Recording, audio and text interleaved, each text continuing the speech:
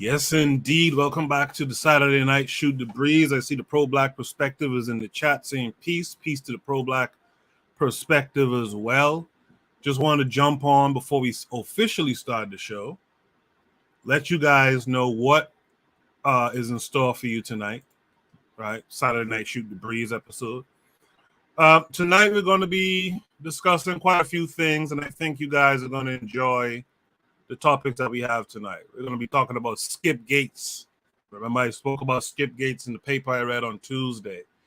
We're going to talk about Skip Gates tonight. We're going to answer the question, what is an intellectual mercenary? Some of you are still shocked at BLM. We're going to talk about that tonight. We're going to discuss a tweet that a Foundational Black American put up on Twitter, of course. We're going to talk about black people's spirituality versus their hair, I guess. We're gonna answer the question, how to brainwash a nation. We're going to check out a letter to the Black Aboriginals in America. We're going to answer the question, what would Malcolm X say about American nativism? We're going to discuss what is black redneck culture. Someone subtweeted me. I'm not going to mention who, but someone kind of subtweeted me on this as well. And we're going to talk about CARICOM's 10-point reparations plan. All right, so that's what we have in store tonight. Thank you guys who are here already. Thank you guys who will be showing up. I see NYC Sports Archives in the chat saying greetings. I'm going to start the show now, and then I'll drop the link for those who want to join the panel. I invited several sisters to hop on today. Matron, if you're out there, you can hop on as well, of course, and anyone else who wants to hop on. So what we're going to do, we're going to start the show, and on the other side, we're going to drop the first topic for tonight.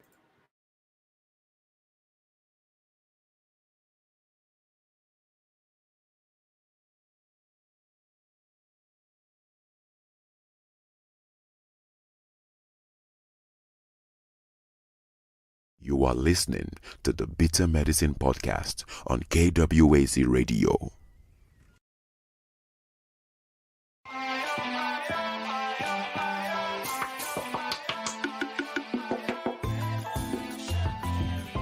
Welcome to the Bitter Medicine Podcast, where it's all about Black empowerment.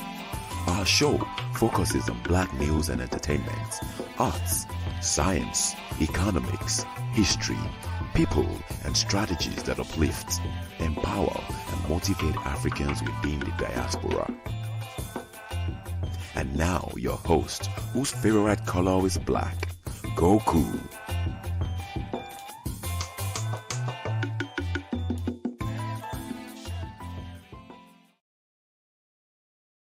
Welcome back to the Bitter Medicine Podcast. I am your host, Goku. Just want to remind you guys before we get the show rolling that this show is part of a podcast network called KWAZ Radio. There are other shows on the network you are invited to tune into.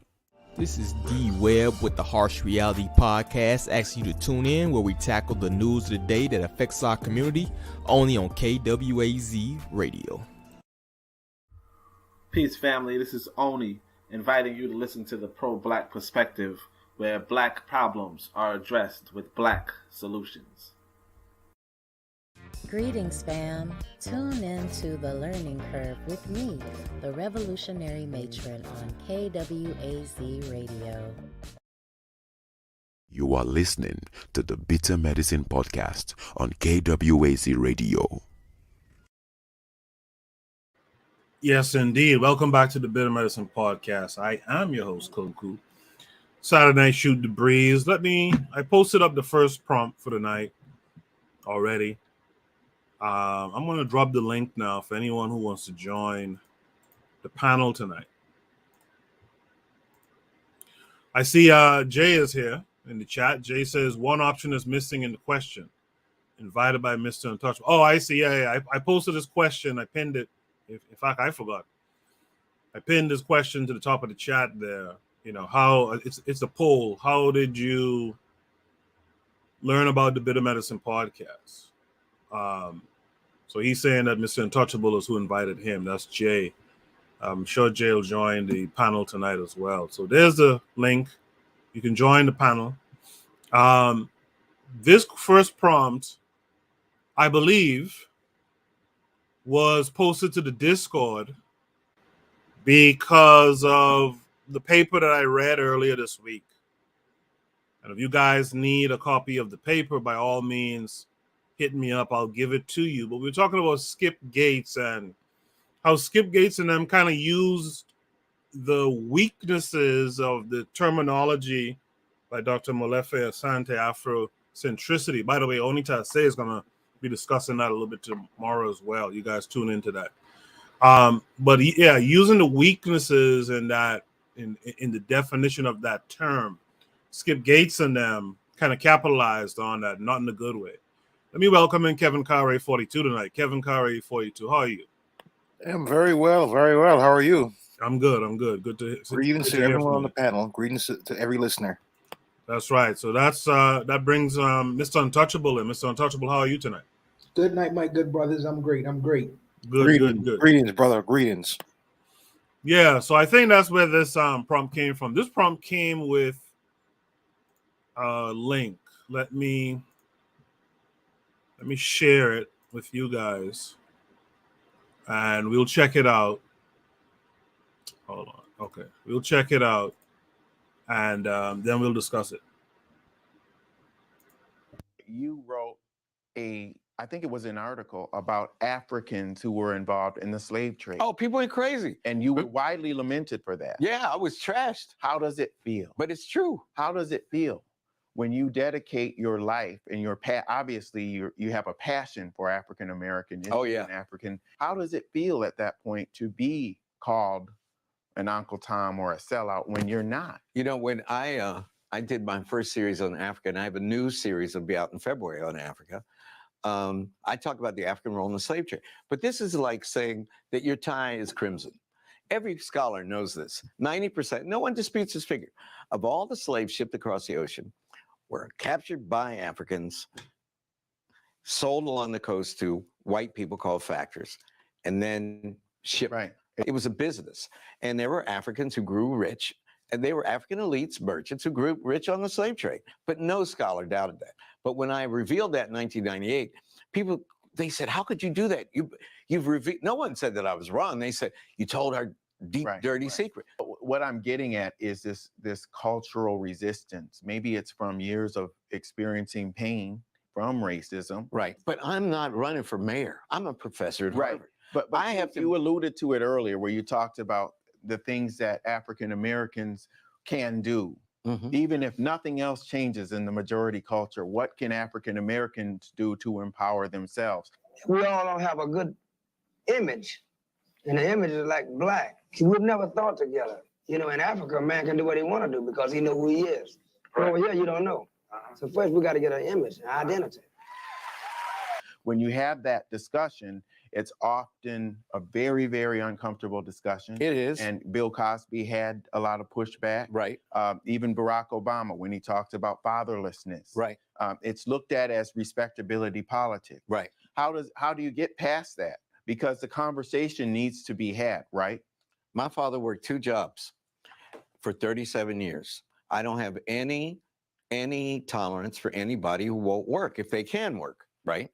I don't think there's any excuse for not doing your homework. I don't think there's any excuse for not learning your ABCs and learning to speak standard English and learning your multiplication tables. As corny as that sounds, those values are the hallmark of African American culture. And they have been our value. Yes. Anyone who says not, they are the people betraying the traditional values of the culture. Somehow, you see what you're suggesting, somehow things got turned on their head. The people who are not calling for individual responsibility, who are not saying you must show up, you got to suck it up, man, you got to go to school, you got to learn, you have to defer gratification. They are the people who are out of sync with the black tradition. Yeah, I wouldn't call them sellouts, But I would say they have failed to understand our traditional values. That doesn't make you, I'm a Democrat, Democrat as you can get. But I know I spend every day studying the people and the tradition that I love. I know what's Black about Black America. And those values are as traditionally Black as any values that you can get. But somehow it got perverted and people go, well, they're white values. What kind of ridiculous? If anybody had said anything like that when your father and I were growing up in the 50s, they smacked you upside your head. Of course, Dr. Roland Pryor at Harvard was a good friend of mine. Study Acting White, which showed that that was a phenomenon. Listen, and when there was a social penalty for getting A's among some kids in our culture. Long before I read Roland's fabulous study, I read a piece in the Washington Post.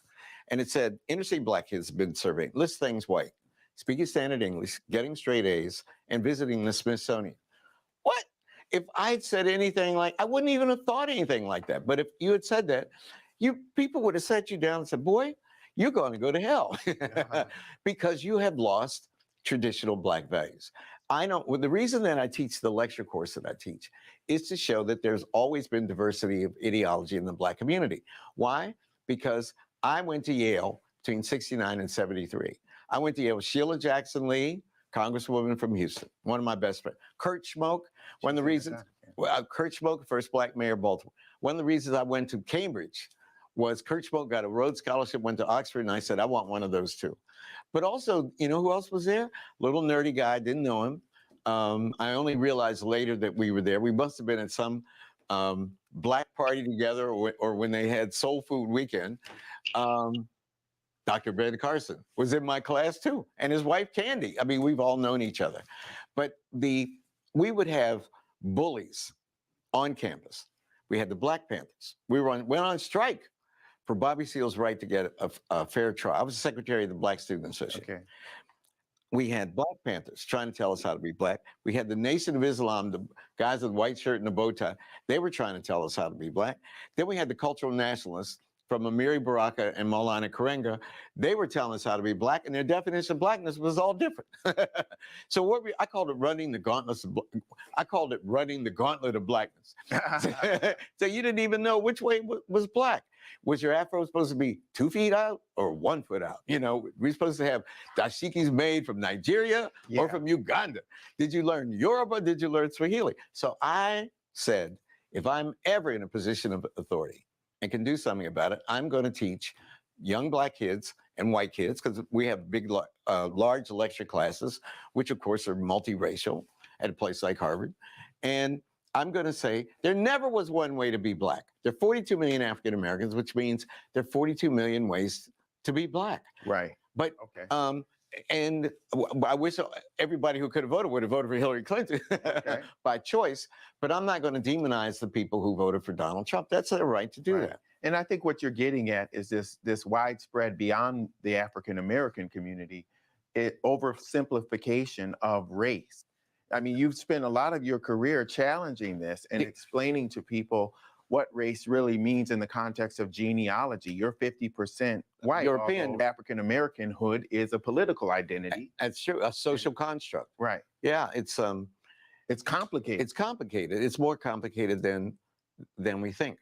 But traditionally in America, the white working class has been baited in such a way to identify economically with people with whom they have nothing in common, wealthier white people, instead of just looking across the tracks, across the river, down the road and seeing their Black working class counterpart. That is the union that should have been affected so often in the history of America. And that goes back to Jamestown, between the indentured servants and the slaves. Yes, right. And think about this. Slavery itself was race and class fused. A slave is a living economic commodity. A slave in America was a Black person who was not a human being. It was a Black person who was a commodity like the pigs and the horses and the chickens on a census record. So slavery was race and class fused. In other words, race and class has always been fused in the United States. And Martin Luther King realized this after the passage of the Civil Rights Act in '64 and the Voting Rights Act in '65. He began to move toward an economic analysis. And that's when he was assassinated. And that's when he was assassinated. And I heard Calvin Butts on a stage in New York. So you go up against the empire, that's when you get crushed. And this was a month ago. And he was talking about people who, in part, who move against the system with an economic analysis, because that's where the rubber hits the road. It's not, race is not the most important thing that divides us. It is class. It is always about the money. The history of the West is about the money. I tell my students, the floorboard of Western culture has a river running under it. If you lift up those floorboards, you know what you see? There's a stream called anti-Semitism. What's that about? Religion? Class. Class. Justified in the name of religion.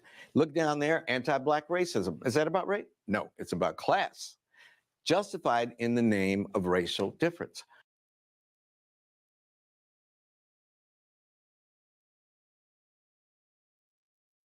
Okay, that's Skip Gates there. You know, there's this thing that folks just aren't honest about, that the world works from race first, and all we can do is the same. The world doesn't really work on this class first thing, and that's just the facts of the matter. Kevin Cartwright, what say you to Skip Gates, live and in living color? Well, he has his opinion, and I said I respect his opinion. I respect this discourse, but as I said, we're living in a new era now. Everyone's against us. You look at the media; every time you see something major happen, it's always concerning some kind of black folks because they're really trying to exterminate us. We have to start looking within. Like, you can come from different parts of the world and have different idea, but at the end of the day, you always got to be black first. And we have to come up at some point now with an identifying message, like say the matron, black equals African. We have to stop with this squabble. It's not going to get us anywhere. Only thing it's going to lead to is us being exterminated. But I digress. Let's welcome in D Webb to the panel tonight. D Webb, how are you? I'm good, brother. How you doing? I'm great. You just saw this video from Skip Gates. What say you to this? Yeah, I missed part of it, but I seen the majority of it. But to me, it's just a standard integrationist integrationist, type talking point. And I think only says his bets. And I tend to agree with him in this sense, is that if you tend on staying in America, then you have to integrate. Like, if that is your end goal, right, to be an American, to be and he said this is very many Black Americans, and he was stating this in this video.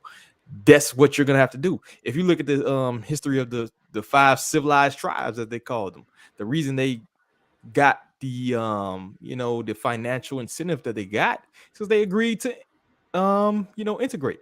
They agreed to get rid of their religion. They agreed to have slaves in some sense. They also, agreed to intermarry. And that's why they are where they are today with the casino deals and things of that nature, where they're getting financial incentives. So to me, he's just spitting or, speaking on what if you tend on staying in these Americas or any white country, for that example, as a Black person, that's what you're gonna have to do. You know what I'm saying? You're gonna have to agree to these different tenets that make up these so-called, whether it be American, whether it be French, whether it be British or whatever you agree to. That's what you're gonna have to do. You're gonna have to do that. So to me, that's all he was kind of speaking on to me. And I don't hold no vitriol to the brother, but that's what it sounded like to me. Jay is here. Jay, welcome to the panel. How are you doing? Hi, I'm okay. I'm okay. Good. Thank you for having me again. No problem. You just saw this video from Skip Gates. What are your thoughts on Skip Gates and what he was talking about? Yeah, Skip Gates skipped a couple dozen of IQ points, or how can I be smart like him with his Ugandan dashiki or Nigerian dashiki, and eventually he ends up like, okay, there's 43 million ways to be Black. Okay, how about Africa? way to be black. You know, the 23 the 2,300 ways to be black in Africa, right? He was babbling. He was babbling. He was drooling. He was babbling in my ears. Yeah, well, he's like, I think Webb was getting that too. He's definitely U.S. centered, so he wasn't even considering, African blackness. I see we got a few people in the chat. Daily Affirmations by Pauline is here. Bibi Rodriguez is here. I'm sure Jay is happy about that. Bibi Rodriguez says, "Sir, flat blackness is an issue and must be addressed." Mr. Untouchable, let's come to you now. What do you think about what you saw in that video and what Bibi Rodriguez just said in the chat? Okay, so I would say Bibi Rodriguez is right, flat. But let me deal with skip the truth gate for a minute. You know, when Skip Gate says that you can't oversimplify the idea of race, which is fine. You know what I mean? We come in various different race creeds and colors. Even with the term blackness has various different shades. So what that is, we could debate it, we could discuss it, we could agree on different terms. But where he's intellectually dishonest is where he simplifies the slavery and the slave trade. He say, "Them Africans sold us." Well, which Africans? Because Africa is a very, very big place. So I'm asking which Africans. Then he said, "Well, I'm a professor. I only give the facts." Okay, don't stop. If you say that Africans participated in slave trade, don't stop there. Discuss the West Indians who owned slaves. Discuss the African Americans who owned slaves. That's these two things both are historical facts as well. No one would say, well, since Africans in America or in the Caribbean participated in slave trade, they are guilty of being essentially the primary beneficiaries of slavery. And the Africans on the continent was never the primary beneficiaries of slavery. It's a ridiculous notion, but he is very disingenuous in that vein, because there are Jews who participated with Hitler. 100%. That's a historical fact as well. That's a historical fact as well. But no one would say, well, the Jews are responsible for their own Holocaust. Yeah, these are ridiculous notions, and all you just really have to essentially do is just start to ask some questions. But I feel like he is on script, because he really wants, he is an integrationist, a hardcore one. And I was reading the paper by Obadeli Kambon, and I'm kind of understanding what he is trying to do, disassociate himself completely from the idea of Africa and having this sectarian group of Black people who is just completely integrated into a culture of Americanism. If that's what he wants to do, be clear on that. But don't pretend if you are the professor and you hide behind academia, where you dismiss certain truths, uncomfortable ones, but you pose yourself to be this, I'm from Harvard and I know all the truth about Africana or any kind of idea of Blackness. I think that he's intellectually disingenuous in that vein. I will say, and I'm going to keep it, low key, the small hats might have been involved a little bit in their own Holocaust, because if you look up some stuff, you'll understand how they was able to get their little nation thing going. But I digress. Let's welcome and gas them up to the panel. Gas them up. How are you this week? I'm well, brothers. Sorry I'm late. I had to spend time with the mother. So, family. How's the mother doing? She's good. Everyone's good. Bought her some Ethiopian food. As I don't want to take too much, but as families, a lot of times we get so busy. Yep. Just the simple things, So I just try to always make sure. Not perfect, but I try. So you weren't able to catch the Skip Gates video we showed just now? No, but what did he say before I make a comment? I mean, Well, there's different things he said. One of the things he was talking about was, in fact, the conversation starts with the fact that he put out a piece that talked about how Africans sold black folks into slavery. And most of his talking points were that there was, because there's X amount of million black folks in America, there's that many notions of blackness. And he said something in there too that was, I find kind of comical. He was talking about, the poet. What's the poet laureate name again? Damn it, I had him at an event in college too. Wale Soyinka? No, the poet from New Jersey here. Mary Baraka. Baraka, yeah. He was saying how Baraka and them had one definition for blackness. He said the Nation of Islam had a definition of blackness. So he's trying to say how no one had this all-encompassing notion of blackness. And he, being a academic from Yale, I think it was, right? He being an academic, he's putting out the notion of blackness, and that it's a million different ideas of what blackness is. So that's a summary. If anyone else thinks they need to add something else to what was said in that video, go ahead now, and then we'll get Gaston up to respond. All right, I guess not. Yeah, the guy Skip, man. I've seen him. All these people, just to sum up, they all serve an agenda.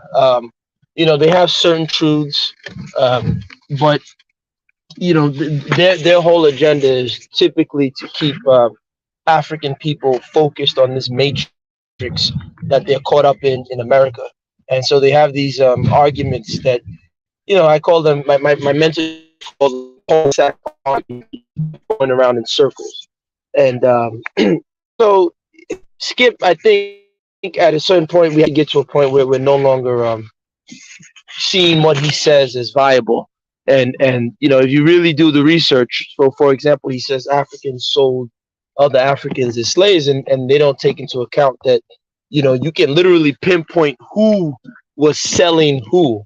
It's a very, very interesting thing to say. Africans were selling Africans when you can point to the people who were doing it. You had like Madam Tininbu, Jaja Vapobo, Nana Evi Shakiri, so many of these people, the Mayowas.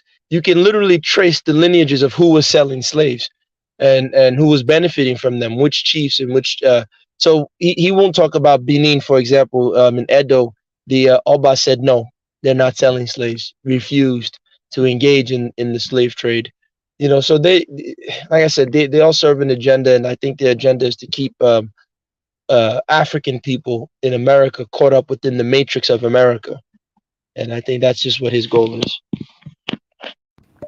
In the chat, we got KW Dawn 7. Well, first of all, Lero is here.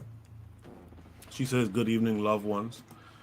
KW Dawn 7 says, Skip Gates is multiracial to begin with and married to a Yurugu female and belongs to Yurugu in general. Charge him to the game. Athrazer is here. That's our buddy, street musician out there, I believe in Texas. He says great points about the Jews' participation in the Holocaust and West Indian and American blacks participating in slavery to negate Gates' implication of Africans' participation in slavery. Yeah, I mean, the idea, and I think Mr. Untouchable was spot on there. The idea is that who was the primary benefactor? And just because a few quote-unquote sellouts participated, found their little cushy spot and participated, that doesn't negate who is the primary benefactor or beneficiary from slavery.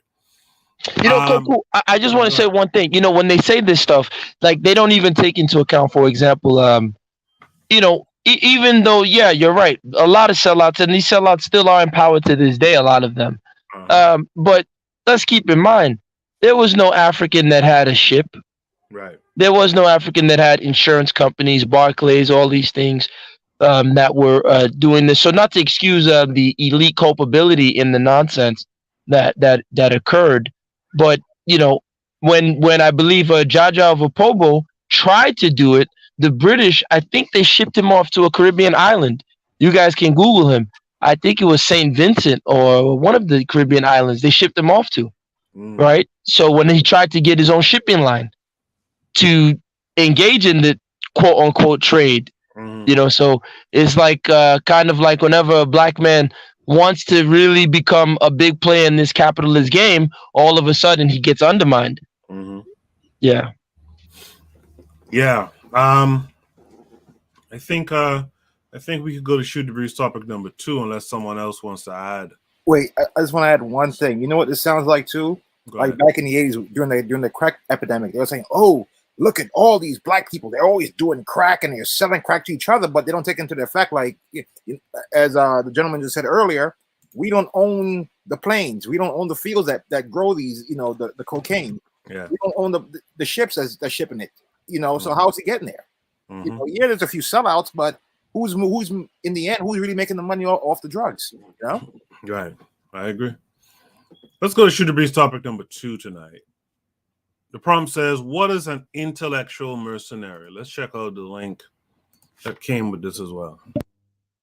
Have let another people define intelligence as the ability to solve their problems,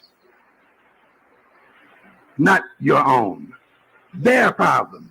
They then call you intelligent when you can behave and think in a way that adds to their power and maintains their position in the world. Then you're intelligent. Then you have good character. You understand? I want you to think about what I'm saying there in a minute. You see? And their measure of intelligence then is intrinsically related to those abilities and ways of thinking that allows them to solve the problems that confront them as a people. Those African Americans then, who are often called intelligent within this system, are what I will call intellectual mercenaries.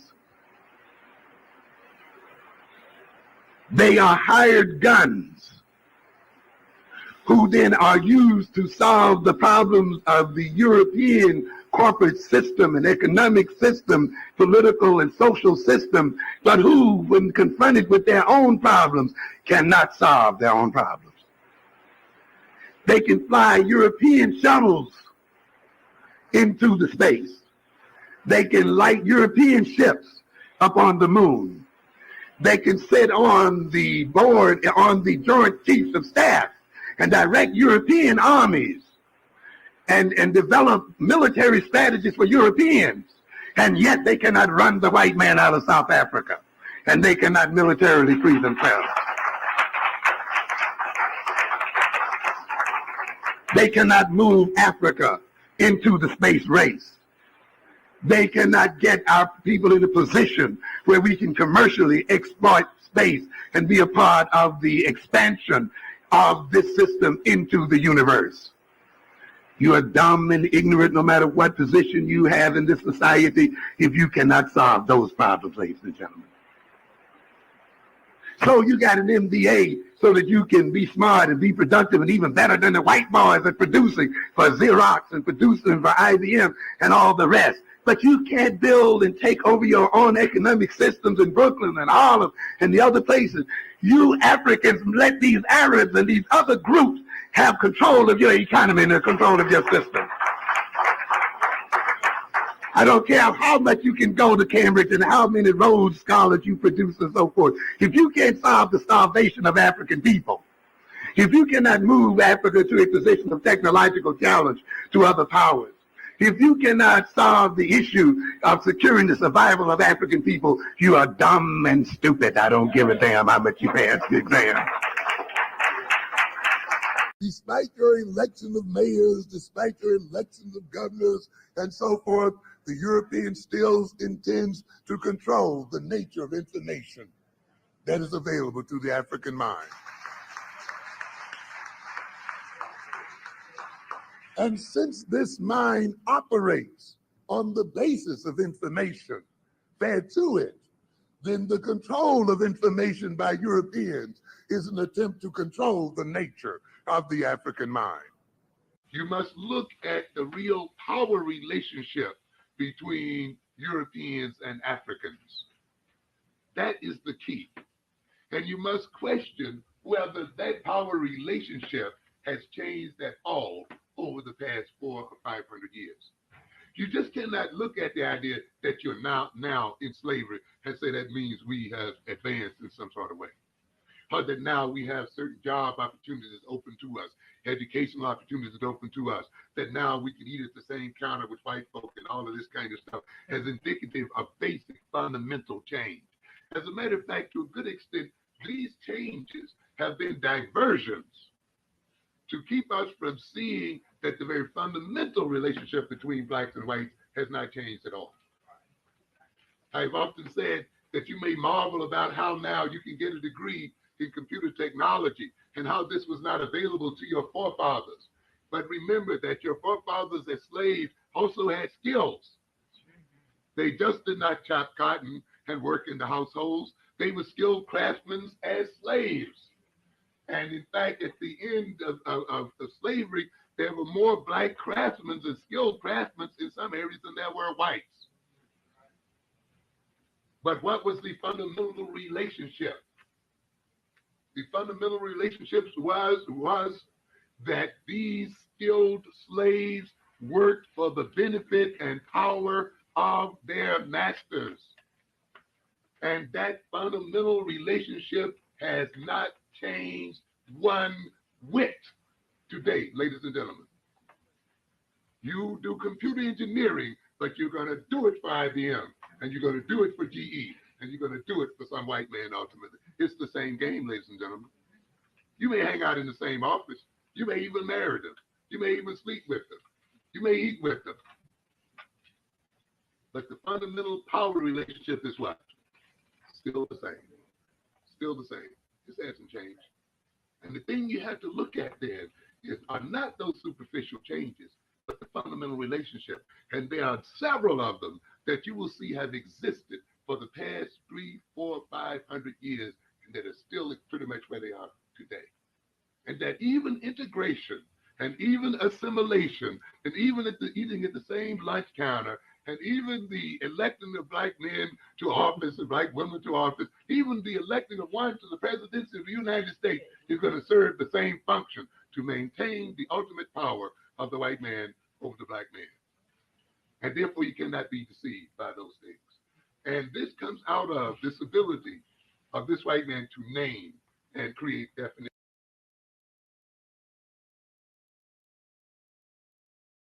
Yes, indeed. Amos N. Wilson there, as Bibi Rodriguez pointed out in the chat.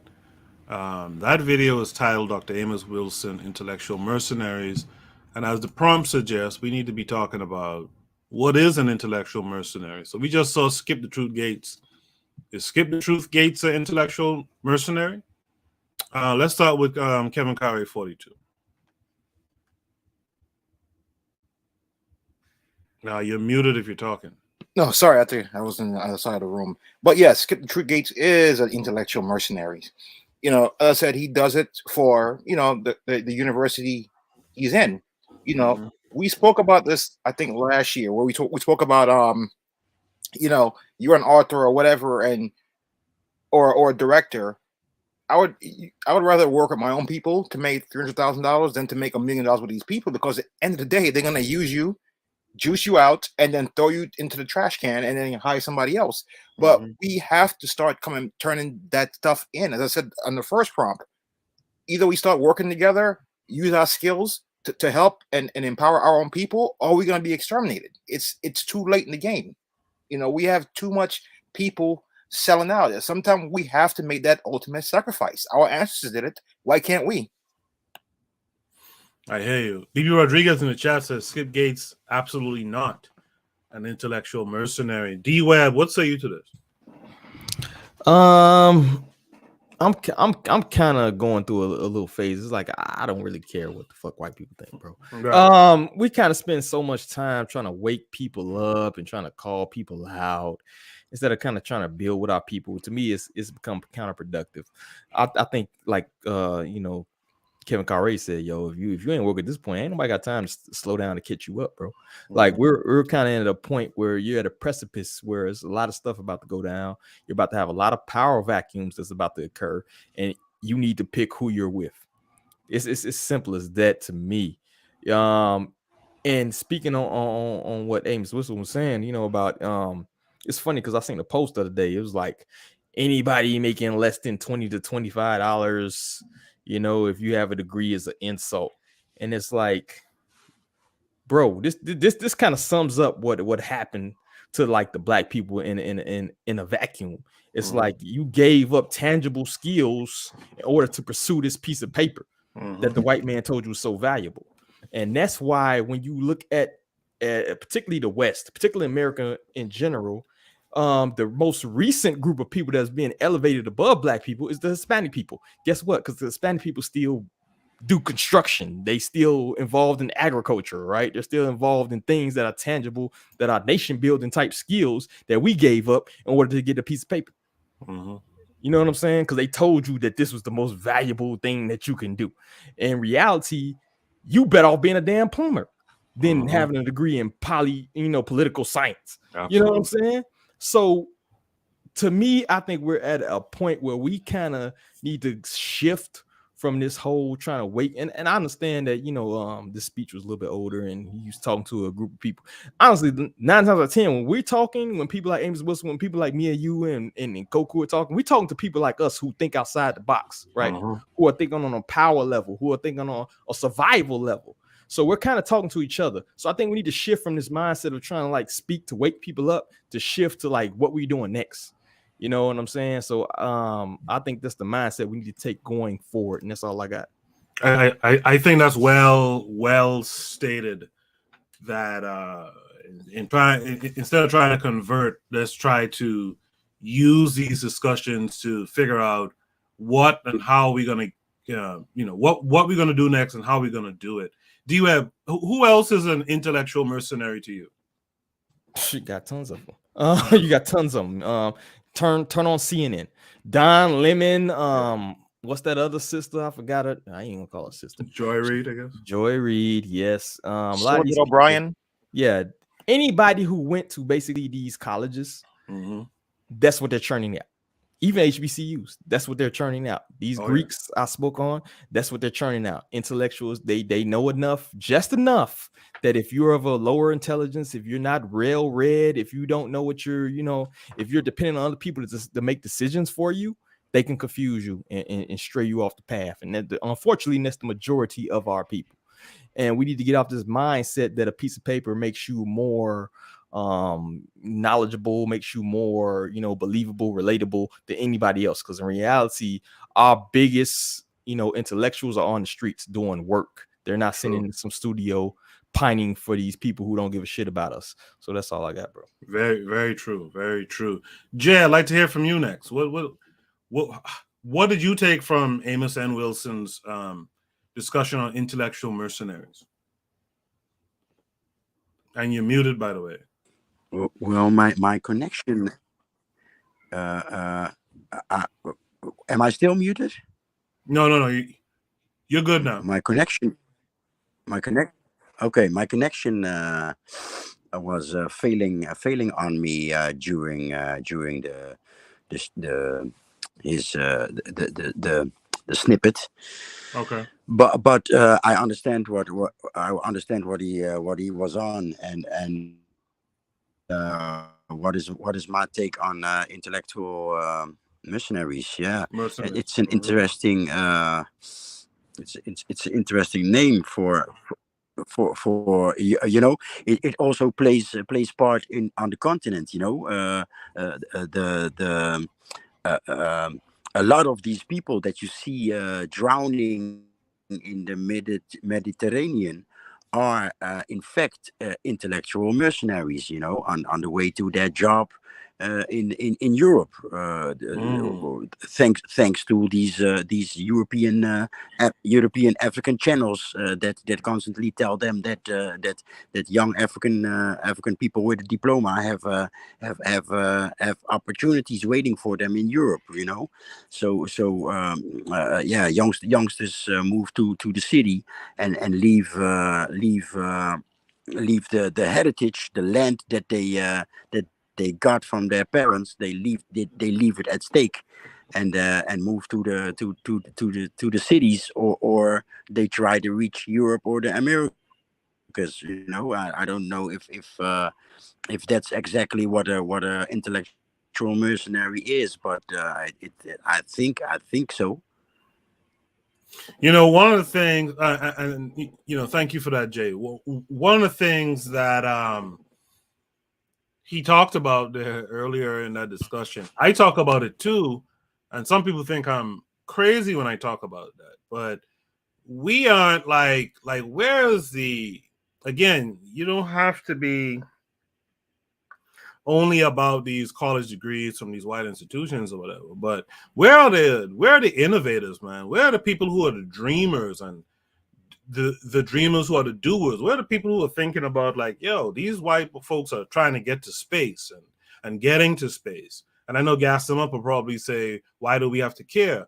But where are the folks who are thinking beyond, this reality and thinking about those kinds of things? That's the kind of people I like to have around me. Athrazer's in the chat, he said, yes, what are we doing next? In response to what D Webb said. He also says anyone who's not using their intellect to free Black African people, if they are using their skills to integrate and further the cause of integration, you're either a liberator or a mercenary. Thank you for that, Athrazer. Let's go to Gas Them Up. Gas Them Up, what say you to this? And you're muted too. So unmute. All right, maybe Gas Them Up stepped away. No, I'm here. So I don't think there's much to add. I think Amos Wilson hit it for me on the head. I think everybody said what needs to be said. We have to get past trying to bring people along. I think the like-minded have to start building now. I got you. Mr. Untouchable, what say you? Unmute your mic. Yeah, I'm not where my brothers are right now. I understand the sentiment. The sentiment is, it's time to close the ark, and you know what I mean? Let the floods come, and whoever get water, wash away, get washed away. Right. I'm not there yet.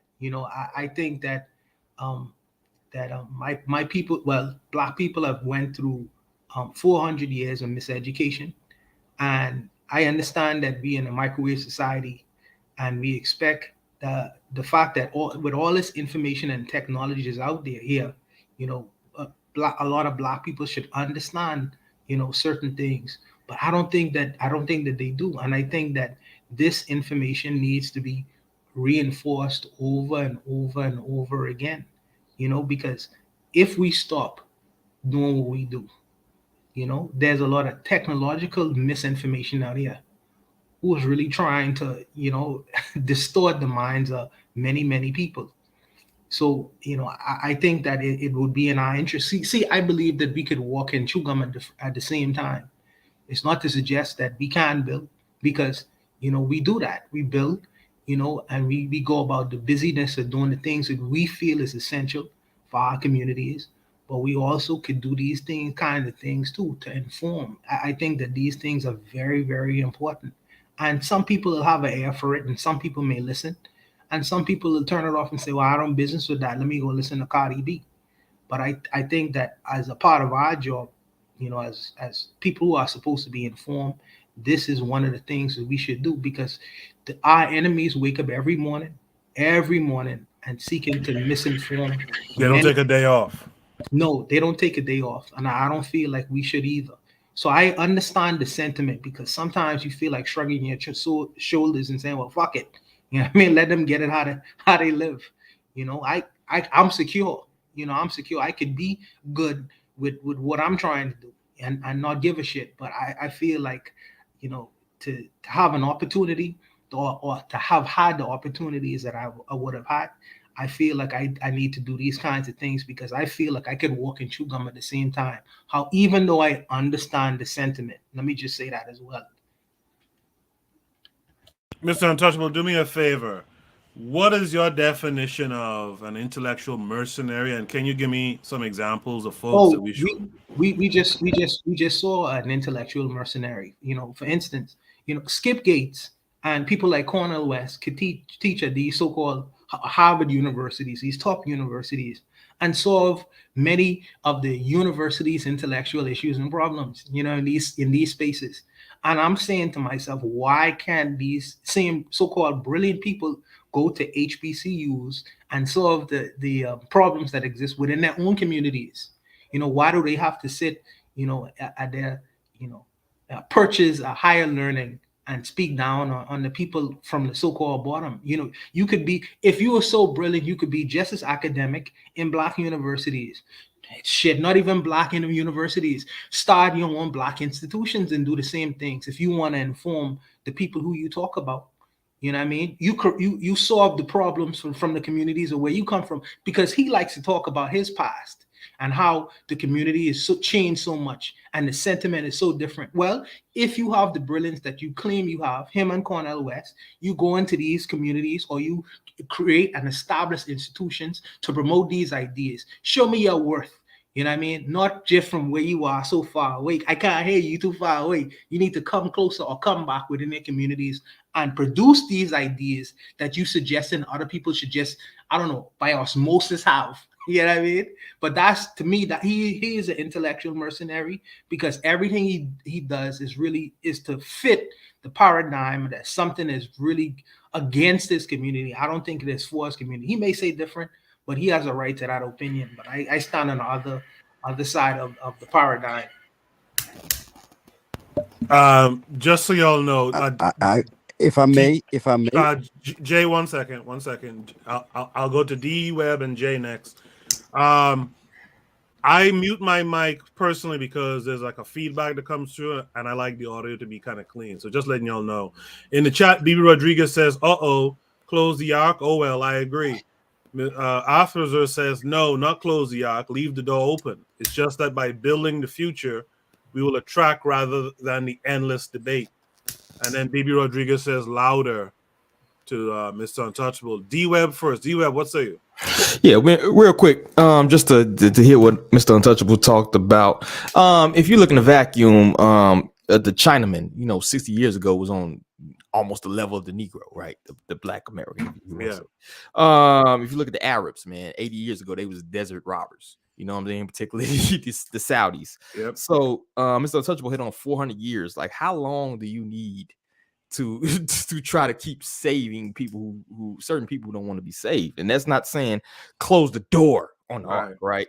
That's not saying that at all. But I think we need to shift the focus rather than trying to save a 39-year-old who's been talking about Will Smith and Jada Pinkett for 4 weeks. Yeah. Maybe focus on the youth, maybe focus on those who show a propensity toward want to be woken up, rather than sitting here trying to wake up every time Dick and Harry, who's perfectly fine in Matrix, who's perfectly fine, with the white man feeding them whatever they want to feed them in terms of the media, in terms of the educational system or whatever, right? So you need to recognize when somebody is gone. Because when you try to save somebody that's gone, you're going to end up destitute, like most of our leaders have throughout the years. You'll be gone too. Yeah, you'll be gone too. So that's what I'm saying. I'm not saying like close the arc, nobody else. No. But we need to focus on the future, which includes the youth, and we definitely need to save youth. I'm all about that. If you listen to anything I've said previous, so I want to just throw that out there. I'm not saying close the gates, what I'm saying? But focus on the people who want to be saved. Yeah, I feel you on that one. And it took me a while to get to that point too, where like you guys are saying, man, have the doors open, do your work. Who comes in and joins, comes in and joins. Who stays outside, let them stay outside. Jay, you want to say something? Go ahead. Unmute your mic, brother. Yeah, I'm with closing the arc, right? And I wanted. Okay. I even wanted to take it a little further, and and since if Mao didn't amputate some limbs, I mean, China had some problems, and I'm guessing, right? I'm guessing that the problems that China had is what we see happening now in Hong Kong. People denying they're being Chinese. I'm not Chinese. I'm Hong Kong, and we have those people too. I'm not African. I'm Cape Verdean. Can't you see? I'm mixed, I'm Cape Verdean, so I speak for my people. But ADOS FBA type of crap. Do we really need that? And those people infect other people, right? So it's like diabetes that needs some limbs cut off, else the entire body is going to die. I'll take it a little further than closing the arc. I'm at amputating, cleansing. I hear you, because you do make you do add a solid point. Although I do think you'll always have the naysayers. You'll always have those who are Yeah. spreading the You know where it negative. comes from? Yeah, go ahead. Go Yeah, ahead. do you know where it comes from? Experience. You're pointing the finger, and not only pointing the finger, you are showing how. You are showing how, and you are telling people, like, building skyscrapers with a skip with a stick and a stone. That used to be my slogan, right? To make other Africans look in the mirror and see the most creative on the planet, right? We Africans, we build skyscrapers with the camcorder of your mother and the PC of your mother, and you can shoot that video clip that you want to make. You can record that track that you wanna and in that way, uh, what I always 100% bumped into was they will argue about your finger. No, it's Jay's way. It don't has to be your way. It don't has to be your way. So you are, with your intellect, with your experience, with your vision, you are just a black man. You're just a black man, just like them in the hood, they, yes, they look in the mirror, and they when you speak, and they see themselves, a useless eater, and you're just a useless eater, babbling, making noise like they do, in their eyes. And you're not an expert. You don't know what you're talking about. You're just you think you're better than them. You think you're better than them. No, what are you trying to explain? Who do you think you are? They look at your finger. You point at how it's done, and they start criticizing your finger. No, it's not your way. Yeah, it's Jay's way. Oh, Jay wanted Jay's way. And it's experience, and I'm sick of it. I'm sick of our people, and I'm at Mao level. Mao Zedong, amputate, cleanse. I'm sorry. I feel you on that, Jay. I actually do feel in the chat. After says the dialogue versus the creation of institutions is a different skill set. So I don't fault them that much for not creating industries. They need help in this regard. Luro says the cancer of betrayal is too high to try and be a quote unquote savior to our people. Like others said, focus on the youth and those already on the path. So let me ask this one last question to the panel, because Jay brought up a good point here. I agree with what Luro just said. She said, focus on the youth. And D-Web has said this many times before, and I've talked about this too. Focus on the youth and those already on the path. But when we think about what Jay is saying in terms of you focus on the youth and those already on the path, you're going to have the diabolical, the mischievous, the downright evil who will poo-poo on your message, who will poo-poo on your work. Like I've talked about this before. I walking through the streets, and I see a black man about my age. He was about my age then that I am now. This is a few years back. And he's talking to a kid who couldn't be older than must be 13, 14. He's asking the kid, what, you afraid to go to jail?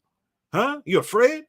And that's the kind of person who we have to go up against in doing the kind of work that we do. So, Kevin Carey, any thoughts on how do you focus on the youth and those already on the path, but at the same time prevent the destruction from the destroyers, so to speak? All right, it's something you just said, and I mentioned this a couple of podcasts back. When I was in elementary school in Brooklyn, my not elementary, junior high school, across the street from me was some projects, and I remember I'm this broke kid, trying to get his education, and this dude is selling drugs, living in the project. He have all these expensive, gear on. You have the cross collars. This is the early '90s, so bear with me. Cross collar, all the name brand stuff. And he's asking me for a quarter because he's broke. He want to get some Chinese food or something. But as you said, how we do, like right now, I'm mentoring up and coming young black photographers. And a lot of them, they have a head on their shoulders, but some of them don't know their history. The only thing you can keep doing is, keep giving them the information and keep giving them the history, walk them through. End of the day, you really can't control what they do when they're out there by themselves. They're gonna be okay. That's we were all in their shoes at one point. They'll be okay. I appreciate that. I see we got a stranger in the chat named M. Chaka. M. Chaka says, call that arrested development. D-Web, it sounds like you're chomping at the bit. Go ahead. Oh, yeah. This goes back to the point. Once again, I think Oni said it, bro. We got to focus on hardening yourself. One of the people that I look up to, and one of my homeboys, and you've had a chat with him, Capra L, bro. Yeah. This brother is an MMA enthusiast. He's trained. He has belts. He's an NRA trained instructor.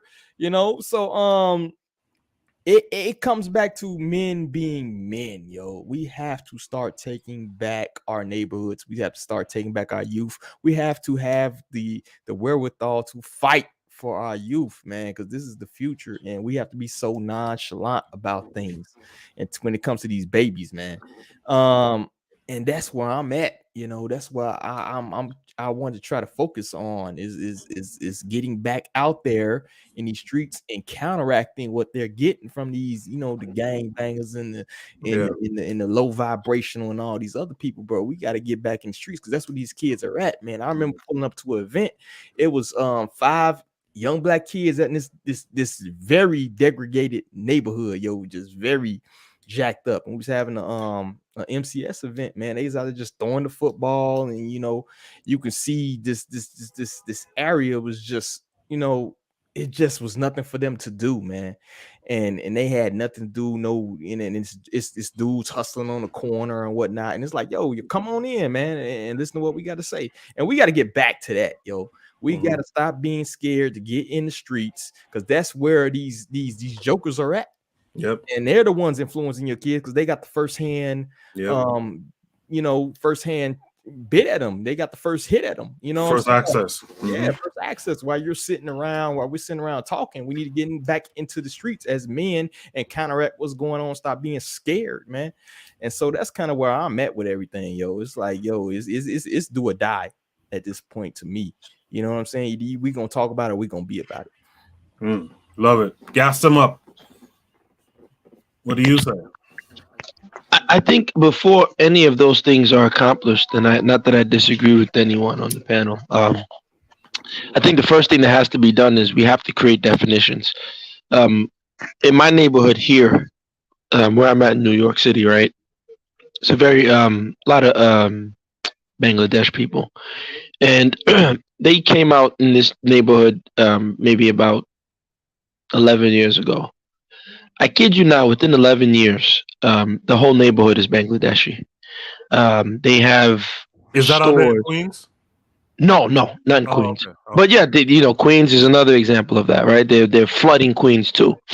And so they have stores, they have restaurants, they hire themselves, they have their own grocery stores, they have their own doctors. We have to really define what is a community and what are the parameters for this community. And that really, I think, is the biggest problem for Black people in America. For Black people outside of America and Africa, they're throwing that away. So Africans have the culture, they have the language, they have the things that they can use to actually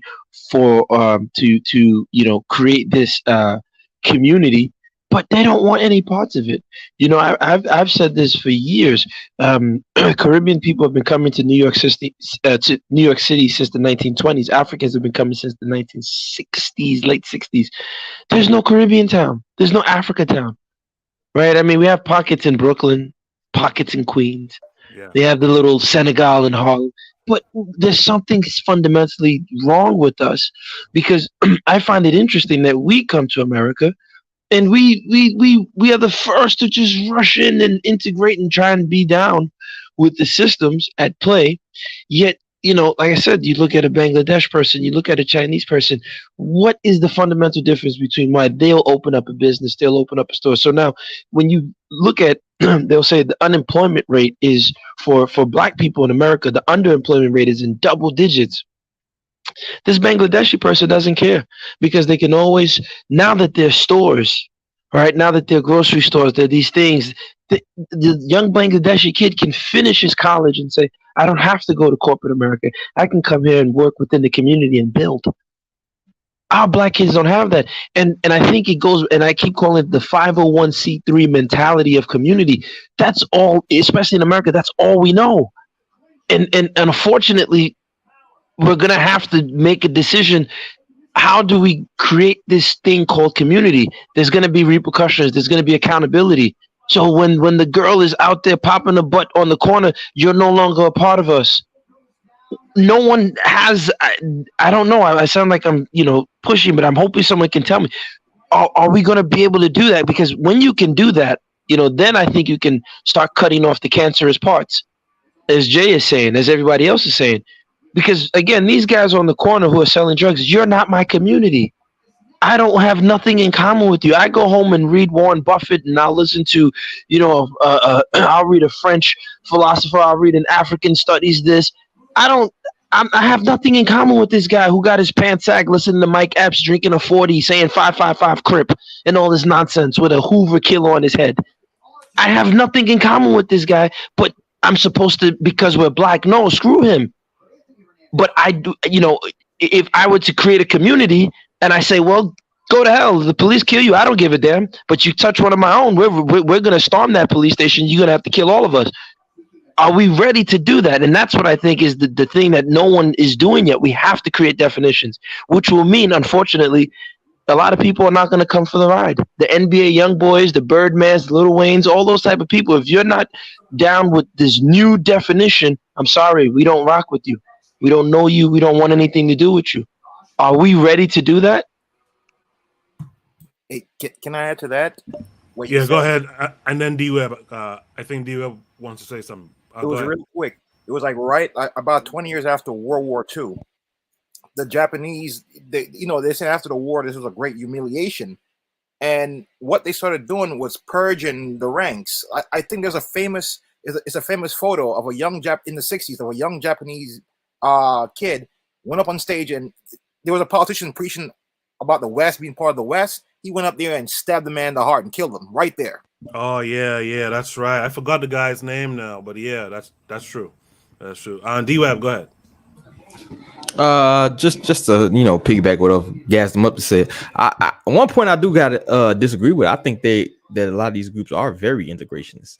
I work in an industry right now that's very Indian integrated, and they very much bow down to the corporate society. If you look at Indians in general, they very much integrate into white society. That's how they got ahead. We hit on the civilized tribes. I think a lot of groups are actually integrationists. Hispanics, they are very integrationist. So I don't really agree with that. Most groups rush in, and then they may have a neighborhood with mostly them in there, but then their kids go date the Beckys, and they send the kids to the high institutions or whatever to integrate in order to be successful. I don't think they with them. Yeah, exactly. They don't necessarily stay with it. Yeah, they may start off, that first generation may start off in that neighborhood, but they're sending their kids off everywhere. You know what I'm saying? So I gotta kind of disagree with that. But I do agree with building with the like-minded. You know what I'm saying? And as far as like us being, willing to go to these extra lengths and go, that's what I say. But brother, I don't mean to cut you off, but what you're missing then is that if you take that approach, because I hear what you're saying, but you have to still have definitions. Of course, within one generation, the children typically tie into Babylon. That's everywhere. But what I'm saying is that you'll see, and I'm not talking of Indians particularly. I said the Bangladeshi for a reason, but because many of them, they are integrationists, and they no longer have to create these community enclaves because the system has readily accepts them, right? The Bangladeshi has to have the enclave. We don't have an enclave, and the system still doesn't accept us. So even though that Bangladeshi kid, yes, within the next generation may go, and his father started a little, fruit stand and then turned it into a store, and then he goes to Harvard and he hates his poor background and he marries a white girl. He no longer, once he does that, the people who are left behind in that community, okay, yeah, you're one of us, but no, right? He loses that standing. If he wants to keep the standing, he marries a Bangladeshi girl and stays in the community. Once he goes out, he goes out. So that's what I'm trying to say, is that Black people in America don't have that, and they have to recognize that. And it's not like they can't build that again. They can do that. They can create those communities. And I think the problem is that nobody wants to kick out their cousin or their aunt, which will mean, hey, man, look, I'm sorry, Lisa, I'm sorry, John, you ain't down with us, but we cousins. Nah, you out of here, man. You smoking weed, you're doing this gangbang shit, you're out of here. We don't want you. And that's the hard part for Black people in America that they have to do. Africans have to do the same thing. See, Africans back home have the culture and have the community, but they don't want it. They want it. You know what's funny? You go to Africa right now, I said all the time, all them Africans are walking around, they're pseudo ADOS, they're pseudo FBA. I have cousins who I know their village. Your name is Tejiri, but they're calling their son Pookie. This is what she's calling her son. Right. You understand the madness that's going on? So I don't know, brother. Well, I mean, it's a little difference, man. You talking about a Bangladesh type community. You're talking about Black Americans where there is no unification outside of the melanated skin.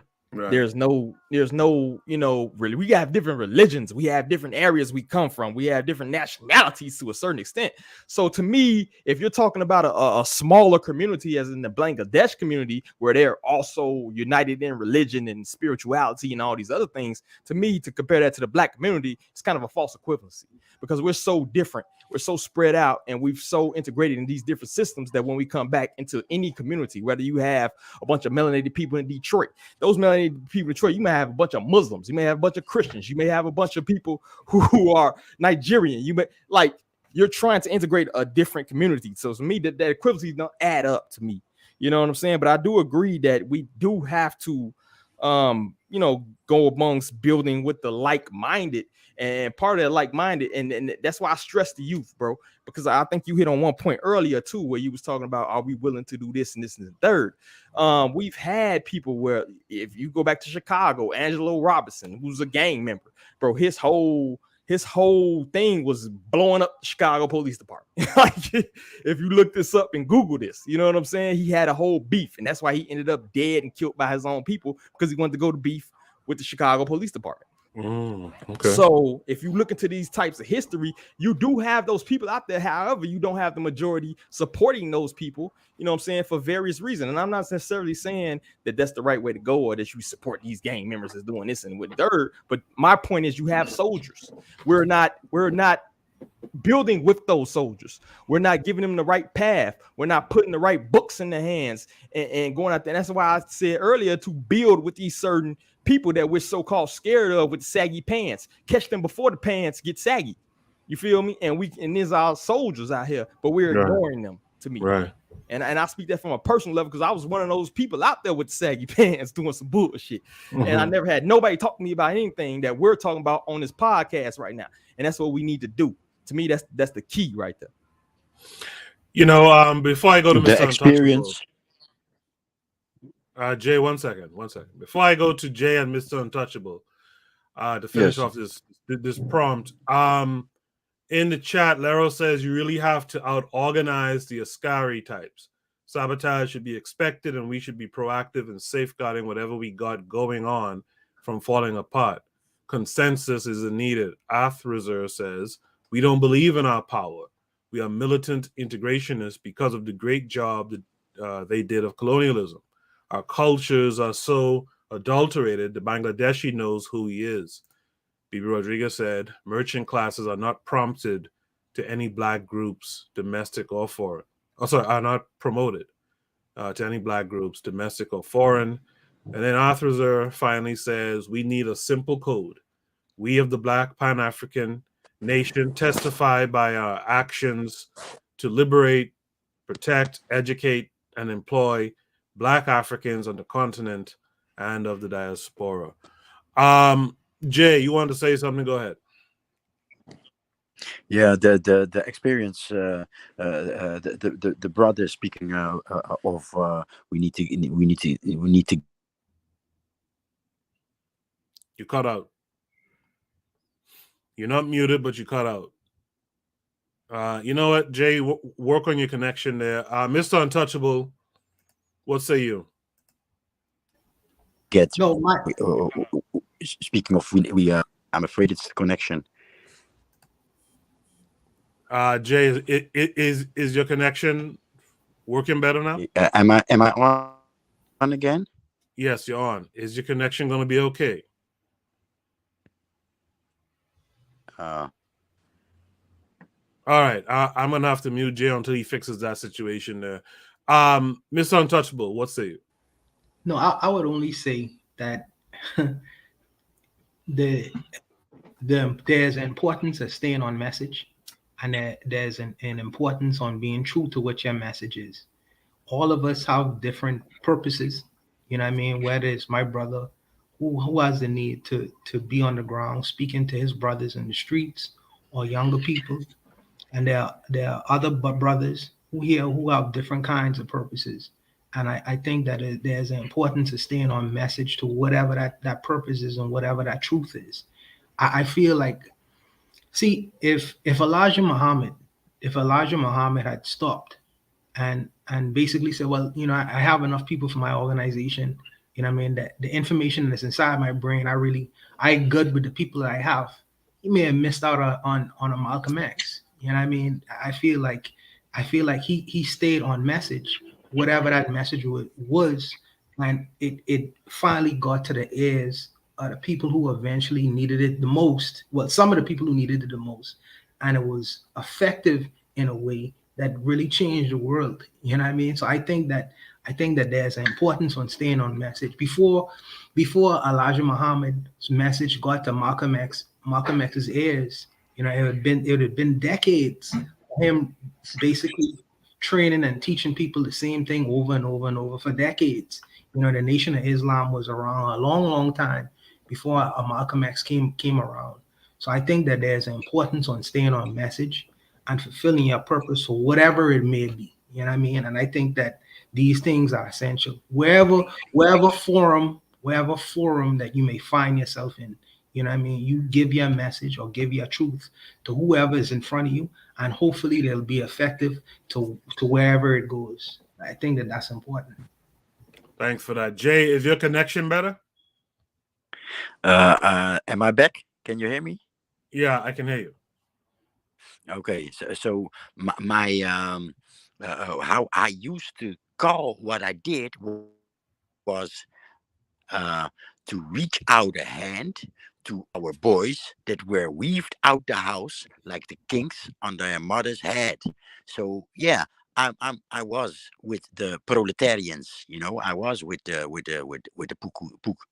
Pookies and the Ray Rays and sometimes or not sometimes but with a few you had to word what you said in a certain way or get your head blown off, right? I was there, and and that's exactly what the issue is, and the Nation of Islam as example. Well, maybe the Nation of Islam is also an example of that, because where are they now?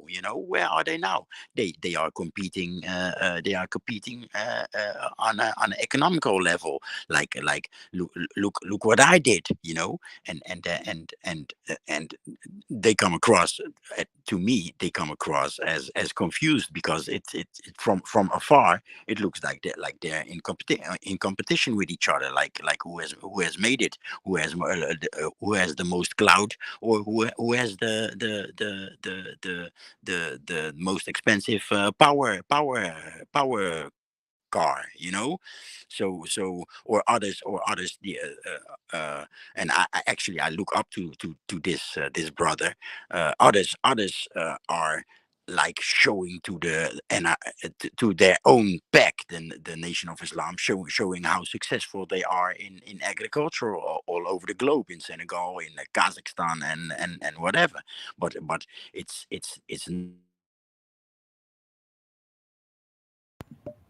All right, you cut out there again at the end.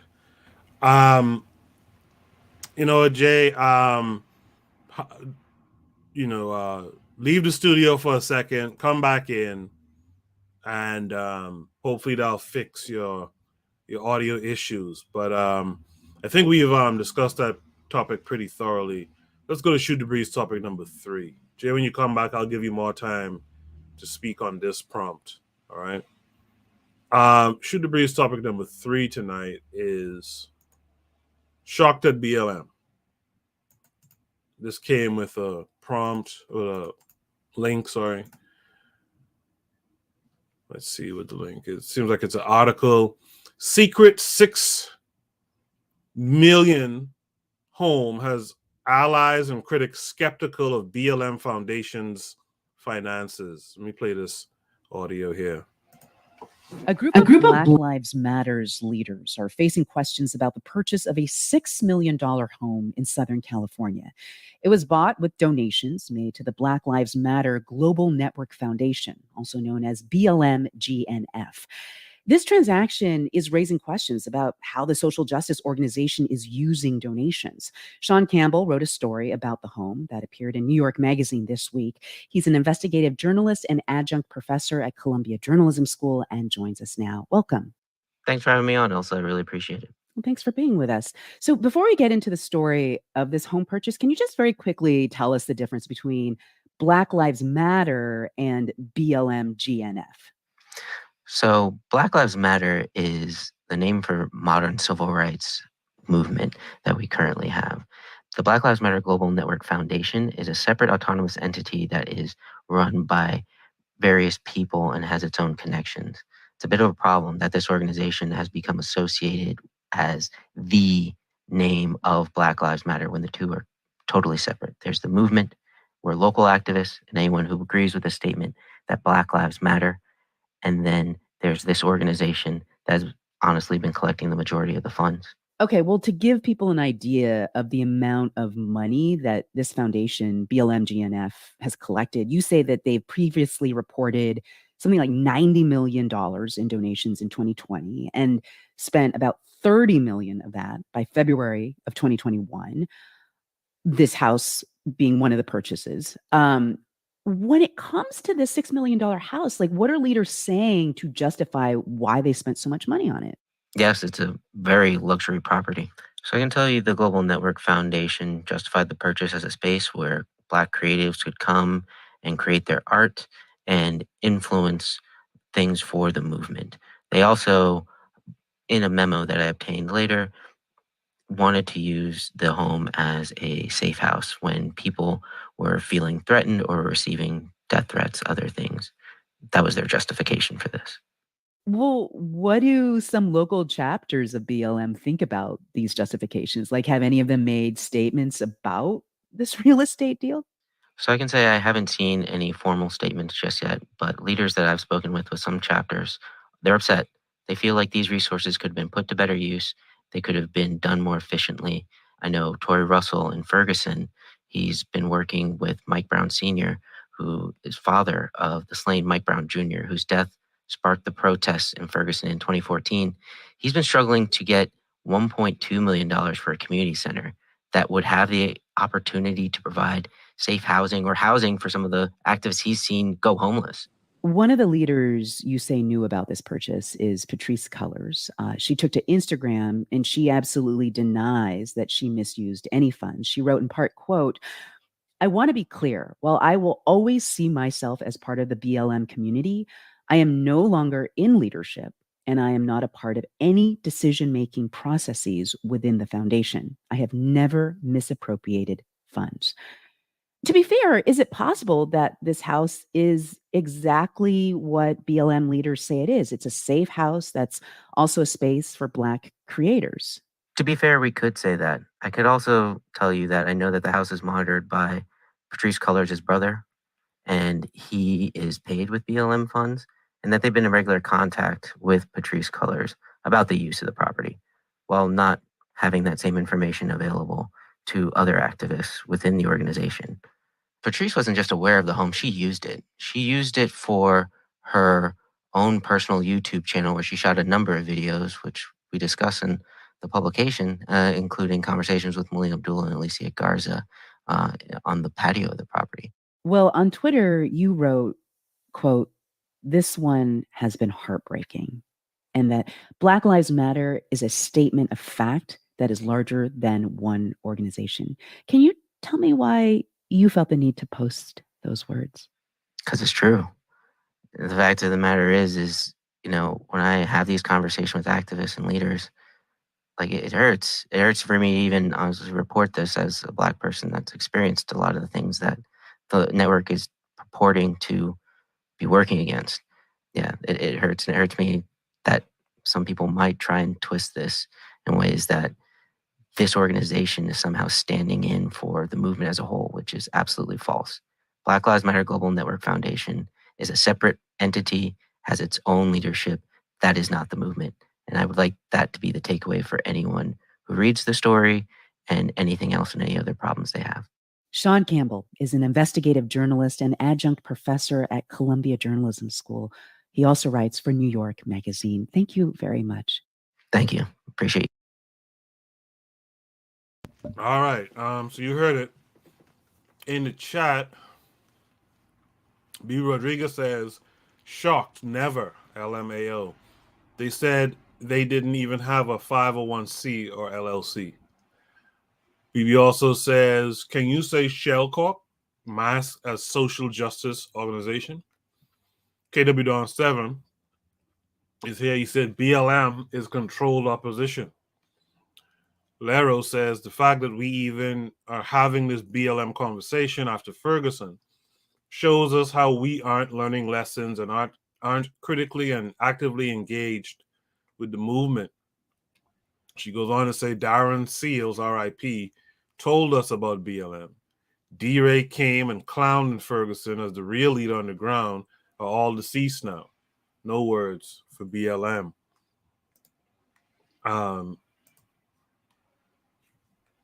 Kevin Kyrie, what say you to what you just heard? I'm agreeing with Lero. I'm not shocked.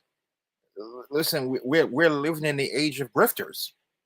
As I said, they're taking in all that money. We don't see it, but they're pocketing. They're no different than you know. I'm not gonna mention the name, but the king grifter. You know, we got to start wising up to these people. We got to start as you know checking the paperwork. You know, when are we gonna say enough is enough? I hear you. Let's go to Gas Them Up. Gas Them Up, what say you? Yeah, you know, like Lero said, I think one of the leaders in Ferguson, Missouri, they found this gentleman burned alive in the trunk of a car or something like that. But this is what I was just saying earlier. This is what has to be done. And again, I'm not ADOS or FBA, but just from the outside looking in, Black people in America have to make a tough decision where they have to create communities, and being black can. First, I think the idea of being black has to be removed. I think Dubois wrote his thesis on the Philadelphia Negro, which shows that the Negro in Philadelphia behaved differently than the Negro in Chicago, who behaved differently than the Negro in Texas or the Negro in Detroit, right? So there are regional differences that play out, and those things need to be acknowledged. When you have this all-encompassing term of black, and I get it, there's a sentimental meaning to it, but when you have this term, it allows for what we're seeing here now. So there are many white people, I'm sure, that are even in that BLM organization or BLM movement that identify with black, right? I mean, Rachel Dolezal is showing that, I think what's the future in the next 20 to 30 years, you go on any social media, World Star, Instagram, YouTube, you'll see white girls who are popping gum, acting ghetto, and they say that they're black. And they're like, child, honey, and then they got the sass. You got white boys like I've seen them and like, oh God, bro, and they're black. So I think if you don't create something new to say, and I don't care what you call it, you could call it, whatever. I don't care what name you want to call it, but you have to create something new, exclusive, that's defined by you, with the language, with food, with rules, regulations, code of conduct, age-based this, what the boys are going to do, what the girls are going to do. If you don't have that set in place, you're not going to have a community. It's this 501c3 nonsense, and that's all black people in America have been stuck with. So, again, people say focus on the youth. You can't focus on the youth if you don't have a structure for them, a behavioral structure for them. And in this community sense, it's nonsense to me. You have to have a culture, and culture is not LeBron James and dancing and doing the moonwalk. No, culture is rules, regulations. I've always said that. I got that from Amin Ra, who was African American, who moved to Kenya. May he rest in peace. If you don't have rules, regulations, structure, things that are put in place, and that's the hard part. And I think no one wants to do that. That's the Band-Aid no one wants to rip off. Because when you rip off the Band-Aid, then you're able to say, hey, listen, Black Lives Matter. If you want to represent the people we don't rock with that are not a part of us, go ahead. But you can't represent us because we have a language, we have a way that we speak. We even have foods that we eat, and it ain't soul food. We'll come up with brand new foods. That's, I think, what should be the direction. So when you have that now, it's almost impossible, for Black Lives Matter to come in and so-called hijack or take over the plight and the suffering of people, in my opinion. Just quickly, Brother Bakari is here. Peace to Brother Bakari. If you're listening to my voice right now, make sure to hit the like button, whether you're live or in the playback. Make sure to hit the like button. Koku, 2 seconds, bro. Shout out to my big brother Bakari. I invited him to the show tonight. Hopefully he comes on. But shout out to my big brother Bakari. Oh, okay. Well, okay, so it's family. Welcome, Brother Bakari. You can click the link that I posted just a few minutes ago, and you could join the panel if you decide to. In the chat, really quickly, Brother Bakari earlier said, popping gum and acting ghetto is not black. I think he said that in response to gas him up. He said, this guy sounds like he wants to get away from being black. I guess he's talking to gas him up, not sure. KW Don 7 earlier said that, how are you a Marxist, socialist, communist, and buy luxury real estate for personal use? Let me welcome in Lero to the panel. How are you tonight, sister? I'm doing well. I hope you are well and everybody else too. I'm well, thank you. What say you to this? Are you shocked at BLM? I mean, no, like I said, after Ferguson, I'm from St. Louis, so I lived in Ferguson at the time that Mike Brown was killed. And oh, wow. After seeing everything that went on in the city in regards to Black Lives Matter and just kind of some of the grassroots orgs that have, been active in the community. I mean, even those who don't live there and don't know maybe like everything that went down, just what happened after Ferguson, how many more like does like Black Lives Matter pop up, Philando Castile, what was it, Alton Sterling, like there's just so many, and nothing happens, nothing changes, bodies still drop. There's been no material change in any communities. You've had chapters, even just recently in 2020, Black Lives Matter chapters who, were complaining, and had to separate against Black Lives Matter because they're not even being heard by this organization, about their needs that they're facing in the community, the brutality. They had cop cars, unmarked cars, just scooping people up, disappearing them, and like, I just feel like because we are so like mobilized and everything's just kind of like a hype, a media craze, like nobody's talking so much about the race. Maybe like, okay, Twitter's kind of more like your bubble, but you get on other social media, nobody really cares too much, as bodies continue to drop, it's just, we are not actively and critically engaged with our conditions. And because we treat our conditions as like just this hype or just a fad or like a trend, a social media trend, I mean, it's why we don't get any type of, material change. And it's just, so Black Lives Matter has been kind of dead to me for some years now. I haven't really expected much, and I don't see how other people can too. How many years will we have to go before we say, hey, like, what's going on, till we ask questions, So I appreciate that. In the chat, the pro Black perspective says, but was it Black folks who were donating? I have to mute you. Was it Black folks who were donating to BLM? And then he says the issue is we live in their nation. They can buy us easy. They already did. Let's go to D-Web now. D-Web, what say you to this? Yeah, just to piggyback on what Lero was saying, because I was fucking in Litchfield, which may be like an hour from Ferguson, Litchfield, Illinois at the time. But people have spoke on this since 2015. You know what I'm saying? The whole BLM grift.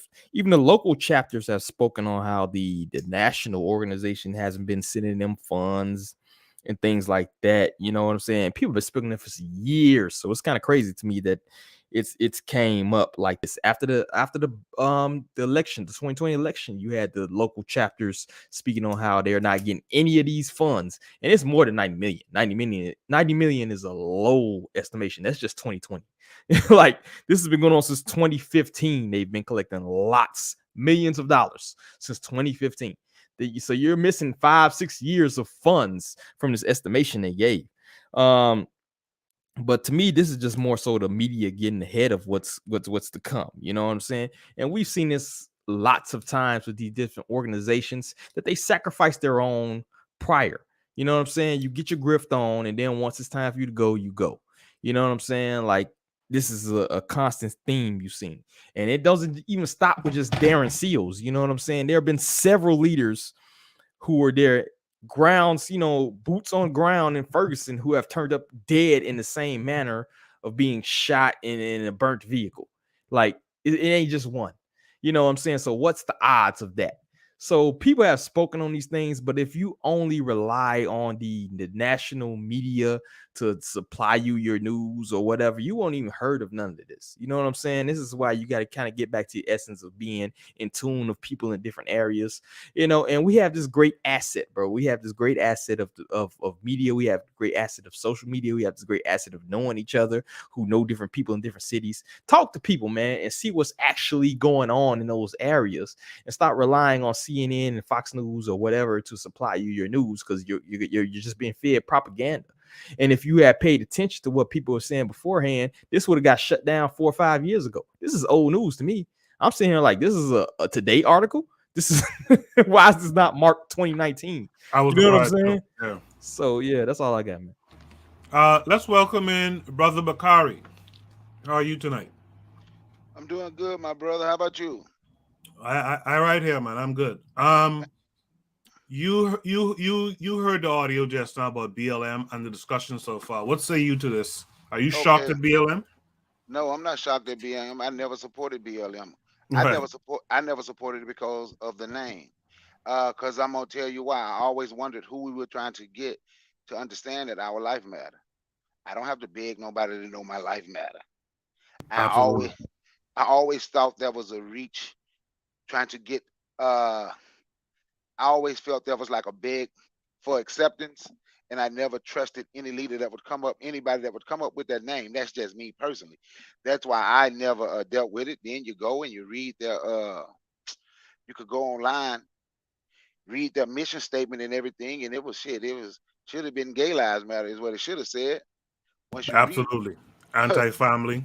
Yeah, go ahead. Yes, yes, yes. Once you read about it, so I never ever supported it. I never got excited about the name.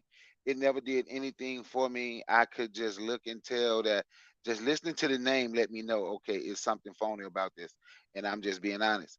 Then I had my other dude that I used to follow, and we used to talk about it. And it was just something about that I didn't follow. That just didn't connect with me. So Black Lives Matter was never. This does not surprise me about Black Lives Matter. I don't think that was black people sending them that money anyway. My honest opinion, they probably got some from black people, but the more majority of their money probably came from white folks or whoever else that they claim they were complaining about. Them, yep, and that group Antifa who was out there with them at one time. Right.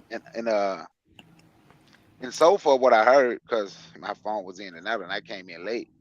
When I heard I don't know the guy name, and I was not trying to start any beef or anything on your panel or anything like that, right? Oh, gassed But him up? No, no, no. Okay.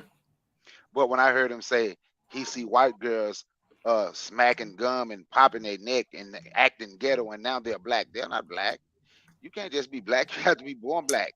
Rachel Dolezal is not the future of black women. Uh, that is something that we handle, and I won't get away from the term black. I don't see anything wrong with it. I say African. People see a term, whatever we say, whenever we say something, people tend to find something wrong with it. We have to be a collective. We know we are not monolithic and everybody's going to think the exact same way. So because a brother in Chicago and a brother in Philly act different, that's okay. They still brothers. Shit, I'm from down south. I'm from Mississippi. And when I was in the military, brothers from down south, brothers from the East Coast, everybody hung with where they was from. But when we got together, there was no problem. We were still brothers. So we were still black regardless. So we can't run. We can run. It doesn't make a difference what you call yourself. They gonna have a problem with it, and I'm not trying to figure out a way to make someone else happy with me. Even with the term, you hear people say hotep now. That became an insult. All the hotep hustlers. So people are actually named Tyrone. So now that became an insult. You find people who nickname was Pookie your whole life, and that became a problem. We got to stop running from what somebody might see as a problem with us. Stop worrying about them. How do we see us? That's what's most important. I'm not worried about what other people think. It's how what we think about us and how we see us. In the way we see us, then we will show ourselves that we matter and we become one round the world, wherever you're from. You my brother, no problem. I yield the mic. I agree with that. Since you mentioned him, let's go to gas him up. No, I think other people haven't gone, so I'll wait. Okay. Did I get D-Web yet on this? Yeah, you got me, bro. Oh, yeah. That's right. Damn it. Appleton. Kevin Carray, what say you to this? Yeah, I spoke first. No. All right, Mr. Untouchable. Cool, wasted. Word up. Yo, gas him up. Go, bro. Go. Anyway, shout out to my big brother from Mississippi in the house. Black Lives Matter, they declare themselves as Marxists and LGBT, whatever. And they had an agenda for that organization. I think it's important to find out who your leaders is in an organization before you actually join it. But what's funny is that they take the term Black Lives Matter, no problem. But there are many different black organizations within the length and breadth of the United States. You know what I mean? And they fight for the same kind of so-called civil rights issues and police brutality and all these kinds of things. So why is the focus so centered on this particular organization?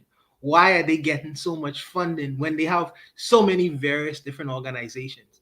And something came to me when Hillary Clinton said that, you know, because of the financial situation that BLM find themselves in, that she would, I guess, head up some kind of situation where she's gonna associate and couple herself with our organization. Not to say that she wasn't a part of the organization all along, you know what I mean? But I just feel like it's not representative of. I don't think it's representative of black people's sentiment, you know, in entirely, or even on a small scale. They represent a very small population ideologically of black people. I would assume in the United States of America, because most black Americans are not Marxists, and most of them are not. Well, many of them have this idea LGBT now, but that's not always been the case. You know, I think that black people in America are very conservative. You know, very very conservative. So for them to have this idea, when you say Black Lives Matter, people will get galvanized behind it on the name alone, not understanding that the ideas that is behind it is fundamentally anti-blackness. And Mr. Untouchable, not to cut you off, bro, but look it up, bro. It's a neighborhood, Inglewood, bro. They had they tried to march through there not too long, I think, after the George Floyd protest, BLM, and those brothers and sisters in the neighborhood said, nah. See, We I good. mean, Like we working with the police here. We have our own organization. Yes, sir. Yes, and sir. we're Yes, solving sir. problems. And they're like, we don't want y'all coming through here. You Yes, know what I'm sir. saying? And half of them didn't look like us. Yeah. Exactly. You had a that's all guy I got called to say. Hey, D Web, did you see what happened in New Jersey with Al Sharpton when he showed up? Him and Ben Crump. It's over. Yeah, they said like we don't want Al Sharpton here. Yeah, they don't represent the majority of, but they have that title, and people who don't know better don't organize behind it, not understanding that these people are completely against the interests of what black people represent. But you know, people rising up, you know, just like D Web and other brothers have stated, Al Sharpton can't walking around so much in certain areas of New York no more, because people, they know their game, so the jig is up, and whatever's happening to them, that's on them. Personally, I don't think Black Lives Matter organization is a black organization. That's on a personal thing, but that's just me. You know what I mean? But I'll leave the mic. Yeah, to me, BLM is nothing more than a democratic shill. Yeah, absolutely. In the chat, Daily Affirmations by Pauline said, I was so convinced that BLM was a movement for the diaspora like the 60s, like MLK, X, etc. Truly disappointed. I wonder if this prompt means that, I think someone else mentioned it too, that folks aren't really looking into these things. They're just going with the catchword or the catchphrase, and that's it. And that's why, you know, D-Web talks about this a lot, man. That's why it can't just be about blackness and all that kind of stuff, man. People gotta, because if you just make it about blackness, when you use that buzzword, that keyword, people will just follow, and people will follow right off the cliff. You know, Marcus McGee says, going to my first Pan-African conference at the end of the month in Detroit, Michigan. All right, I gotta look that up. I gotta look it up. Thanks for letting us know about that. And welcome to the chat. Bibi Rodriguez says, let's look how far this financial audit will go with BLM, considering they're being protected from scrutiny, right? That's their connections. You know what I mean? Brother Bakari's in the chat saying, Team Black, United We Stand. Hashtag United We Stand. Bibi Rodriguez says, Mr. Untouchable laugh is hilarious and contagious. Laughing my ass off. Jay, did I ever hear from you? Did your audio get done? No, but I wanna say something, and I'll keep it short before the connection acts up again. Yeah. In Europe, in the Netherlands, it was the very first BLM sister. Yes, indeed, a sister. The very first BLM organizer, chapter, or whatever that you want to call it. She had a son of 5 or 6 years old, and he wanted to be a princess, and she dressed him as a princess and said that she could do nothing about it. And that's our mothers, right? That's the mothers of our children. That's one. Two, in the COVID days, and it's well known that it's a shield for the Democratic Party, right? I believe there's laws that limit donations, and so this was a way to get extra donations or whatever. But in the Netherlands, in the COVID days, it looked like people came to these BLM events as because there were no festivals. It were alternatives for festivals. People that had nothing to do. People that gave you that look. White folks, Turkish folks, Moroccan folks that gave you as a black person that look were at those BLM events, and they were there just as an alternative for festivals. There were no festivals because of COVID. So what do? We go to the Black Lives Matter event. It was ridiculous. Another thing, it's LGBTQ and feminist. There were activists that are in it for years, right? And so this girl in Amsterdam organized a BLM event, and they gave her the mic, and she literally said, well, when white females call the police for domestic violence, the police comes immediately, and when black women call for the police for domestic violence, they don't come. And the two brothers that are activists for years, they had it was like a slapstick, right? Oh no, it sounds like you cut out. Okay, I said it. I said what I had to say. I hope All right. you heard it. Yeah. I think we're supposed to come back to gas them up. We'll give you the last word. Yeah, so I'm just going to reiterate again that my position is still one that says in this country, community is not this 501c3 community leadership nonsense. In order to create a culture, you have to have a defined language, food, organization, hierarchy. You have to have a code of conduct for the boys, for the women, for the girls. That's missing for this all-encompassing umbrella term called blackness. I'm not against being black or anything of that nature. I'm just showing you that in many instances, uh, us on this panel as so-called enlightened black people or woke black people, we can understand what being black is. But when we're talking about the media, which has the sway and the minds of the people, they can push blackness to be whatever they want it to be, which is why you see there's this nonsense called the Island Boys, and it's happening. I mean, you look at the NBA now; it's just a bunch of biracial children who look necessarily black, but their alignments and what they align with is their white mothers who gave birth to them, or the white system that adopted them.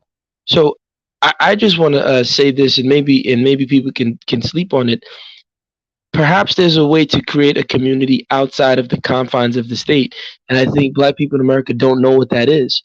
They don't know how to have a community that's not tied to the state. It's always tied to state, and when I mean the state, I mean the Western government. I mean governmental organizations, whether it's an NGO or a nonprofit. And I'm saying that that there should be some sort of alternative to that. And I think that the system in this country would kick very hard against that, because then you would have real community control. Because then a man would tell a young boy, "You shouldn't be on the corner." And the perfect examples of that, the Hasidic Jews in New York City are a perfect example of that, right? And so they have a community that, of course, they're in the state. They embrace modernity. They drive cars and whatnot, but they have rules, regulation, culture, behavior, norms, language that that they have to abide by. And I think black people worldwide, like I said, because in Africa they're trying to run away from it, but black people in America have to create that. They have to create it, and they have to abide by it. You can look again, the Amish are another example. So that's all I'll end with. Appreciate that. Brother Bakari said, Charlie, I understand now.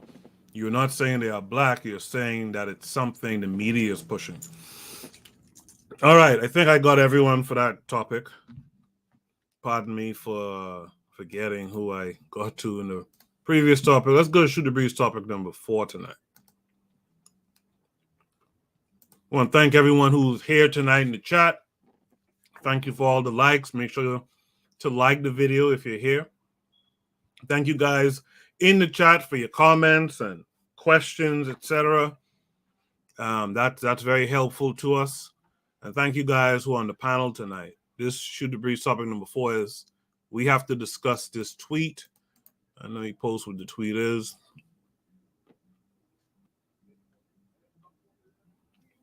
So this is the tweet. It says, melanin does not equal black. Black is specific to one ethnic group, foundational Black Americans, and the indigenous of this land. Anyone not of our ethnic group is not black. So we're talking about the gatekeeping of blackness here. I think D-Web stepped away. Luro, did you see this tweet? What were your thoughts to it? I did see the tweet. I didn't engage it because it just kind of gets redundant. Constantly engaging these type of folk. To be honest, it's just out of ignorance and just trying to like morph this like false identity. I don't really like what all these FBA ADOS are doing and trying to divide the ethnic group. I mean, it's kind of sad because it seems like it's just like an identity crisis, and I hate that like because as an African American that we're having this public kind of identity crisis, and I don't know what is even to be gained out of gatekeeping blackness. Even if how do you even do such is my thing. And and I don't even think these people know themselves on like what it is they're doing. They don't seem to really have many objectives. It's just about clout narratives. I don't know. It's just incredibly ignorant in my opinion, and yeah, that's really all I gotta say on it. Brother Bakari, what say you to this? Bring up your volume because I could barely hear you. Oh, can you hear me now? It's still low. Can you make it louder? How about now? Okay, it's better. Okay, go ahead. I say it's the gatekeeper of stupidity, not the gatekeeper of blackness. For the foundation of black only represent the foundation of Black Americans and the indigenous people of this land. And you know what? The sad thing is, I think that's just stupid. The lady who just spoke before me was nice. She said ignorant. I call them stupid. I ain't gonna be that nice. But the crazy thing, the other night when we were on the fan base app, remember Mr. Untouchable when you came in our room? Yeah. After Mr. Untouchable spoke, there was a young man. It's a young man on there, 24 years old, and he been listening to that FBA talk. Then Mr. Untouchable, Bahamian, right? So then we had a sister on there from Kenya, and the young brother was like, "Wow, I've been listening to FBA and ADOS, and they said the people from the Caribbean and Africa don't even like us, and all of us on here together talking about what black people can do. Maybe I need to stop listening to them." I was like, yes, that's what you need to do. You need to stop listening to them because they are pushing it so hard and it's just stupid. And the only thing it's doing, it's creating a divide. That's it. That's all it's doing. It's creating division. And I think that's absolutely stupid for whoever did that tweet to say something like that. But look, I thank you for letting me speak. Mr. Untouchable, good for inviting me. I've already subscribed. So look, man, I'm gonna be back soon. I got to bounce though. It's late. Had something else I had to holler at my partner, but I thank y'all for letting me speak. It was nice meeting everybody on the panel. And Jose, good talking to you again too, my brother. And peace to everybody in the chat. One love. Appreciate you for coming, brother. Appreciate you for coming. And we're here every Saturday, 8 p.m. Eastern Standard Time. So join us, man. You're welcome back anytime. D-Web is back. D-Web, what say you to this? Yeah, these are the people you don't need to engage. Just block them. Like the brother only said, once you see that foundational Black American bullshit, that's the most bullshit term I've ever heard in my life. That's the dumbest thing I've ever. You are proving, and to me, it's a great thing. I embrace when these movements come around because it shows you. Because I think you had a period maybe 10, 15 years ago. Everybody was Pan-African. Everybody's throwing on kente cloth. Everybody's wearing traditional African garments. Everybody's following Dr. Umar and listening to or watching, I would say, what's Tariq Nasheed's joint? The colors hidden, whatever. Hidden Colors, yeah. Yeah. So everybody's doing that. They jumping on the wave. Now everybody's jumping on this wave, this foundational Black American or ADOS wave. It's great. It weeds out the people that would turn you in. Okay. These are the people that would tell on you. Yeah. Okay. So what you're seeing right now is the trash taking itself out. You know what I'm saying? Embrace it. Embrace it. This is the dumbest thing I've ever heard in my life. You know what I'm saying? If the police shoot you, they're not going to check your ID and see, oh, this was a foundational Black American we shot. Oh, no. Yeah. You know what I'm saying? Like, it doesn't matter. You have kinky hair and brown skin. You are all one and the same. You know what I'm saying? If something goes down, it doesn't matter what your nationality is. You still going to get it just like any other, melanated brother or sister out here.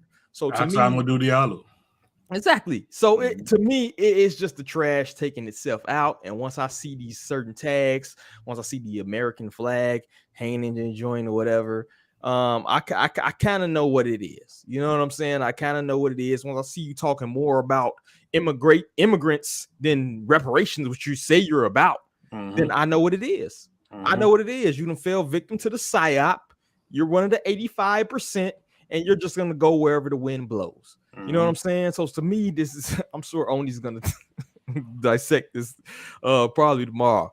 But it's ridiculous, yo. And to these type of people you see, bro, just block them because they really hold no power. They probably not doing anything in their community. They're on Twitter. They're making tweets about dumb shit that somebody else said, and they're co-signing that. Just block them because they're nobodies in real life 9 times out of 10. You know what I'm saying? And we don't need to engage these people. So good riddance. You know what I'm saying? D-Web, you heard what happened with Michi X, what she did to Tariq Nasheed and the FBA? No, I didn't hear that. She trademarked Foundational Black American and the Hidden History Museum. So now Tariq can't use that term anymore. And that's what he was gonna give him. He was gonna take $1 million and give you a virtual museum, which he can pay an IT guy maybe $50K and pocket $950. You know what I'm saying? And these people they still not even talking about the museum money that he grifted off of. You know what I'm saying? How many years later? It's been a year after that fundraiser ended. They're not saying nothing about it, yo. That's Tether talk, D-Web. That's Tether talk. It's bananas. And thank God I'm around. You know what I'm saying? You can't get more Black and American Negro than my Alabama, Mississippi asses, right? By way of Chicago. Right. So when I talk, you gotta listen. You can't call me a tether. There's not a person from an island as far as I know, from anywhere outside of America in my bloodline. So when I call you stupid, I mean you're stupid. You know what I'm saying? It doesn't come from any other place than I think you're not a smart person and you're being led by grifters. So I've relayed this to these people, and it's come to the point where I just like, yo, if you keep on down this path, I'm just gonna block you. Or I have no. It's stupid, yo. It's an obvious psyop. Whereas though, and to all of the people you have smoke with, right? Of all the people you Africans, as a Black American, Africans. The people who hold no power in the say of your life, and whether you get hired or fired from a job, upon whether you get a promotion or not, upon whether you can get into the school or not. And how many Africans have a say in that? You know what I'm saying? So to me, it's an obvious psyop. And if you can't see that, you're obviously retarded. And I have no use for you. You know, get the block. You feel me? The pro-Black perspective, that's only to say in the chat, said they talk this stuff to get engagement, and they did get engagement because even some folks that I'm familiar with on Twitter was there. She came back, she said, classic to see these immigrants all over this tweet. I said what the F I said, get mad. Betrayed Maroon, good brother right there. He says, when English is your only language and you don't know African history, you come up with ahistorical takes like this. Lil Big Brother says you can call it bullshit. That would be 100% acceptable. Gong Principle jumped on this too. Said this is absurd. The term black was not created or specifically only Americans of the USA. If we go down a little further, we get a few people, who I frequently see tweets from, who jumped on this as well. I think I'm a Bookman at one point jumped on Great House as well. Gassed them up. After hearing this tweet, what say you to this? I'm probably going to say something controversial. I have no problem with this tweet. As a matter of fact, I actually agree with the tweet in the sense that if these people who say they're FBA or whatever, fine. If that's the identity, if that's the culture, if you're Native American, Aboriginal, I have no beef with that. Can you create a culture out of it? Right, I was on another platform. This gentleman, he called himself Tommy Tomahawk. He says he has a series called Hidden Collard Greens or Hidden Collards. But I was making fun of him. I called him Hidden Collard Greens. He said he was the Hidden Collards. And he was talking this Native American Aboriginal. I said, sure, great. Can you tell me some Native American Aboriginal customs that your people do? And he had nothing for me. He said cornbread. He said jazz music. He said Palo Mayembe is Native American. It was just poor attempts at rewriting history. And again, I actually saw someone saying something similar on Twitter, and they were talking about corn and cornrows and corn. Yeah, and hey, look, but again, I'm not going to argue with anyone in terms of the history. I have no point in that. What my fight is, if you want to be FPA, sure, I'll support you. I'm a tether, no problem. Can you create a culture out of it? Can you make sure your girls aren't like Meg Thee Stallion, aren't like Lizzo? Can you make sure your boys are not like NBA Youngboy? And when you press them on that, when you tell them, hey, can you create a community that's not 501c3 based? Can you have a community of elders, a council of elders that sets rules and regulations? Can you create food, right? New diets that are healthy? Can you come up with a new language? When you press them on the hard work to create a culture, it fizzles into thin air. That's what I would say.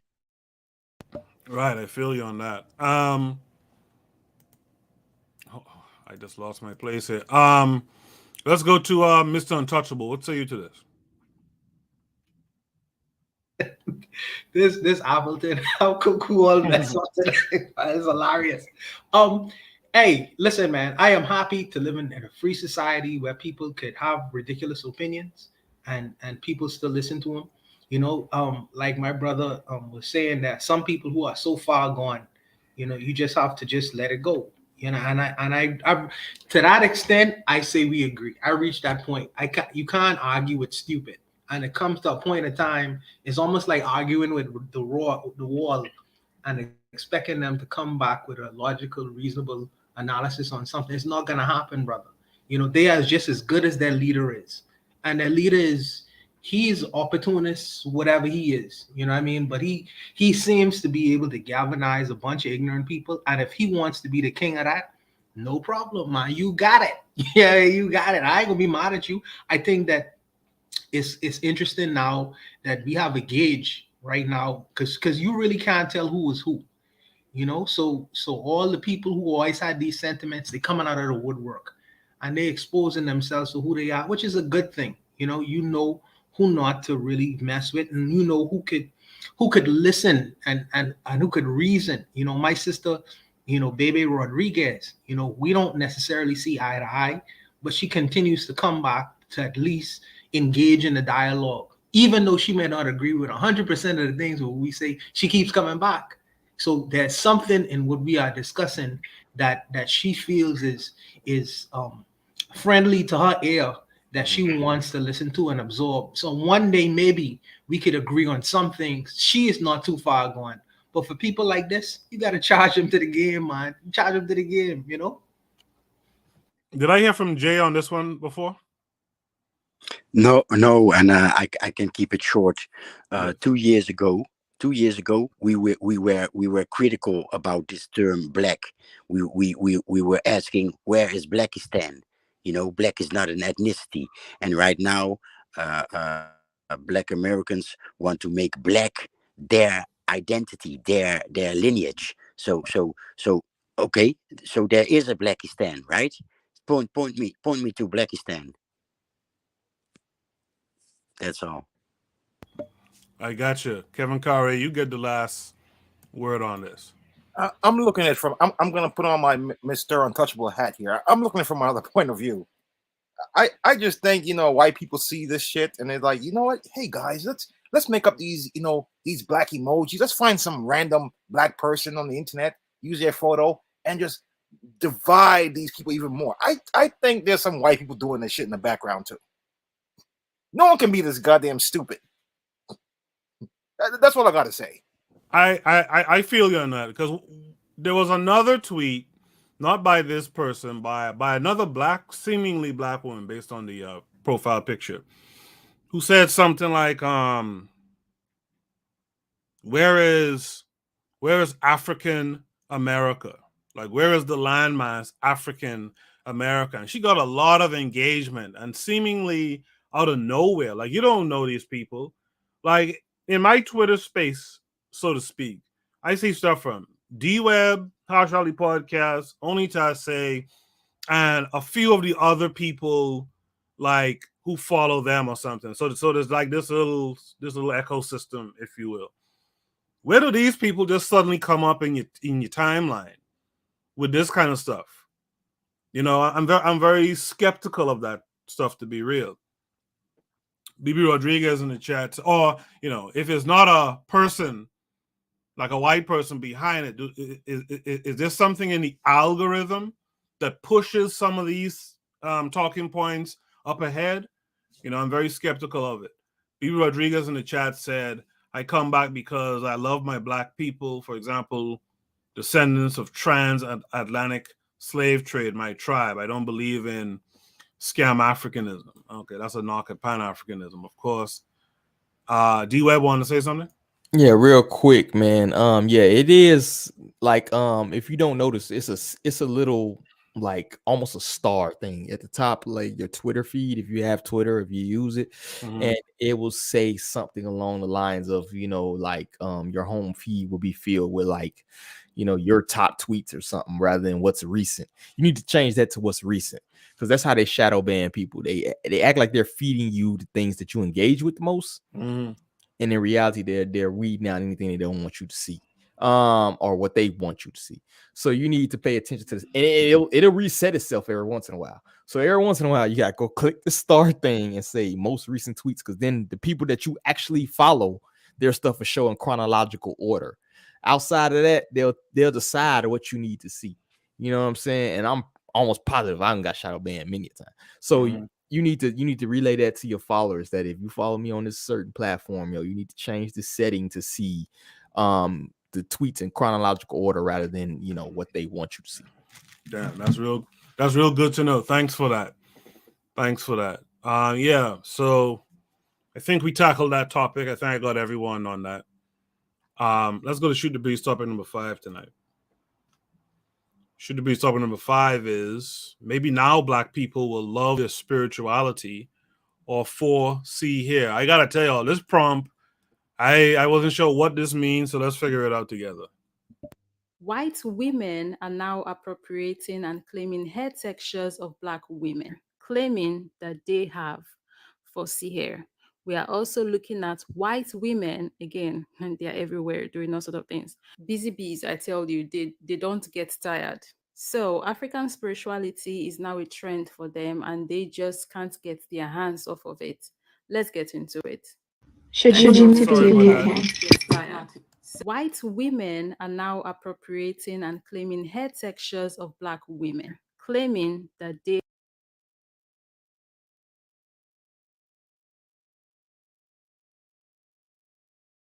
head Wait, I'm sorry about textures that. of black I have women, some claiming that they technical difficulty here. Give me 1 second to figure out what the hell is going on here. All right, let's do this again. head Wait, I'm sorry about textures that. of black I have women, some claiming that they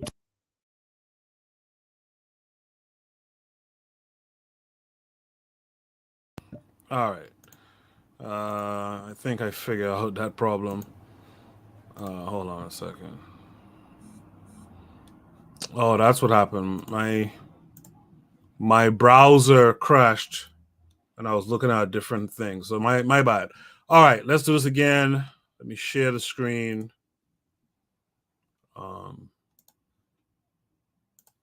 white women are now appropriating and claiming head textures of black women, claiming that they have fussy hair.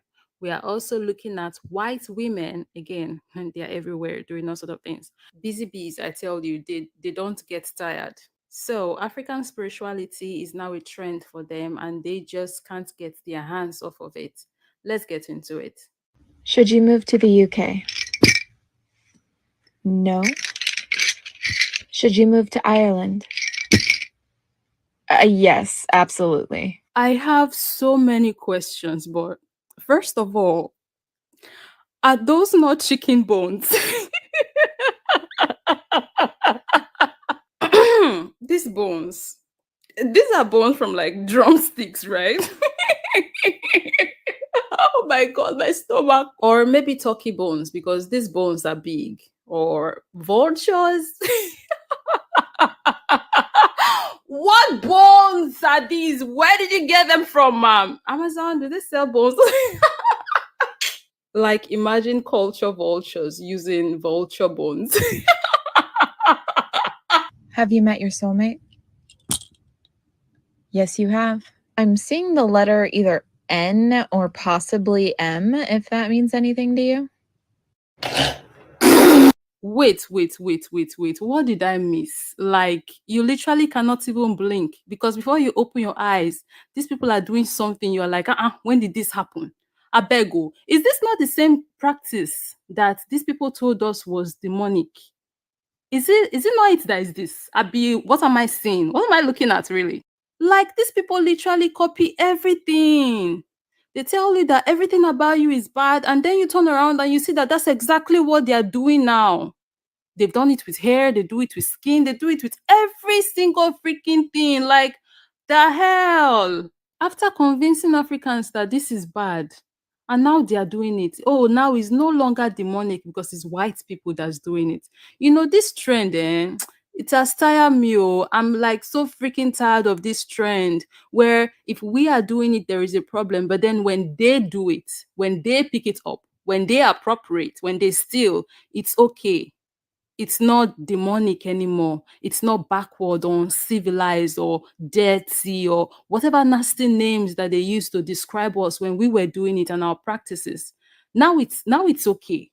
But who's sending messages through the bones though? What ancestors are sending messages through these bones? I mean, where are the bones from? But what ancestors know how to send messages? Your ancestors have no connection to these practices. So who is sending the messages and giving the answers for you to read through the bones? Who? You literally have no connection to this practice. Literally no connection to this practice. Like, what is this?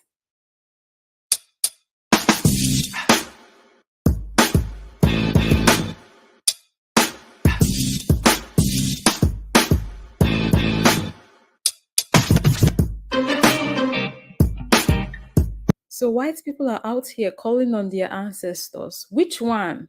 From which time exactly? Which ancestors? The fact that these people believe that their ancestors are in heaven. First of all, let's talk about that. They even call them beloved ancestors. Your ancestors are not beloved. This comment says they will copy anything. They don't even acknowledge extended family, but now calling ancestors. Shake my head, I swear. This white lady told me about how the drum class she had was about her ancestors, etc. And they were African drums. Dead. What I want to know is what could they possibly want to discuss with their ancestors? What could they possibly want to talk to the ancestors for? They want tips on how to do more terrible things, or they want to ask their ancestors to save them a seat in hell? What exactly? These people turn everything into a trend. And I cannot say I'm surprised that they are doing this with spirituality. And they just look stupid doing it. I have 4C hair. My father was North African. My mom is whiter than Casper.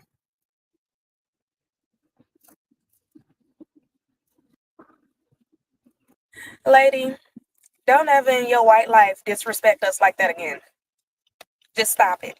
They colonizing everything. First it was twerking, it was box braids, it's rap music, it's the way we talk. Now they colonizing hair textures.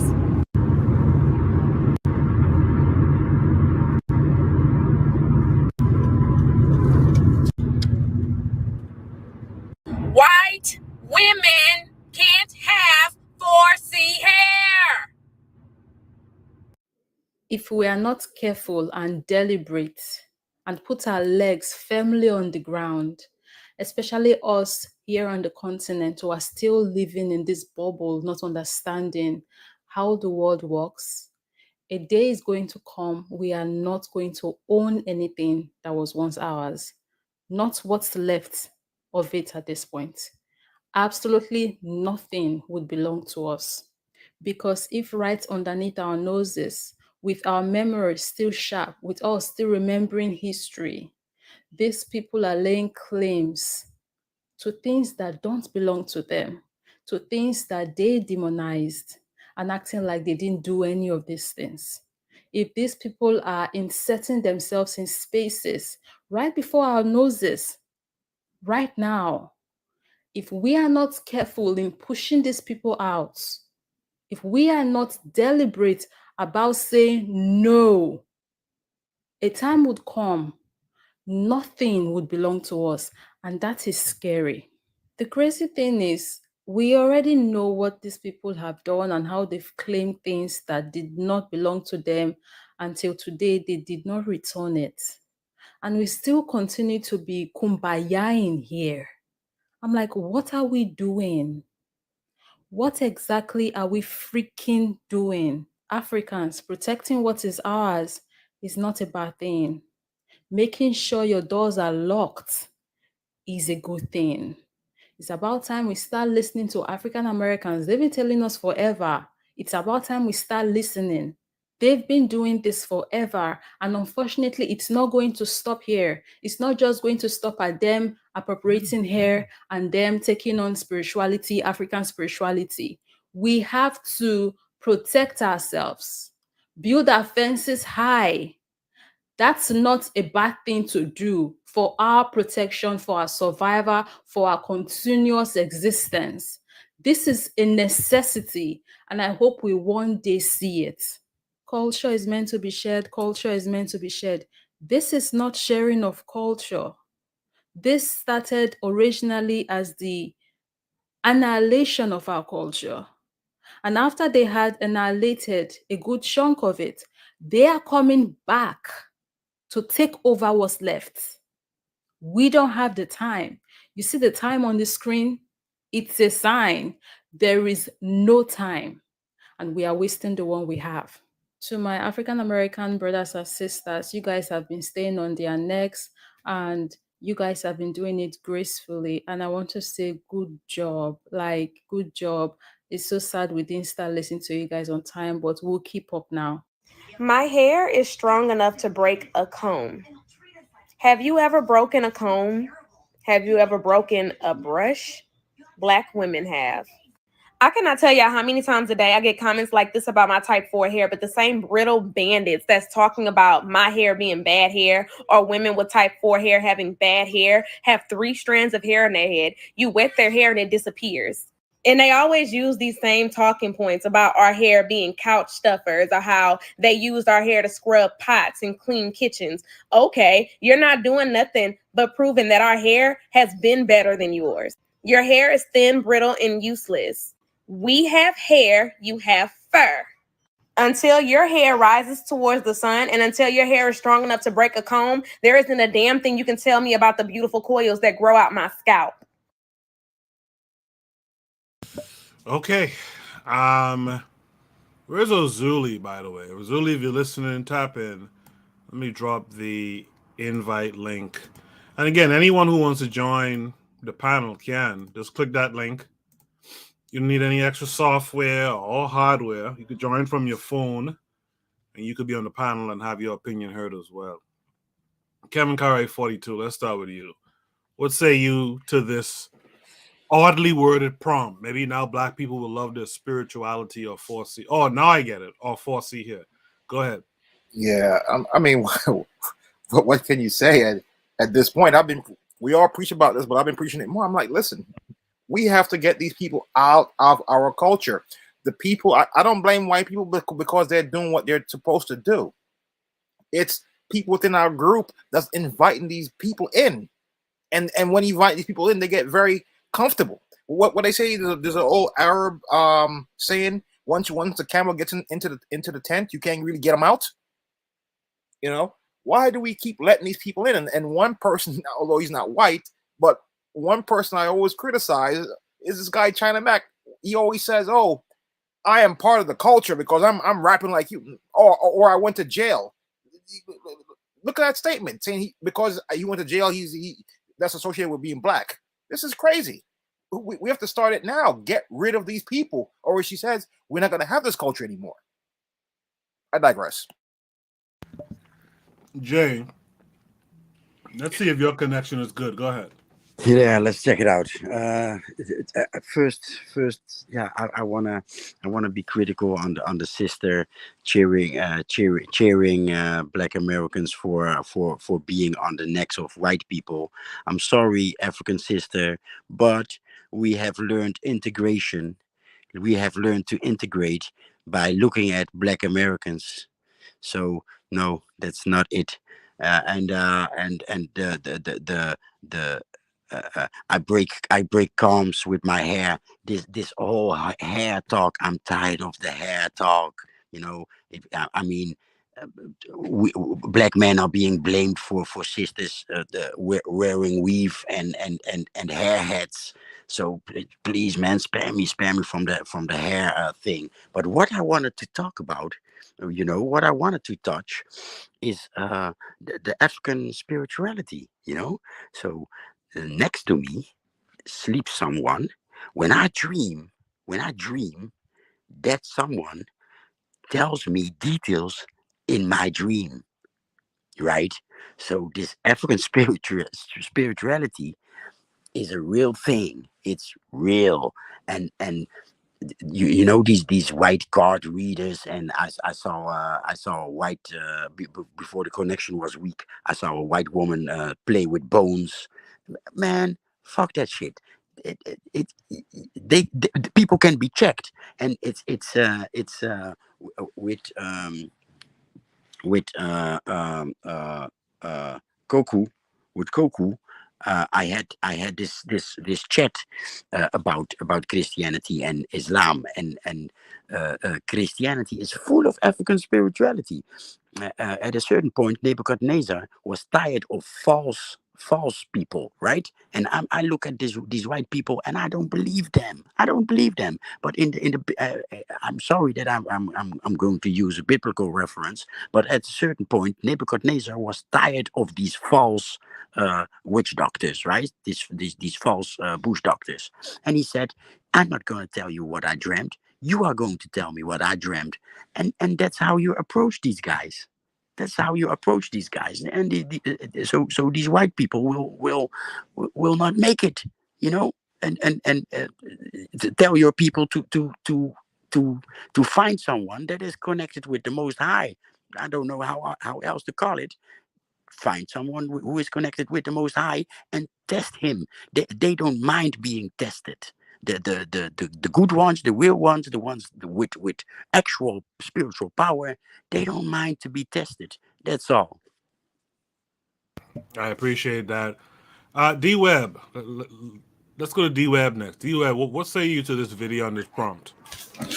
I kind of go back to the practicality, like Mr. Untouchable says. It's like, okay, so what are you gonna do about it? Particularly to the first part. It's like, so you got white women practicing African spirituality or grifting off of it and all. So what are you gonna do about it? Right. You know what I'm saying? And to the 4C hair argument, I don't even engage in that, because honestly, the biggest people making profits off of black people's hair are Asians. You know what I'm saying? I had this conversation with a brother earlier. It's crazy how the world comes in full circles like this. But I was having this conversation. It's like, you don't even control the one thing that is unique to your phenotype is black hair. You don't even control that. You know, and she shouted out Black American women for putting the boots on the necks. It's like Black American women are the one who promoted the Brazilian bundles. You know what I'm saying? That the Hawaiian silky, the blonde, blue, red weave, right? And calling this natural. Oh, they had weave in ancient Kemet. You know, like, to me, this whole video to me is so ass backwards, and part of why we're in this hamster wheel where we're at, because it's like you're calling out something. However, you have zero power to change that. On top of that, you're giving big ups to the same demographic that actually empowered people to grift your culture and grift your hair. You know what I'm saying? And to me, this is kind of like a video, because it's ironic. This comes up when you got this Crown Act thing going down. You got to pay attention to the big circle. So you got this Crown Act, whereas we're going to pass legislation where if you have certain hair types, you can't be discriminated in the workplace, which is bullshit, because they can fire you. They can make up anything and fire you for anything. You know what I'm saying? You sign a contract saying basically they can fire you before you get any job in America. You sign a contract saying that you have to obey the rules and regulations of that that company, of that entity, of that organization, and they can make up anything on the fly and just fire you off the rip. You know what I'm saying? So to me, it's a bunch of posturing. The Crown Act is a bunch of bullshit, but you know they're gonna do the electric slide after it's passed or whatever, and you know, in reality, it means absolutely nothing. And it's back to the frustration. I don't even, like I said, this media is not. It's not progress, and this video is further, you know, propaganda of that. So I question the timing of it, and to me, it's a bunch of bullshit. So that's all I got. Appreciate that. Erzuli, if y'all there listening, join the panel. Let's hear your thoughts on this. Let's go to Mr. Untouchable. Oh, Koku, I don't want to speak on the hair because that's ridiculous, but I enjoy the chicken bones and her throwing the chicken bones. I enjoyed that. I like when I see these kinds of things. I really do, because she don't understand. First of all, I thought it was Corey shells, not chicken bones. So that's interesting. But when you say you pray into the ancestors, right? I have to wonder who these ancestors are. So when a Black African, if she practices, I don't know what African spiritual religion she practices. Is it Santeria?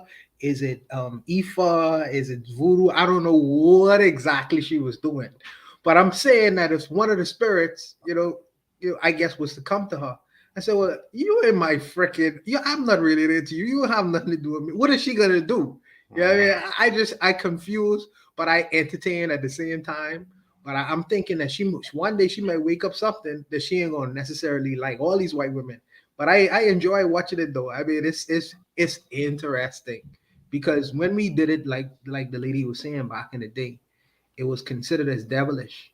And now you'll see, once they monetize the whole, African spirituality, they could be selling it like they do in Louisiana right now, in little small shops, and get millions and millions of dollars off of it. Of course, they're gonna monetize it. Just like how the Grammy Awards. Just the other day, this white reggae group get a Grammy, for best reggae album of the year. That was interesting too. Yeah, but this is what these people do. They find ways to commercialize and monetize different cultures. And the brothers say, what we can do, but we ain't gonna do shit about it. We ain't gonna do not a goddamn thing. But I could say what we could continue doing is what is true. And let them have their party, because everything is a fad for them. It'll pass. And once that fad is over, they'll be on to the next thing. and we're going to be doing the same thing what we've been doing for centuries. And we just need to continue on it and build on it and make it stronger. So, I mean, if we could codify it, because we know the true purpose of it.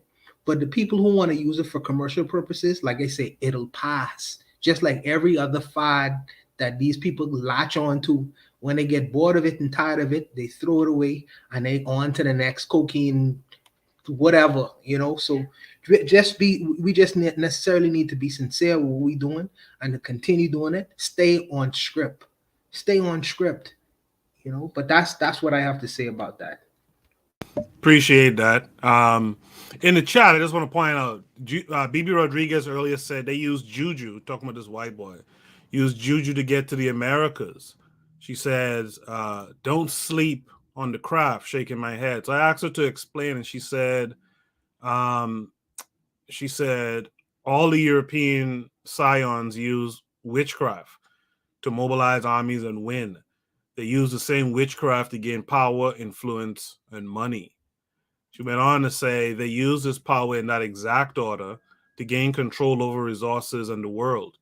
We abandon it where it lead us, I guess. BB lastly says, Mr. Untouchable, interesting or dangerous, right? Let's go to gas them up. Who was that just opened the mic just now? There was me.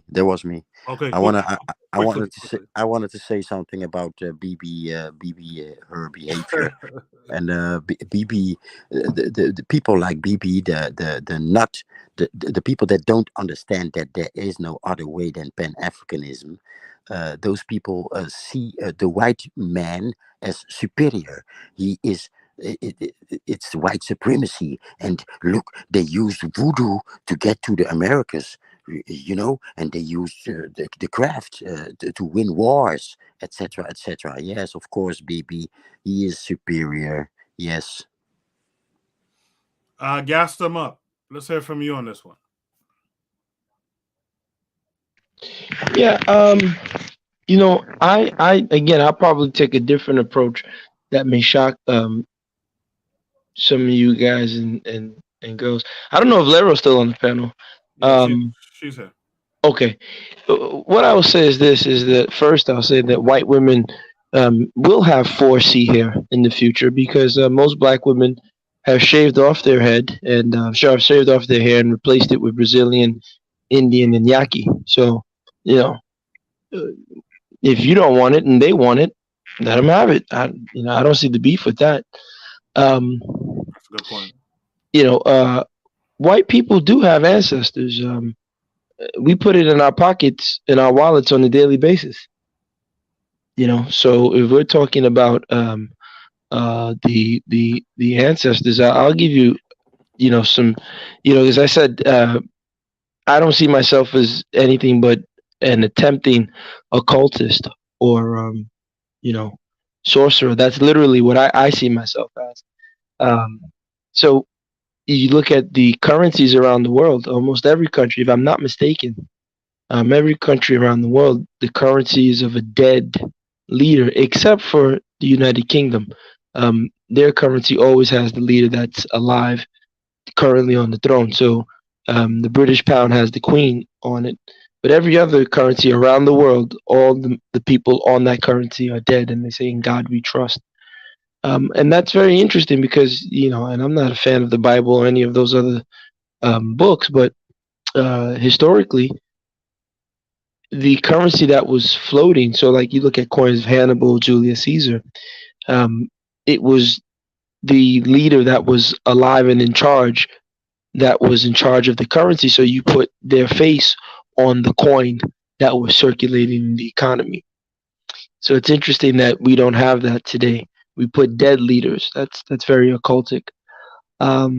So, I would caution us as African people to not get arrogant in our presumption of African spirituality. Because, for example, if you go to Cuba, a lot of the people who are actually the stalwarts, the people who are actually holding some of the knowledge that's in the diaspora, not necessarily in the continent, are people who would look quote unquote white. Um, there's a great book about the Igbe, the leopard society in Cuba, the Abaquá, and Dr. Ivor Miller. He would look like a quote unquote white man, but he speaks perfect. He speaks the Akwa Ibom language. He speaks Calabar. Am I going to say he's white? But he looks like what we would call a white man, and he has knowledge and information. You know, some of the best babalawos in the world are guys who look quote unquote white, right? And so that's something that we have to acknowledge. We can't just dismiss them. I think in our bid to reclaim our identity, a lot of times I think we come from a position of arrogance, not knowing that the Europeans have their own spiritual system. I know it's commercialized and modernized. They call it Wicca today, but let's be real. You have white guys who go to this place called Bohemian Grove, and they're burning effigies allegedly to an owl, right? And Drake has an owl as his record label. So I wonder who his master and who he's serving. So this stuff gets really deep. I'll end with this, and this is what I wanted to put the prompt, but I said no. Let me just let this week just rest. But to me, and I wish Razuli was here. I would love to ask him because Razuli talked on some of what she said in the video a few weeks back with the prompt about the I think it was what was it, the cartoons, when he talked about that in that video. Oh, Thundercats, yeah. Yes, Thundercats and then that stuff. The biggest juju, the most powerful form of voodoo, in my opinion, someone who has studied the occults, I read on this stuff, is the Western state. The modern day nation state is the biggest form of juju and occultism that we've ever seen. And the reason is because it is taken as a natural part of ourselves. It's seen as logical, right? It's a part of our ego, our subconscious. And I think, when we can escape this Western state model of organization of life, you hear the word biology. To be logical is a European phenomenon. The concept of logic, right? Reason. So you look at a word like biology. So that's bio, which is life, under the study of logic. That's a very interesting form of word manipulation that's occurring here, and what that means. And everything is under the auspices of this logic. It's very, very strange, very, very interesting, very, very freaky, very, very crazy. And so, I would encourage those, if you want to look at, and especially for Pan-Africanisms, if you really want to escape this juju of the Western state, I think people should Google just these three terms. You can Google Nazis and the Nazis, Hitler, and the occult, and see what comes up. You can Google Japan and the occult, see what comes up. You can Google Masons in Washington, D.C., and see what comes up. And you see a lot of deep occult science that's occurring in the creation of the state. And so I think Pan-Africans, need to wrestle with that in building a strong African state, are they, willing to pay the price of that allegiance to the state model, which involves a lot of occult things? So I'll end with that. Yeah, thanks for that. And I wanted to let our sister speak on this, particularly, that added part about the 4C here. So, Lero, what say you to this prompt? Maybe now Black people will love their spirituality or 4C here. Yeah, so this video is just kind of very backwards to me, because I don't really understand so much the cultural appropriation when you first got to address your cultural neglection from the majority of your people. Because, I mean, as far as I know, the majority of Black people will condemn what the white lady is doing, well, maybe for different reasons than what she is saying, because they're caught up in the Abrahamic religions. So you got to address that aspect first. Get your people to not demonize their own spiritualities before you say, oh, they're coming and grifting. They're taking a part of what you're not making use of. in regards to 4C hair, I made a tweet like, what was this, like a week ago, about how a lot of Black women have said, one of the things that prevented them from wearing their natural hair, white society and stuff like that. But, I made the tweet because out of my experience and what I've seen, I stopped, what struggled with me wearing my natural hair were the Black women around me. It had nothing to do, before white society could even say anything about my natural hair, I was already getting it permed up, 6 years old. It was the Black women around me who didn't wear their natural hair. Nobody has it on. We treat our hair like it's a curse, and that's just absolutely insane to me. So, talking about 4C hair, y'all talk about how 4C hair is unmanageable and you don't want to wear it. And it's too time consuming, but you'll take an hour and a half to lay that wig on and spend hundreds of dollars on that wig. You can, is that not cultural appropriation then, when you're literally wearing Asian hair on your head? Like, I mean, make it make sense. I don't really understand it. So yeah, the whole cultural appropriation is just kind of nonsense to me. You need to talk to your people about why they don't value their spirituality, why they don't value the hair that grows upon their head, before you worry about, what white people are coming and taking. You're not making use of it. I mean, let's be honest, you're not. So yeah, definitely just ass backwards. It's like some of these genres of arts and stuff like that. Like Black folks will be heavy in it at one time and they just abandon it. And then after white folks come in and monetize the shit and make themselves the face of it almost, and the name of it, like, then you want to be upset. Like, let's keep it real. Black folks ain't, especially the youth, ain't fucking with jazz. You understand? But then you later on you want to be upset that, look at these white folks putting classical music above jazz, as if jazz is an African. Well, you weren't checking for it.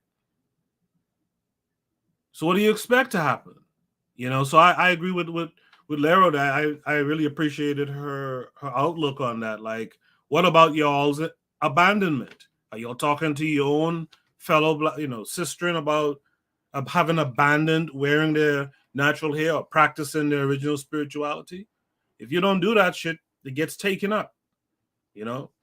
I think we hit that one pretty nicely there. Unless someone else has something else to add. Yeah, real quick. I just want to add that to me, cultural appropriation is like Yiddish for bitch ass niggas. Like every culture in history has borrowed from or taken from other cultures, yo. It's how it goes. It's how human history is. Unless you're willing to go to war for micro braids and saggy pants, people will take it. You know what I'm saying? It's how the world goes. It's how it always goes, and this is why you need to study history. As far as like gassing him up real quick, he hit on the occultism. Let's say the bad word. It's Masonic. This country was founded by Masons. So a lot of things you see are related to Masonic, including the owl and the top hat and the cane and numbers and whatever you see. That's just Masonic symbols. And that's why Drake has an owl. You know what I'm saying? Like, it's not even occultism, because occultism a lot of times they reject that. You know what I'm saying? This is straight Masonic nonsense. Even Bohemian Grove, all of your presidents are Masons. That's not a coincidence. You know what I'm saying? Hopefully you won't get banned for me saying that. And we'll be fine. Yeah, and that's all I got, brother. All right. Thank you for that. Let's go to Shoot the Breeze. Well, actually, that's Shoot the Breeze topic number 5. So what we're going to do is we're going to take a station ID break. It's brief. We'll be back on the other side to discuss Shoot the Breeze prom number 6 tonight. You are listening to the Bitter Medicine Podcast on KWAZ Radio. This is D Webb with the Harsh Reality Podcast, asking you to tune in where we tackle the news of the day that affects our community, only on KWAZ Radio. Peace, family. This is Oni, inviting you to listen to the Pro-Black Perspective where Black problems are addressed with Black solutions. Greetings, fam. Tune in to The Learning Curve with me, the revolutionary matron on KWAZ Radio. You are listening to the Bitter Medicine Podcast on KWAZ Radio. Have you ever considered joining KWAZ Radio? Each of our hosts shares their unique perspective with you. You might have a perspective that needs to be shared. If that's true, hit us up at kwaz.radio@gmail.com.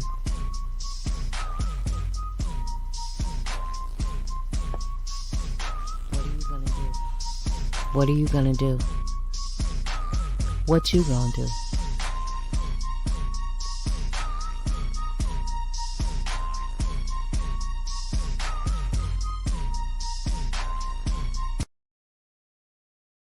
Shout out to the revolutionary matron. Thanks for that ad that dropped. The matron had a new episode this past week. Make sure you guys check out the episode, give it a thumbs up, and drop some comments. You know, we all could use that encouragement when we do this kind of work. We're going to shoot the breeze topic number 6 tonight. How to brainwash a nation. This comes with a link. Let's check it out.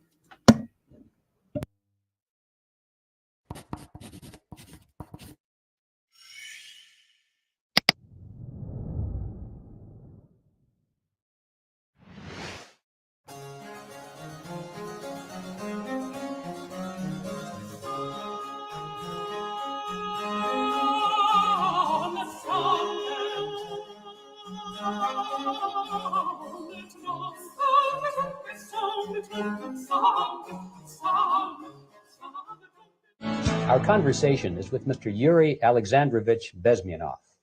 Mr. Bezmenov was born in 1939 in a suburb of Moscow. He was the son of a high-ranking Soviet Army officer. He was educated in the elite schools inside the Soviet Union and became an expert in Indian culture and Indian languages. He had an outstanding career with Novosti, which was and still is, I should say, the press arm or the press agency of the Soviet Union. It turns out that this is also a front for the KGB. He escaped to the West in 1970 after becoming totally disgusted with the Soviet system, and he did this at great risk to his life. He certainly is one of the world's outstanding experts on the subject of Soviet propaganda and disinformation and active measures. When the Soviets use the phrase ideological subversion, what do they mean by it? Ideological subversion is the process which is legitimate, overt, and open. You can see it with your own eyes. All you have to do, all American mass media has to do, is to unplug their bananas from their ears, open up their eyes, and they can see it. There is no mystery. There is nothing to do with espionage. I know that espionage intelligence gathering looks more romantic. It sells more deodorants through the advertising, probably. That's why your Hollywood producers are so crazy about James Bond type of thrillers. But in reality, the main emphasis of the KGB is not in the area of intelligence at all. According to my opinion and opinion of many defectors of my caliber, only about 15% of time, money, and manpower is spent on espionage as such. The other 85% is a slow process, which we call either ideological subversion or active measures, активные мероприятия in the language of the KGB, or psychological warfare. What it basically means is to change the perception of reality of every American to such an extent that despite of the abundance of information, no one is able to come to sensible conclusions in the interests of defending themselves, their families, their community, and their country. It's a great brainwashing process which goes very slow, and it's divided in 4 basic stages. The first one being demoralization. It takes from 15 to 20 years to demoralize a nation. Why that many years? Because this is the minimum number of years which requires to educate one generation of students in the country of your enemy, exposed to the ideology of the enemy. In other words, Marxism-Leninism ideology is being pumped into the soft heads of at least 3 generations of American students without being challenged or counterbalanced by the basic values of Americanism, American patriotism. The demoralization process in the United States is basically completed already. For the last 25 years. Actually, it's overfulfilled because demoralization now reaches such areas where previously not even Comrade Andropov and all his experts would even dream of such a tremendous success. Most of it is done by Americans to Americans, thanks to lack of moral standards. As I mentioned before, exposure to true information does not matter anymore. A person who was demoralized is unable to assess true information. The facts tell nothing to him. Even if I shower him with information, with authentic proof, with documents, with pictures, even if I take him by force to the Soviet Union and show him concentration camp, he will refuse to believe it until he is going to receive a kick in his fat bottom. When a military boot crashes then he will understand, but not before that. That's the tragic of the situation of demoralization. So the next stage is destabilization. This time, subverter does not care about your ideas and the patterns of your consumption. Whether you eat junk food and get fat and flabby, doesn't matter anymore. This time, and it takes only from 2 to 5 years to destabilize a nation. What matters is essentials: economy, foreign relations, defense systems. And you can see it quite clearly that in some areas, in such sensitive areas as defense and economy, the influence of Marxist-Leninist ideas in the United States is absolutely fantastic. I could never believe it 14 years ago when I landed in this part of the world that the process will go that fast. The next stage, of course, is crisis. It may take only up to 6 weeks to bring a country to the verge of crisis. You can see it in Central America now. And after crisis, with a violent change of power, structure, and economy, you have so-called the period of normalization. It may last indefinitely. Normalization is a cynical expression borrowed from Soviet propaganda. When the Soviet tanks moved into Czechoslovakia in '68, Comrade Brezhnev said, "Now the situation in brotherly Czechoslovakia is normalized." This is what will happen in the United States if you allow all these schmucks to bring the country to crisis, to promise people all kind of goodies and the paradise on earth, to destabilize your economy, to eliminate the principle of free market competition, and to put a big brother government in Washington, D.C., with benevolent dictators like Walter Mondale, who will promise lots of things, never mind whether the promises are fulfillable or not. Your leftists in United States, all these professors and all these beautiful civil rights defenders, they are instrumental in the process of the subversion only to destabilize the nation. When their job is completed, they are not needed anymore. They know too much. Some of them, when they get disillusioned, when they see that Marxist-Leninists come to power, obviously they get offended. They think that they will come to power. That will never happen, of course. They will be lined up against the wall and shot. But they may turn into the most bitter enemies of Marxist-Leninists when they come to power. And that's what happened in Nicaragua. You remember most of these former Marxist-Leninists were either put to prison or one of them split, and now he's working against Sandinistas. It happened in Grenada when Maurice Bishop was already a Marxist. He was executed by a new Marxist who was more Marxist than this Marxist. Same happened in Afghanistan when first there was Taraki, he was killed by Amin, then Amin was killed by Babrak Karmal with the help of KGB. Same happened in Bangladesh when Mujibur Rahman, very pro-Soviet leftist, was assassinated by his own Marxist-Leninist military comrades. It's the same pattern everywhere. It's divided in 4 basic stages: demoralization, destabilization, crisis, normalization. They will be lined up against the wall and shot.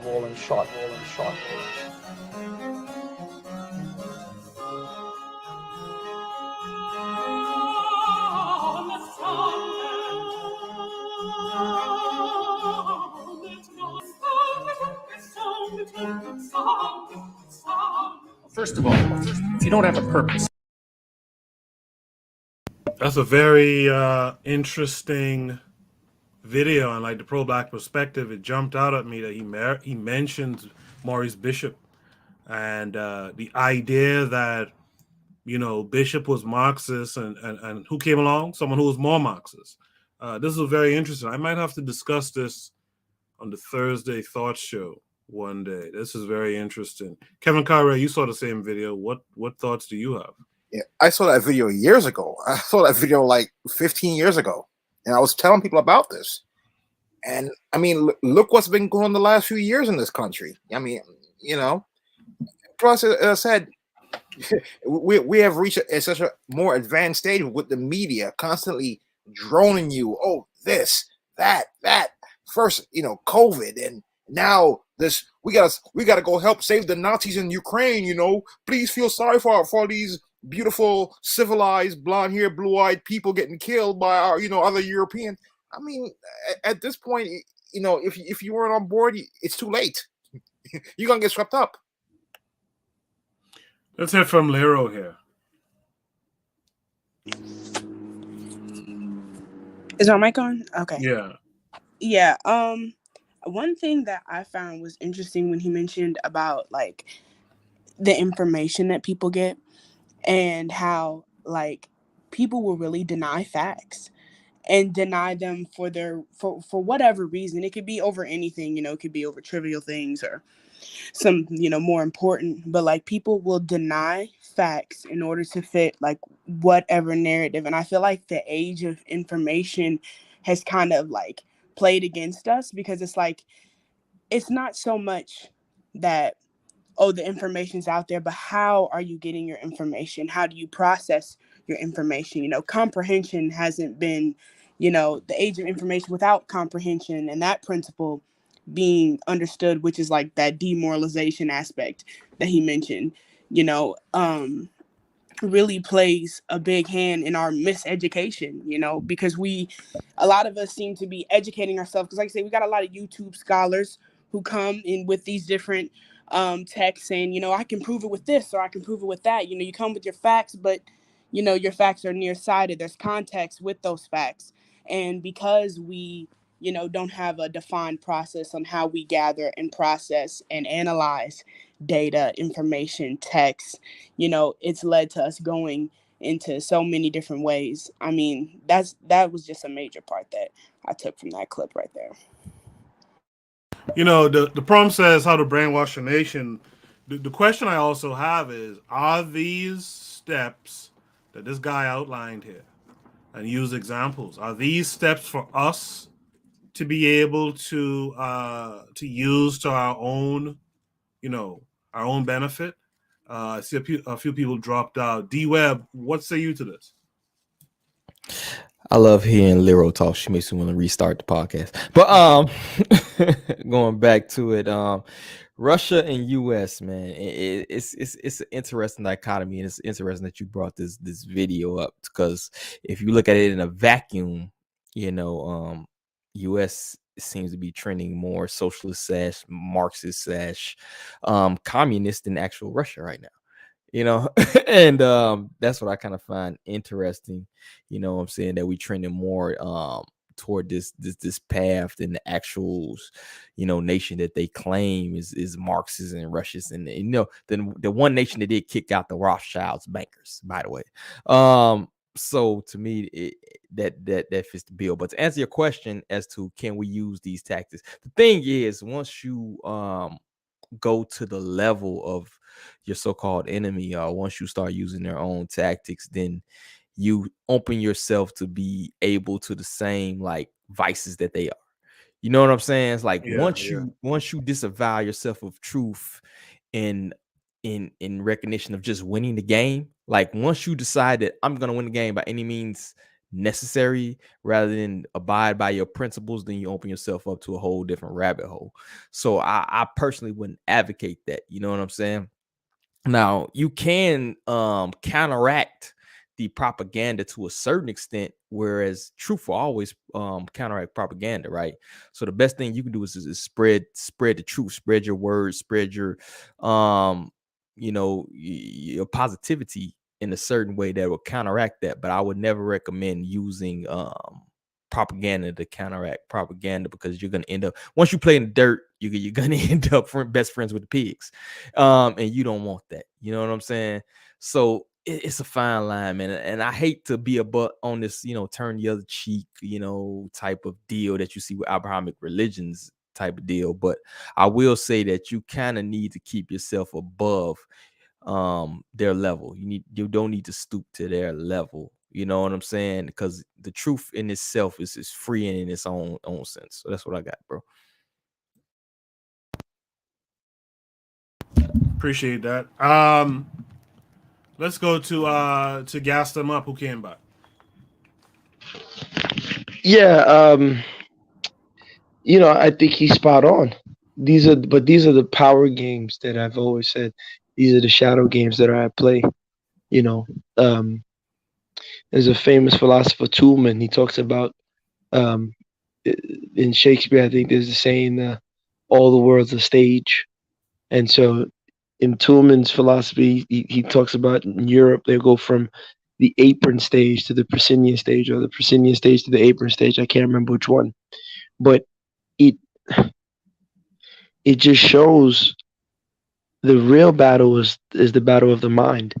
Yeah, they can drop bombs and they can shoot us, and but there's a reason why you present that image consistently, right? If you watch the show American Gods, it's a very interesting show. I don't always agree with everything on it, but talks about how the new gods, the most powerful one being media, and if you think about it, media shut down a whole president of the United States, something unheard of, never in the history. So the new gods, media, consumption, all these things are slowly coming to be. You think of the word American Idol, Dancing with the Stars, right? Where people, I remember seeing something online at one time. This guy was in the barbershop, and he said to the rapper Jadakiss, he said, "You could have raised a child off of Jadakiss lyrics in New York City." And I said to myself, is this guy on drugs? He raised his child to Jadakiss lyrics.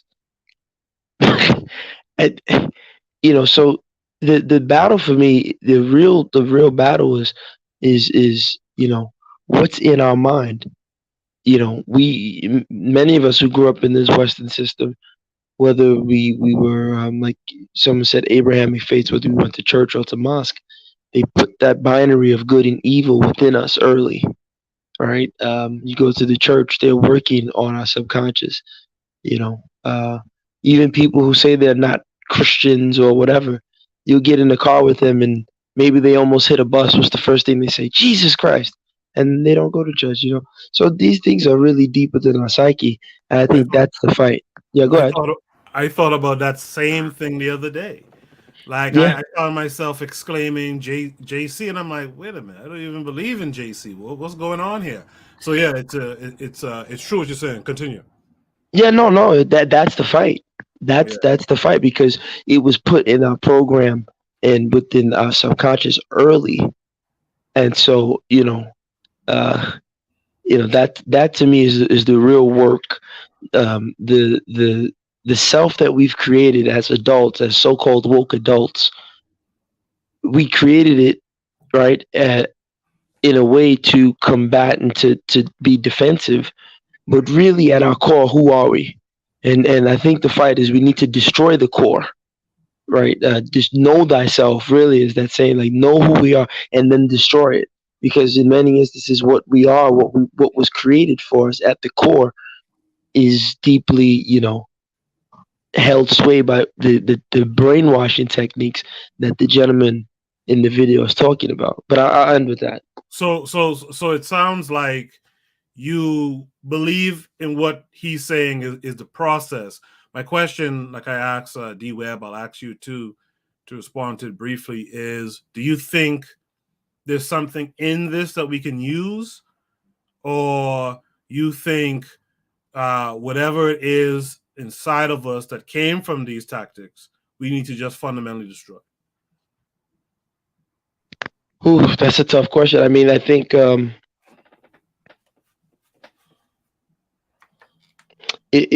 don't think there's a clear cut answer. I think it's waking up every day knowing that that's the fight, that's the battle. You know, to fight with oneself, of course. Yeah, the community, keeping kids, taking care of our mothers, our children, our wives, and all that other stuff. But the real battle is fighting the programming that was put within us by the system. You know, so, for example, people can easily, like the woke community, will easily say, "Yeah, man, they have a lot of subliminal messages in the cartoons, and they put this and this." But you know, we send our children to the school system. The skill building, if you read Foucault, is based on the panopticon, which originally comes from a prison where you had a guard in the tower in the middle, and you had all the prisoners surrounding, and so the prisoners would behave themselves because at any point they were all under the eye or the auspice of the guard, quote unquote, all-seeing eye, and it was so efficient for the most part that you didn't even have to put a guard in the tower. The people would just behave themselves accordingly, just off the thought that a guard would be there, right? And so we send our children to these schools, to the hospital system, all based on the same concepts of biopower. So it's no wonder that CNN can just run something and say, Koku's the Nigerian dictator, he's raping women, we have to bomb Nigeria to save the Africans from Koku. Doesn't make sense. How do you save a country by bombing them? But people will go along with it because we haven't worked on the shadow self. In the chat, Jay is there. He says, quote unquote, what's in our mind is exactly my approach on spirituality. You go to church, mosque, or bush doctor with your mind, and we'll look for that. He goes on to say, eventually there is science. And he says, should read topics number 5 and number 6 tonight, are closer to each other than we may think or even want. And then lastly, just now, while Gaston was finishing his statement, Jay says, word, letters are symbols too. It's all too close to take it as quote unquote occult. Mr. Untouchable, did you see this as, did you agree with this white guy's process of brainwashing a nation? And do you think any or all of those principles should be adopted by us as Black equals African people?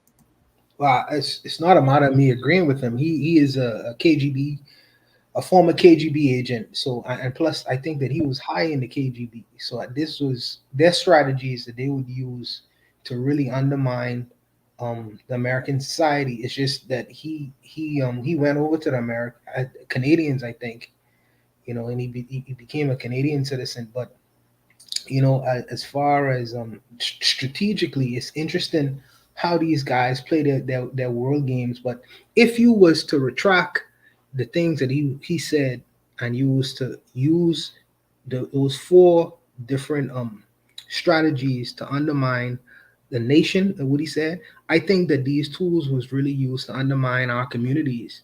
You know what I mean? Demoralization, destabilization, crisis, all these things is applicable throughout our communities.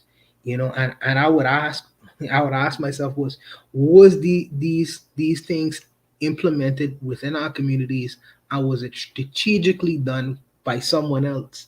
And then the question becomes, who did it? Is it the American government, or is it Western governments, or was it the Russians? But you could really use these 4 paradigms and look at our communities and really see, case by case, how all these methods was used to really undermine our communities.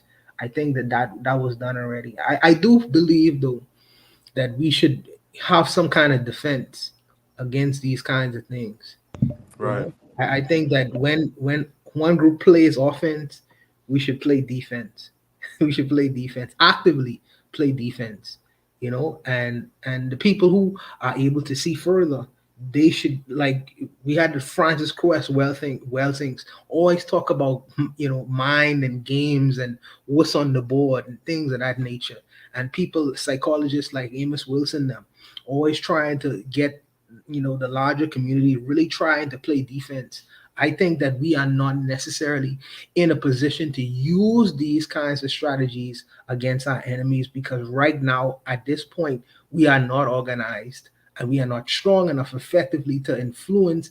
Well, I mean, that's if we run the cultural game on other communities strategically in an organized way, maybe something may be different. But as it stands right now, we really don't control the channels to what culture is. Even though, you know, we are the face of culture, so we are not necessarily able to influence it in a way that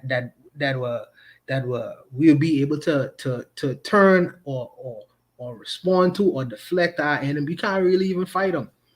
You know what I mean? But it's just a side case. But I believe that these strategies was used within our communities. I would say that, you know, if anything. Yeah, I appreciate that. Accountful is in the chat. It says peace and greetings on the job. Just listen. I appreciate you for tuning in. I think I got everyone on that one. Let's go to, you know, unless someone else has one last word there, let's go to Shoot the Breeze topic number One 7. last word. Go ahead. In regards to what the brother just said, man, real quick. That's why I recommend, like, I have recommended reading the 48 Laws of Power. It's not necessarily so that you can use those tactics to deceive somebody. It's so you can know what's being played on you. And in regards to videos like we just saw, man, I think that's what that needs to be used. Not necessarily used to you know, trick anybody or advance but just to know when you're being played, bro. That's why I recommend reading marketing period, you know, propaganda period 101, because it will help greatly in knowing when you're being, you know, led astray. Appreciate that. That gave me time to get to Shoot the Breeze topic number 7 as well. But actually it was good information that D-Web just dropped there as well. Shoot the Breeze topic. Hold on a second. Shoot the Breeze topic number 7 tonight is a letter to my Black Aboriginal brothers. And this came with a link. Let's check it out and then discuss it. One of the interesting things about white historiography, this Eurocentric historiography, it hones in always on the things that separate us. They separate us from ourselves. They separate us from our ancestors, from our history, from our families. They divide us up into little fragments. And they never tell you about the unities in struggle that took place in history. And so my historiography hones in just on this point, because the logic of the situation is that if people were oppressed, like the Native Americans were and the African ancestors were, obviously they resisted the oppression.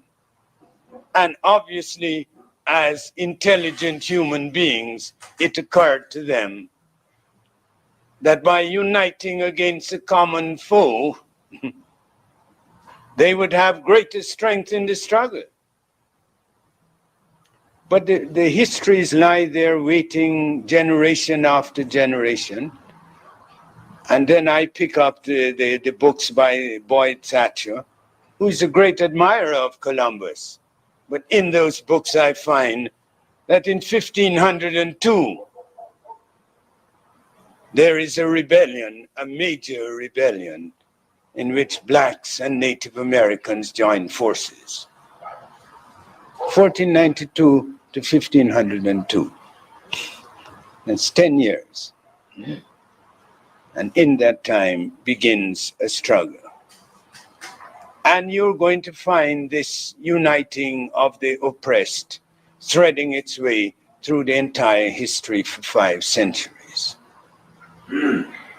And one of the great epics of the struggle took place in, of all places, in Florida. You know, we have Black studies departments all over the country. And do you know, I have seen not one single piece about this to train our children, because the way you defeat someone, you defeat them in the mind first.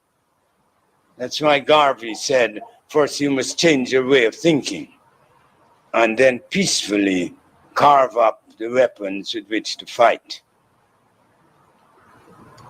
So they assault the mind. They tell you about rebellions that Nat Turner and Denmark Vesey and Posner. But if you notice, all of them were betrayed. They didn't win.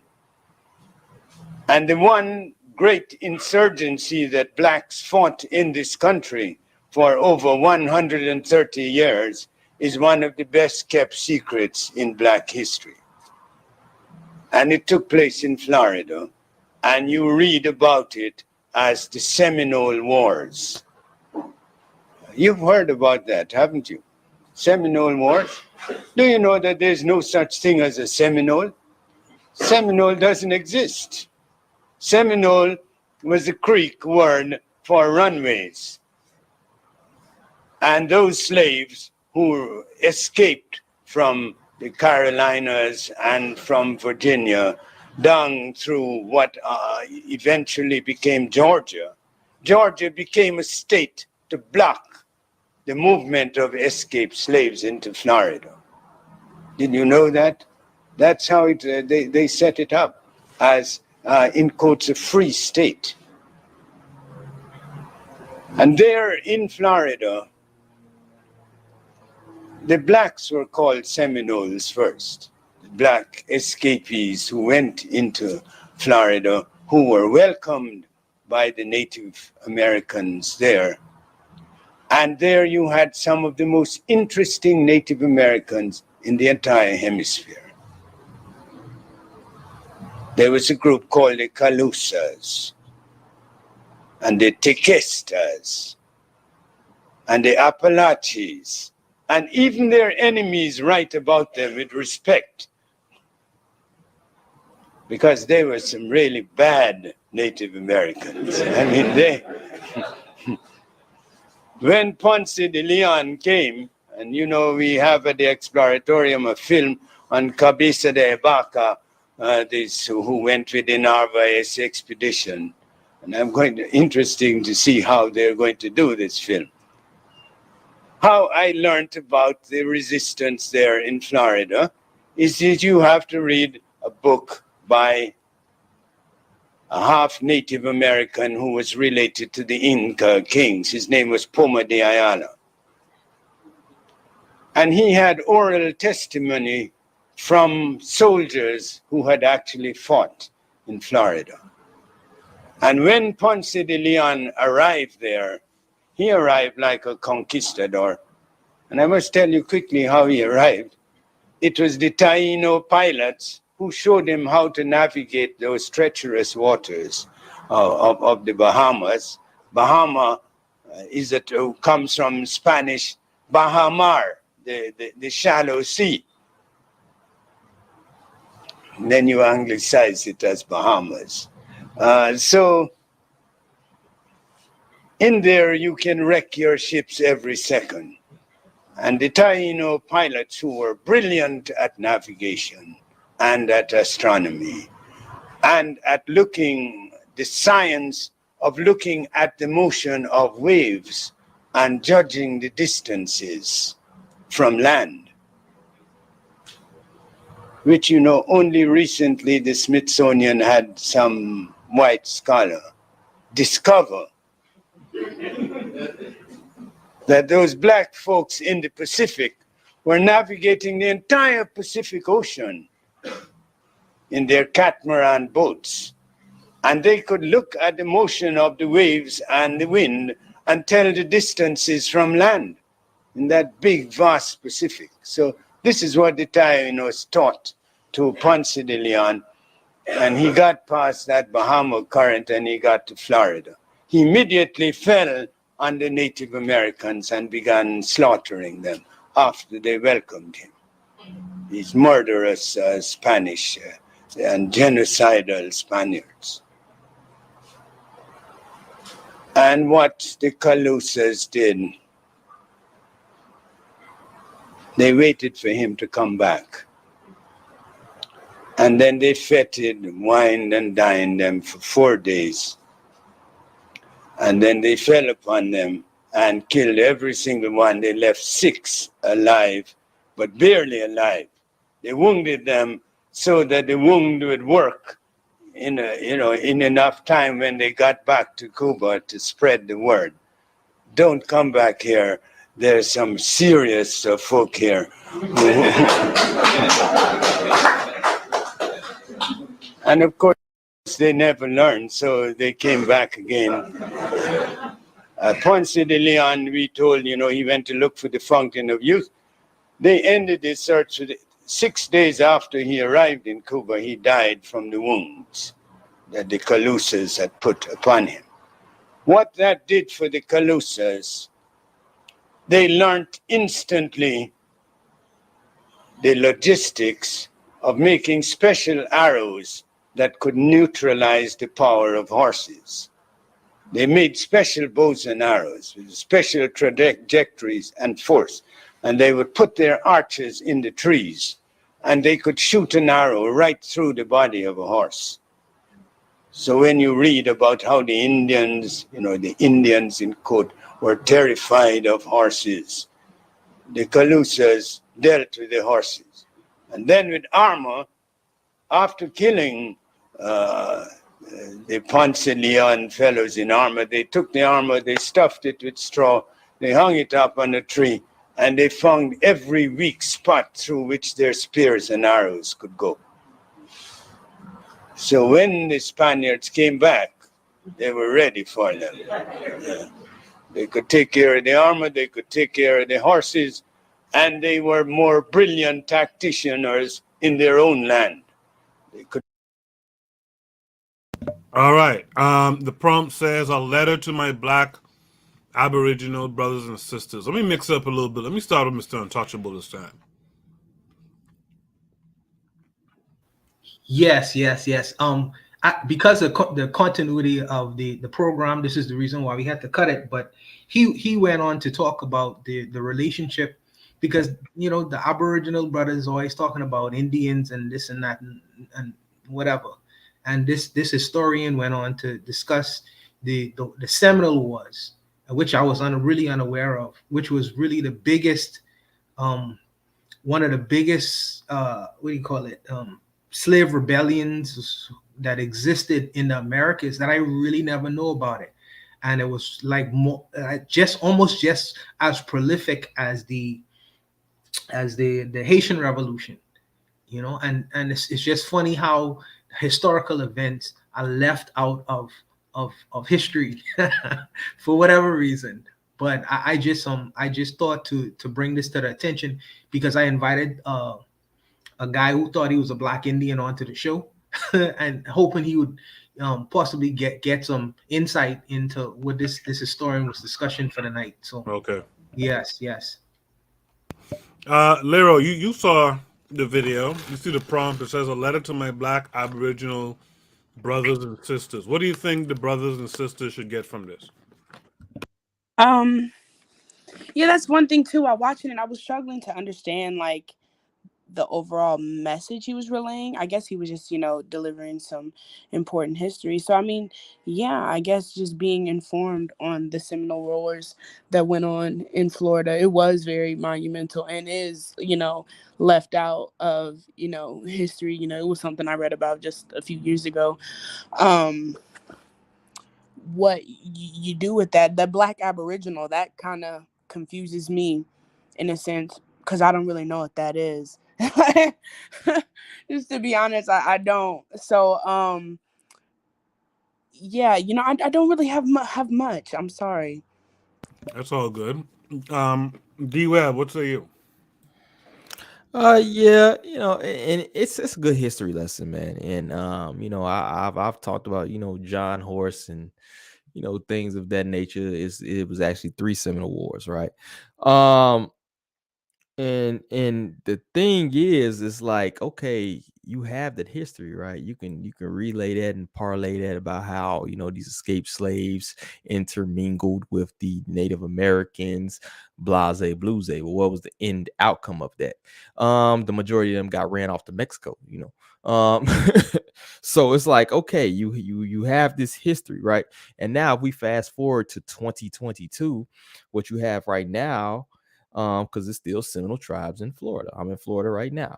The white Seminole tribes are discriminating against the black Seminoles. They don't want to pay no more. You know, you just had the Seminole tribe sign $1 billion casino deal with the state of Florida, Yeah. and they don't want to pay the black Seminoles. They're trying their hardest to get them off the rolls. You know what I'm saying? So it's like, okay, yes, you have this history, right? You have this. It's cute. It's beautiful. It's nice. What are you doing now? How's this going to help anybody at this current state? Particularly when those same people, those descendants of those same, are still trying to integrate into this system, upon which you have fair-skinned Seminoles trying to deny the checks to the black Seminoles.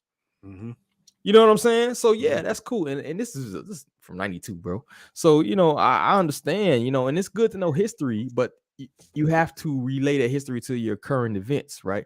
And that's why I spoke on the 5 civilized tribes. You know what I'm saying? And what they did, and how they were able to be called the civilized tribes. You know what I'm saying? So you have to take that with a grain of salt. I was thinking it was a room earlier with a lot of these Aboriginal these newly found Aboriginal Black Americans, right? They tried to go into a clubhouse, I think, space, and with some actual people who were on the reservation, and he's like, "Yo, bro, y'all not Native Americans. Like, we don't claim y'all." You know what I'm saying? And it was very, very eye opening. I've spent time with the Navajo Nation. Very cool people, man. They was one of the tribes that didn't want to consider civilized, right? And they very, you know, a lot of them are very melanated, but at the same time, they'll tell you, like, yeah, you have a different history. You know what I'm saying? We may rock with you, you know, if shit hits the fan, we may get down with you, but you not us. You feel me? And we need to do our own research and study into that, and things of that nature. So, you know, I don't know really to take of the video, and it was a good story, you know. But so Luro and Kevin Carey had to go, so it's just us. Mr. Untouchable, and then after that, gas him up. Yeah, just quickly. There are some brothers who don't believe that they ever came from Africa. Yeah. Black, just like you and me. You know what I mean? They say, in particular, the brother who has invited on the show, in his thinking, he believes that he is a North American Indian, and slavery now. He would ask you where the slave ships on them kind of levels. You know what I mean? So my reasoning, my rationale was to at least expose the brother to more information, just for the sake of him. You know what I mean? Just for the sake of him, because I feel like sometimes exposure is what some brothers need sometimes. So it might not be beneficial to everyone, but for the person who I had intended for this particular video, it may have been helpful for him. He won't care, bro. He's in his own he's in his own version of the simulation. That's true, but and some brothers them are on their own world. You know what I mean? But I would, for me, I still have the responsibility of throwing the rock. You know what I mean? I still have the responsibility of still giving the information, bro. You know what I mean? The folks that talk about where the slave ships can never answer where is the Nina, the Pinta, and the Santa Maria, right? Gas them up. You saw the video. You see the prompt. What do you think this letter was saying to the Black Aboriginal brothers and sisters? I think that if I were a Black Aboriginal, I would say that the Dutch had a contract with the ancient Moors in Morocco who signed a deed with the IRS, which actually means that the land known as the United States or Amorica belongs to them, and that the Nile River is really the Mississippi, and that yeah, I mean, this stuff when you really start to just listen to them, it's just like okay, it turns into this rabbit hole. Yeah, Hey, it goes deeper and deeper with them. word, brother. I had one just to, to hit up off what you just saying, man. And they was talking about how Kemet was really like Arizona, and how the pyramids and everything over there in Egypt is actually like fake. And I'm sitting there like, yo, y'all give white people so much. The logistics it would take Man. to put Sphinx in pyramids and fill these things up with jewels. Hey man, hey, and these dudes that say the Mississippi is the River Nile, man. So I gotta do it, bro. That's what I said. If I was an actual white man. supremacist, I would just go on Black Twitter and just get my feel every day. Like, oh my God, look at these. Like, my self-esteem is so boosted right now. Like, they literally think I like, and it's historians that can document everything that the ancient Kemet or Egyptian empire, as you want to call them, did, right? You can go through history and it's documented by these historians that are legit, and they'll still be like, yo, it was in Arizona. There's some lies. Yo. It's like, oh, yo, it's pyramids in Arizona. You can go. Well, go see them then. Show me. Go take a picture right now. I want you to go to the Grand Canyon and go take a picture of these pyramids that are in Arizona that's filled with ancient Egypt facts, and then go to Egypt and show me how fake these huge structures are. Like, it's ridiculous, yo. Get a passport, yo. Touch some grass, yo. It's getting ridiculous. You know what I'm saying? I feel you on that. Someone go ahead. Yeah, no, I'm just saying, the stuff that they say. There was actually a lawsuit. I mean, I believe it went up to one of the courts. I forgot which court dismissed it. They made an argument that George Washington didn't exist, or he stole his name. He was originally an Aboriginal named after George Washita, the Washita people. Halito is a Native American. The English word hello is a corruption of the Native American Halito, and that the Constitution was taken from the Native Americans. So I mean, at this point, like I said, I don't argue with them on that. I tell them, sure, can you give me a culture from what you're saying? I agree with you. You're not African. Matter of fact, I don't want you in Africa. Stay in America. But while you're in America, can you create a culture? And that's what I think we should hold them to. Trying to educate them about the history is a waste of time. Hold them to the prerequisites is how are you going to, this Aboriginal culture, what is it going to look like? Are your girls going to be out there naked? Are your boys going to continue gunning each other down like they're doing now? How are you going to really have a community? And that's when, you'll hear crickets. Absolutely.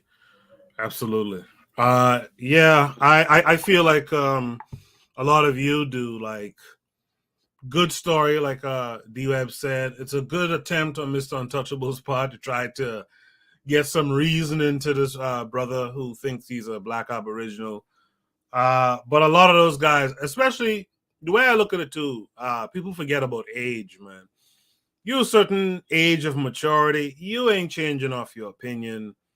You could have Amon Ra come and fall on one knee and explain it to you, and these folks still won't believe what's being said. So you just gotta just leave them be. In the chat, the pro-Black perspective says, what do they think the River Nile is then? Well, they probably think the Nile is the Mississippi and the Mississippi is the Nile.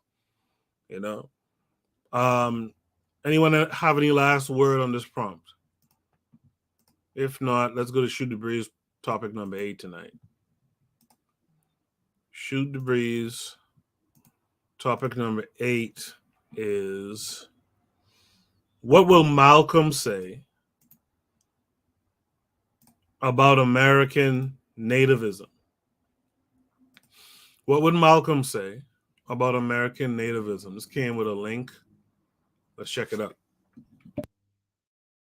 The propaganda of the American government is skillfully designed to make our people think that our people back home don't want us. Government propagandists tell us constantly, Africa is a jungle. Africans are savage and backward. They have no modern conveniences, and you're too much like us white folks. How could you live comfortably back there? This propaganda is government strategy against the Honorable Elijah Muhammad, realizing that his mission is to teach our people the truth about our own kind, clean us up, and then return us to our own land and unite us with our own people. The American government turns us against our own kind in order to keep us from making a mass exodus out of this country where we can live at home among our own people. Therefore, the Honorable Elijah Muhammad says American propaganda is designed to make us think that no matter how much hell we catch here, we're still better off in America than we'd be anywhere else. They want us to think we have no place else to go. And many of our so-called intellectuals who pose as our leaders and spokesmen actually believe that we have no place else to go. So their solution to our problem is that we stay here and continue to catch hell from the American white man. But the only permanent solution is complete separation or some land of our own in a country of our own. All other courses will lead to violence and bloodshed. It will lead to the destruction of America, and it will also lead to the destruction of our people who fall for it. 20 million ex-slaves must be permanently separated from our former slave master and placed on some land that we can call our own. Then we can create our own jobs, control our own economy, solve our own problems, instead of waiting on the American white man to solve our problems for us. The Honorable Elijah Muhammad teaches us that on our own land we can set up farms, factories, businesses. We can establish our own government and become an independent nation. And once we become separated from the jurisdiction of this white nation, we can then enter into trade and commerce for ourselves with other independent nations. This is the only solution. The Honorable Elijah Muhammad says that in our own land, we can establish our own agricultural system. We can grow food to feed our own people. We can raise cattle and use the hide, the leather, and the wool to clothe our people. We can dig the clay from the earth and make bricks to build homes for our people. We can turn the trees into lumber and furnish the homes for our own people. He says that we can dig the natural resources from the earth once we are in our own land. Land is the basis of all economic security. Land is essential to freedom, justice, and equality. Land is essential to true independence. And the Honorable Elijah Muhammad says we must be separated from the American white man, return to our own land where we can live among our own people. This is the only true solution.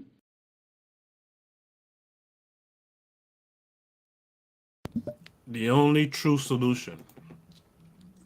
What would Malcolm say about American nativism? Well, you just heard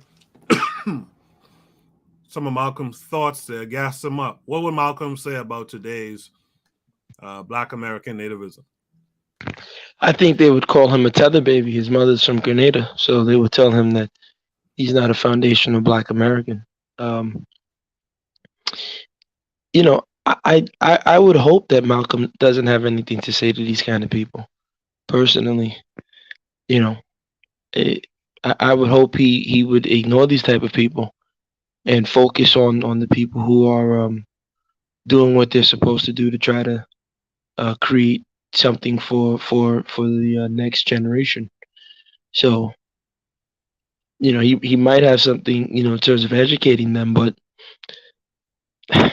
I think it's kind of like I think what's happening is that blackness is slowly being usurped by white people, and black people in America are trying to hold on to it, and so the nativism is an attempt at doing that. I think maybe in the next 20 years, 30 years, you'll see the same thing with Africa. There was a bill recently trying to be passed in Nigeria where because in Nigeria, if you're a man and you marry a foreign woman, she becomes a citizen. But if a woman marries a man, that man is not a citizen. Well, they're trying to change that. And I said, okay, well, they're trying to, these Nigerian girls with jungle fever, they want to make sure they can bring in their white daddy. So in the next 10, 12 years, some white guy from Ohio or New Zealand can say he's a Nigerian too, and he's entitled to the full rights. So they're slowly starting to encroach on being African. They've already encroached on being black, and I think the nativism is an ill attempt at trying to conserve whatever is left of this thing called blackness after the vultures have ravished the body. So you know, it's tough.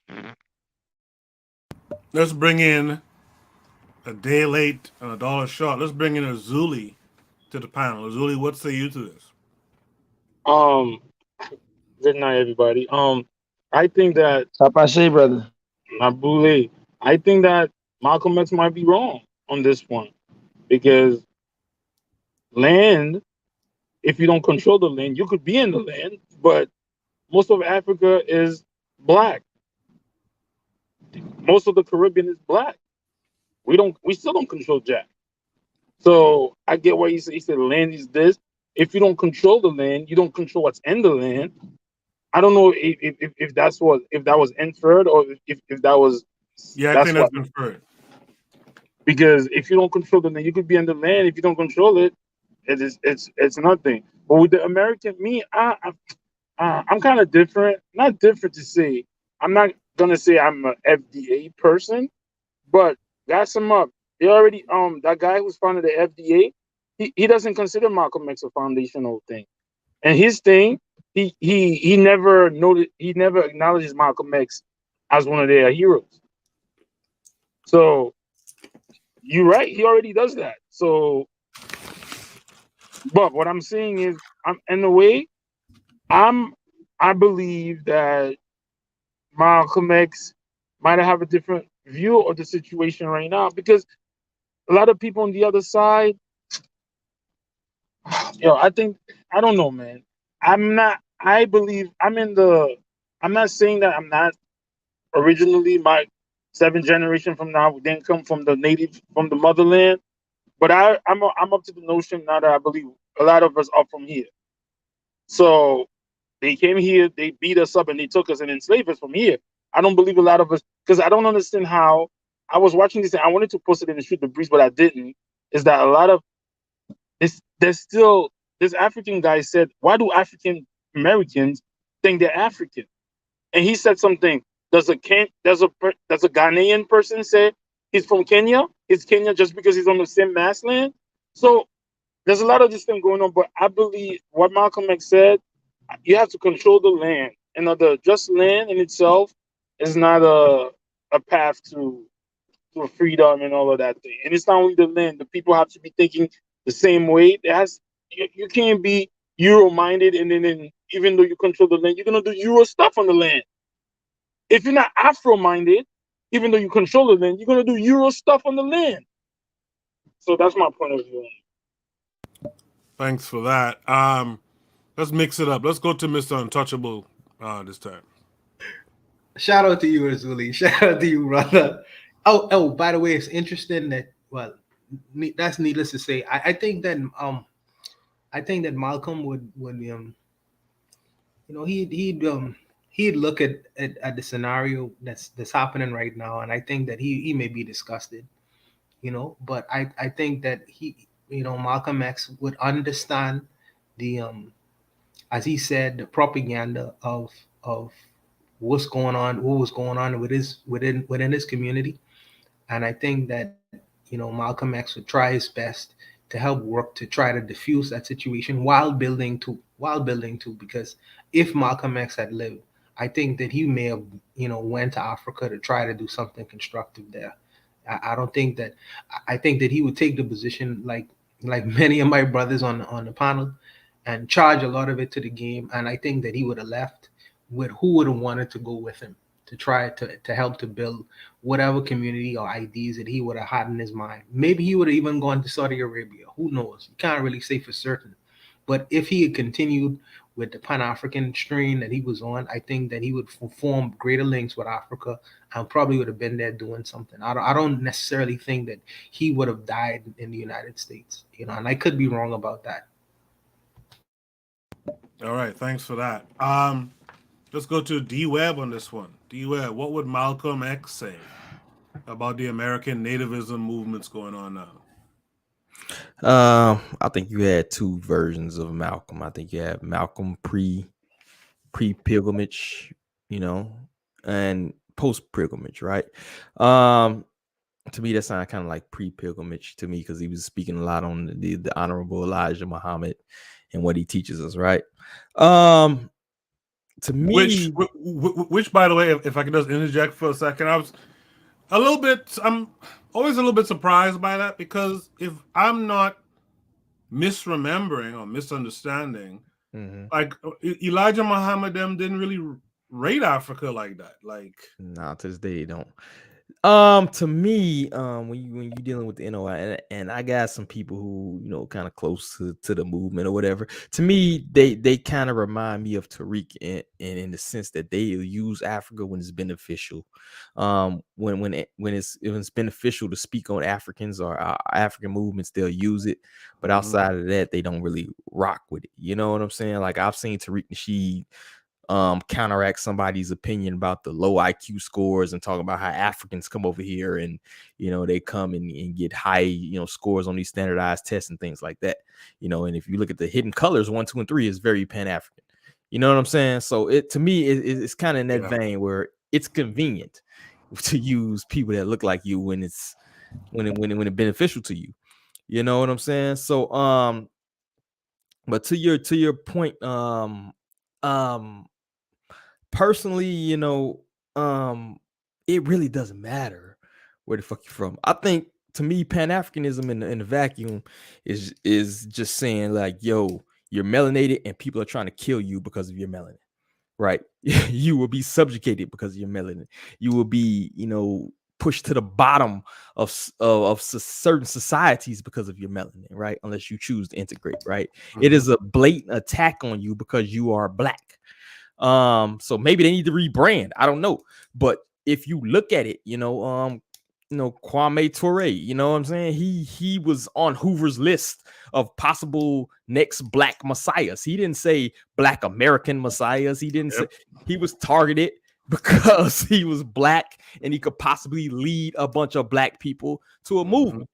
Same thing with a lot of leaders. They didn't target them because they were black American revolutionists. They targeted them because they was black, period. If you can move black Americans, if you can move, particularly if you can move people on different planes of continents, different walks of society, and unite them, you were on the FBI's list. You're on the alphabet list. You know what I'm saying? So to me, it's kind of an asinine thing to even debate. Like, it don't matter, yo. It do not matter, yo. It doesn't matter. You were targeted due to your phenotype. Nothing else, nothing more. So why sit here and try to divide yourself when the people who are attacking you don't care where the hell you come from? You feel me? So I don't know, man. That's all I got, bro. I got it. Thank you for that. There's no last words on that topic. I have a question, but don't you think? Okay, I'm not trying to defend, but don't you think it's important to find out what if? Because all the thing that they told us that most of us are from Africa is what they told us. So if somebody's doing the research that says that maybe 10 generation we are from this side, isn't that something that we should still entertain? Because we cannot say that education came from them. Who told us that we were from Africa? Let me throw This this is out there, bro. it, Let me throw this what? out there, bro. Let's say Joe Biden gets on TV tomorrow, says, Mm-hmm. yo, all of you black Americans, y'all are really from here and y'all are not from Africa, right? Let's say anybody, whatever, Dr. Fauci, whoever these Negroes like the most, gets on TV tomorrow and says, yo, as of Sunday or Saturday, April 9th, 2022, all of you black people, y'all really aboriginals from America. And, we just lied to y'all for the past. What's going to happen on Monday? Negroes still going to go play in the NBA. Negroes still going to play their fucking taxes. Negroes still going to go shop at Publix. They're going to still buy the foreigns. They'll be, that's cute. I knew it. And they're going to still do the same fucking thing they did Friday and do it on Monday. You know what I'm saying? So to me, I really don't even see a purpose as to hiding anything because you niggas ain't gonna do shit. The world can be flat tomorrow. Niggas ain't gonna do shit. You know what I'm saying? Like, it doesn't matter. Why even use all of this thing to hide your history when even if you knew your true history, I still got you by the balls. I still controlled you financially. I still have a bigger military than you. I have nuclear weapons than you. Like, you still love my entertainment institution. It doesn't even make sense. Why would I even spend that effort to do that? You know what I'm saying? Because you ain't gonna do shit about it. So to me, it doesn't matter. That's why they revealing aliens right now. Oh, they had show after show about how now, it's UFOs. It's unidentified objects in the sky flying above you every day. That's Main Street. That's not even a conspiracy theory no more. Mm-hmm. What do Negroes do about it? What do people in general do about it? Nothing. Okay. So what Will and Jada doing today? You know what I'm saying? Like, I think people are so dumbed down. It wouldn't matter what you reveal to them. They still are in the matrix. They in the simulation. They gonna keep doing what they did. They lemmings. So to me, it don't matter. Maybe that's me being a pessimist, but that's how I feel about it. Yeah, I pretty much agree with that take as well. We'll make that the last word for that prompt. Let's get to Shoot the Breeze topic number 9 tonight. Shoot the Breeze topic number 9 is, what is black redneck culture? And it's funny that this was posted to the Discord because someone who I respect on, for Twitter, kind of subtweeted me on this. But I'm not going to call names, but a guy whose name I can't remember, he tweeted something about like how white folks want to control black culture. And, my response to that was, well, are you sure your culture is your culture? # cracker culture. And cracker culture is what this topic is referring to, that black redneck culture. And then the person who I regard tweeted something like, people want to talk about Thomas Sowell and cracker culture, not realizing he posted these 2 books that I am familiar with. And he said, well, in these 2 books, it shows, basically he's saying that those 2 books show how black culture in America comes from African spirituality and stuff like that. But the thing about it is, I'm not saying that African American culture doesn't come from Africa. That'll be lunacy. What I'm saying is that the degenerate behavior that we see a lot and that's promoted a lot is old white, what they call redneck culture, white Celtic culture that black folks picked up, and you can see it. You can see it like in the Caribbean, as a matter of fact. We like playing these card games, whist and all this old shit. Like, where'd that come from? Who made those games? It's some white folks. We got that from low British culture, if you will. But anyway, this prompt came with a link. So yeah, I'm not saying that Black American culture is not influenced by African culture, of course. But some of that degenerate shit is the same degeneracy we saw in white culture. Let's tune into this video here.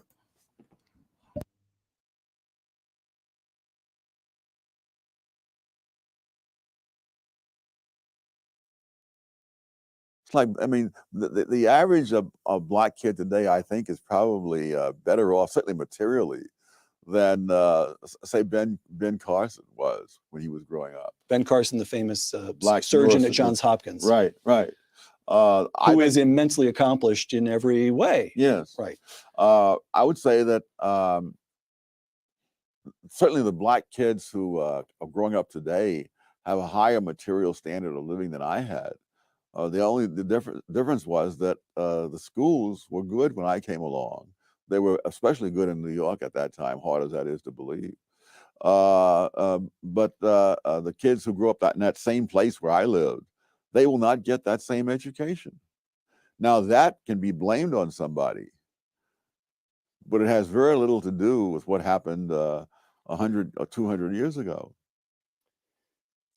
And it's true in other countries. I mean, in Nigeria, for example, there's a tribe, the Igbos, who are living in one of the least fertile parts of Nigeria, who were in fact enslaved in centuries past by other tribes and so on. When the British moved in and set up schools, the Igbos went for the schools. By the time Nigeria became independent, the Igbos had climbed above the other groups that had been ahead of them to begin with. But there are all kinds of cross currents of factors. The particular culture or the particular geography, you run through the whole list of them. You cite in Intellectuals and Race, you cite an observation by the intelligence expert, IQ scientist, James Flynn, that just stopped me cold. After the Second World War, you've got large numbers of American troops remaining in Germany. For that matter, there's still several tens of thousands there today. And both Black and white American soldiers had children with German women. And Flynn discovered that those children growing up in Germany showed no IQ differences at all. The Black kids and the white kids, the same. Quoting Intellectuals and Race, Professor Flynn concluded that the reason was that the offspring of Black soldiers in Germany, and now you're quoting Professor Flynn, grew up in a nation with no Black subculture, close quote. Which means what? Which means they experienced exactly the same expectations. Is this No, the expectations are external. The culture in which they grew up was not the culture in which Black kids grew up in America today. So they had. There's no gangster rap that was pervasively available in Germany. So here's what I'm getting.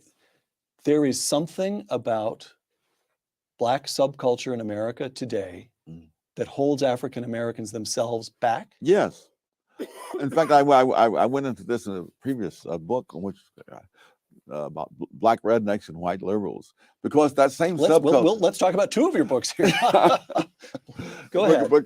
Because that very same subculture held whites in the South back as well.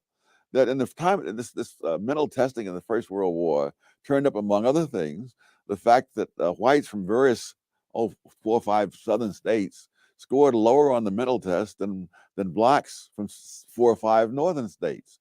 And so it really was a question of the subculture that was there, which was a handicap to both. All right. And so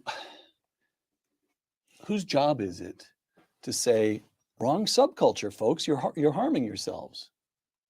Well, I would think in an ideal world that intellectuals might take on that task, but the world that we live in, I've noticed, is not ideal. All right. What is to be done?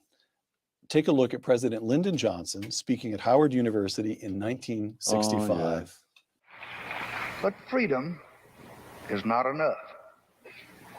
You do not wipe away the scars of centuries by saying now, you are free to go where you want and do as you desire and choose the leaders you please. You do not take a person who for years has been hobbled by chains and liberate him, bringing up to the starting line of a race, and then say, you are free to compete with all the others, and still justly believe that you have been completely fair. It's pathetic. It's not a question of, there's no you who has the control to be completely fair or completely unfair. I mean, the circumstances are. So someone once criticized the mental tests on grounds that the tests were unfair, and I think it was David Reisman who said the tests are not unfair. Life is unfair, and the tests are measuring the results. But who has control of life? Who has control of the past? Who has control of the culture that people have in the present, which they've inherited from the past? So Lyndon Johnson, in fact, although good liberal that he was, at least in regard, Lyndon Johnson had a complicated career and changed positions on issues many times. But good liberal though he was at that moment, he was in fact engaging in a breathtaking arrogance. Yes. On two counts. One, that white people were the ones who were responsible for where black people stood in the race, that it was up to whites entirely. That blacks, as he described, I'm putting this to you, that black people are passive, they're acted upon. That's right, that's right. And then the second act of arrogance is the supposition that somehow the federal government could fix it. Yes, it is staggering. But if you wanted to be charitable, you could say, well, he said this in 1965. But if you say, all right, why are people now repeating it in 2013 when we've had nearly half a century of experience to the contrary? And if you look within the black community, those blacks who had escaped what I call the black redneck culture, they've moved on. So, but it's the culture the different parts of the black community had that were different. Daniel Patrick Moynihan, in his famous 1965 report entitled "The Negro Family: The Case for National Action," close quote. Longish quotation, but it gets to something, I believe. Moynihan, the fundamental problem is that of family structure. The Negro family in the urban ghettos is crumbling. A middle class has managed to save itself, but for vast numbers of the unskilled and poorly educated, the fabric of conventional social relationships has all but disintegrated. So long as this situation persists, the cycle of poverty and disadvantage will continue to repeat itself, close quote. When Moynihan wrote those words, the illegitimacy rate among African Americans was 25%. Today, the illegitimacy rate among white Americans is 36%. Among Hispanics, more than 50%, and among African Americans, more than 70%. Yes. Aside from throwing up your hands in despair, what is to be done? The first thing to be done is to understand that this was a result of policies begun in the 1960s. This is not a legacy of what happened 100 years before the 1960s. The breakdown of the black family is not a legacy of slavery. No, if you the classic study of this goes all the way back to the era of slavery, and they find that most black kids, even under slavery, had lived with two parents, and that was true all the way up until the 1960s. And so, if you really want to find out what's changed, it has changed since the 1960s. And the fact that whites now have a higher rate of illegitimacy than blacks had when Moynihan wrote suggests that this is something that spreads out. But if you look at something else, if you look at those blacks, and look at black husband-wife families, the poverty rate among such families has been in single digits every year since 1994. And so if you look at the external causes, why the husband and wife families and the welfare single mom families all are facing the same society and objective things, but the results are radically different because the cultures and values are different. So you would roll back welfare. I guess that's the principal policy. So what would Tom Sowell do? One, you'd eliminate welfare, you'd reform welfare. What would you do? Roll it back. All right. And what about affirmative action? Eliminate it. Just gone. Yeah. Colorblind policy completely. All right. What prospect for that do you see? None. No black leader. of any standing? I'm talking about a political leader as opposed to an intellectual such as yourself. You've got, well, there's you, there's Walter Williams. Do you get the sense that there's a growing generation, a rising generation of African-American intellectuals who say, enough of this, I'm with Tom Sowell? Well, I don't know if they'll go that far. There's no point. That would be asking a lot. There's no point being reckless.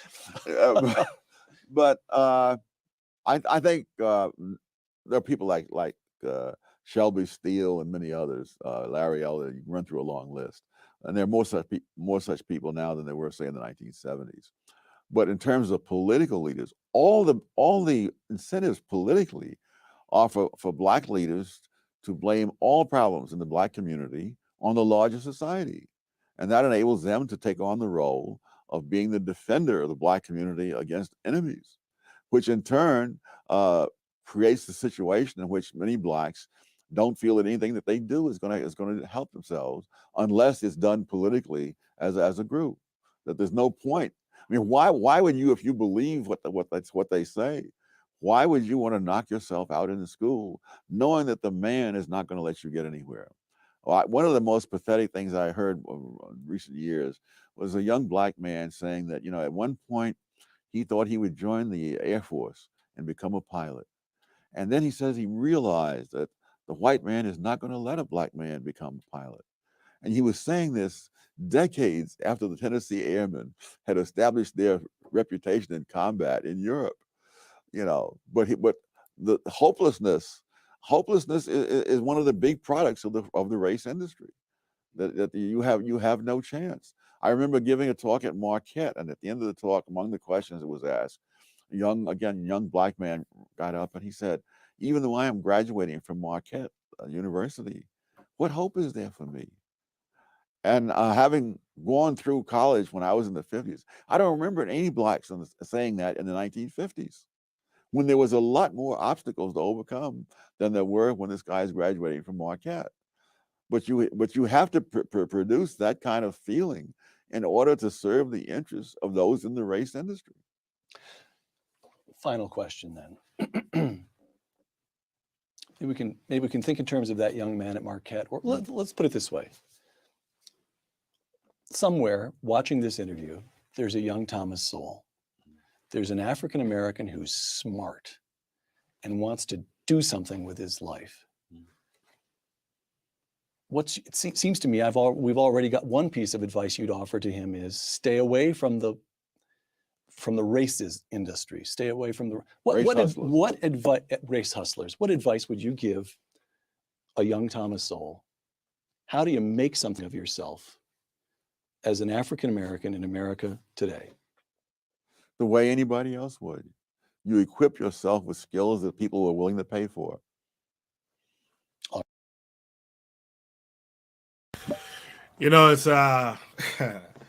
It's almost art how these white guys play so dumb, right? While this Black guy jabbers on, but it's just so artful. Zuli, you saw that video. You see the prompt. What is Black redneck culture? I don't even know what's like Black redneck culture. Like, I don't understand. Are we saying like is soul food Black redneck culture? Is that part of the? But I'm not really a big fan. Admittedly, the video didn't get into as much of the redneck culture stuff that Sowell has put out there. But essentially, the idea is that Black folks in America, when we say things like it came up earlier, acting ghetto, or the kind of music that we put out, the cultural product, if you will, right? The idea is that really and truly, that was Black folks doing that Black mirroring thing of white culture, low white culture, right? This particular group out of Britain, I think it's the Celts, that they did. They denigrated their women and sang songs, created music that was foul, and and so like to play card games, like the example Soul put in that book there that they mentioned. He talked about like black folks have this like preoccupation with card games, and if you can't play cards, like Joe Biden said, you ain't black and all that kind of stuff. But when you look at those card games, like I said earlier, like those card games are British games. You know what I mean? We didn't come up with that shit. We didn't come up with those rules. So a lot of the degenerate side of Black American culture, I think Thomas Sowell would try to say, is just black folks mirroring a low white culture that has since died out now. And I would add to that, they gravitate to that shit, which is why they spend the most money allegedly on hip hop and all this kind of stuff, right? So it really comes from them. So then I would also ask, well, what is black culture then? Right. So that's the idea, Azuli. So you could, comment to that. So, like, if I would go with the music, rap was never like that. When rap came out, rap was never a raunchy. So this is, I can agree. Like, rap culture is a cause of the racism that happened. So we could really say that racism created rap. But when rap culture was out, it was never raunchy or like that. So what I would disagree with Saul is that I'm just using rap. When rap first started, rap was not like that. Rap was about having fun and then also about exposing the political, social, and economical injustice that a lot of brothers face. But then when it was picking up steam, they purposely infused it with that. So why is Saul not saying that a lot of that culture is promoted on purpose by the dominant culture? Right. So why is he just saying that we just picked it up just like that?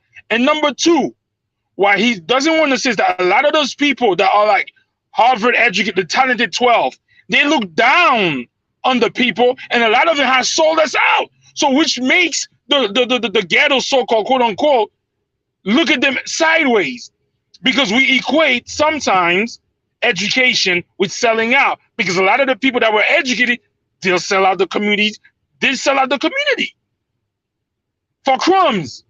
So I'm not gonna say that. I get what he's saying is that a lot of a culture, like the ghetto culture, of course they'd be like, but I don't want to. I don't like them to. I don't. Azuli, you cut out there. I'm gonna go to gas him up. Gas him up. In addition to the prompt, is Sowell an intellectual mercenary? He probably is. Again, Soul is pretty much Jesse Lee Peterson with a PhD. These guys get on there. He says things. What did he say? I'm quoting here. The white guy said, "The black people like." acted." Go ahead, bro. Go ahead. Yeah, no, that's fine. Just black people. He said black people were acted upon, or the federal government could fix it. But the federal government is the same institution that initiated and allowed slavery to happen, and black people were acted upon. See, people like Thomas Sowell, Hello? Yeah, go ahead, bro. Go ahead. Yeah. So even though they're maybe right in some instances, a lot of times they're set up in order to excuse the excess of the system and what the white dominant community did. So if you were to sit there and say, what about Tulsa? What about Rosewood? What about the lynchings?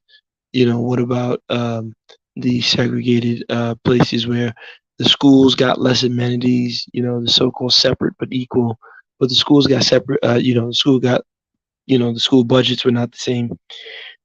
If you press them to talk about that, because they try to make it seem as if, after slavery, things were just good and black people were just, and that's not the case. You had sundown towns. they don't ever press these white boys on these type of conversations, and they don't want to because they'll make excuses. So, Thomas Sowell he is what he is. I'm gonna say this about it also.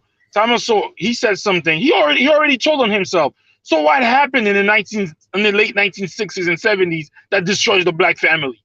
So that was out of nowhere all of a sudden. Because by nature, I think black people are conservative. By nature, we're not liberal. By nature, black people are conservative. It's for the group, betterment of the group than the individual. So what happened in the 1970s, 80s that caused that culture to take a front seat than the conservative culture that we usually know? So he doesn't speak about that. Another thing that he says, oh, we are affected by these but bro, you're affected by this culture. Like, both have bad effects on people because Thomas Sowell is talking about, and he's like, oh, what's the thing? Bring yourself on by your own bootstrap. But that's not an Afro or indigenous people thinking. We are a village raises everybody. So even though, oh, I'm successful, I'm this and that, bro, it's the village that makes you successful, the family unit. So how come he doesn't talk about what happened in the late 1960s that caused this vagabond culture to take so-called, I put it in quote unquote, to take precedent, or not precedent, to take the front row in the black community. Tell us what happened. They ship all the jobs away. Crack era hit. All of that happened. The factory workers that could raise a whole family in there couldn't do that no more. They raised the black unemployment for black men went to the roof, which caused social and emotional issues for the black man in his own home. But they don't want to talk about that. They don't want to talk about the drugs from Nixon's era, the heroin, but more importantly, brother Koku and brother Azuli and brother Mr. Untouchable, what brother Azuli just said, the removing of the factories, where did those factories end up? They ended up in China. That was Nixon going to visit China, and that was the agreement, because H.R. Adelman, who was Nixon's head of chief of staff, said, Nixon said, the problem is the blacks, you just have to target them without them knowing. And so once you remove those factories, the place where labor decided to go, capital decided to move capital away from the United States and go to, China. So same thing with Japan after World War II.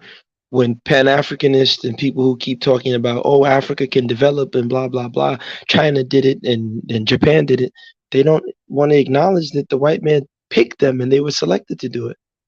Because before Nixon visited them, what was China doing? Nothing.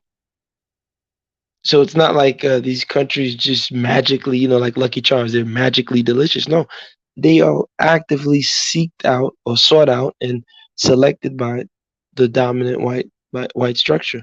And that's what gave the rise. So in a way, one can link the fall of the black community to the rise of China on the global stage. I don't know what you guys think about that. Interesting. That's very interesting.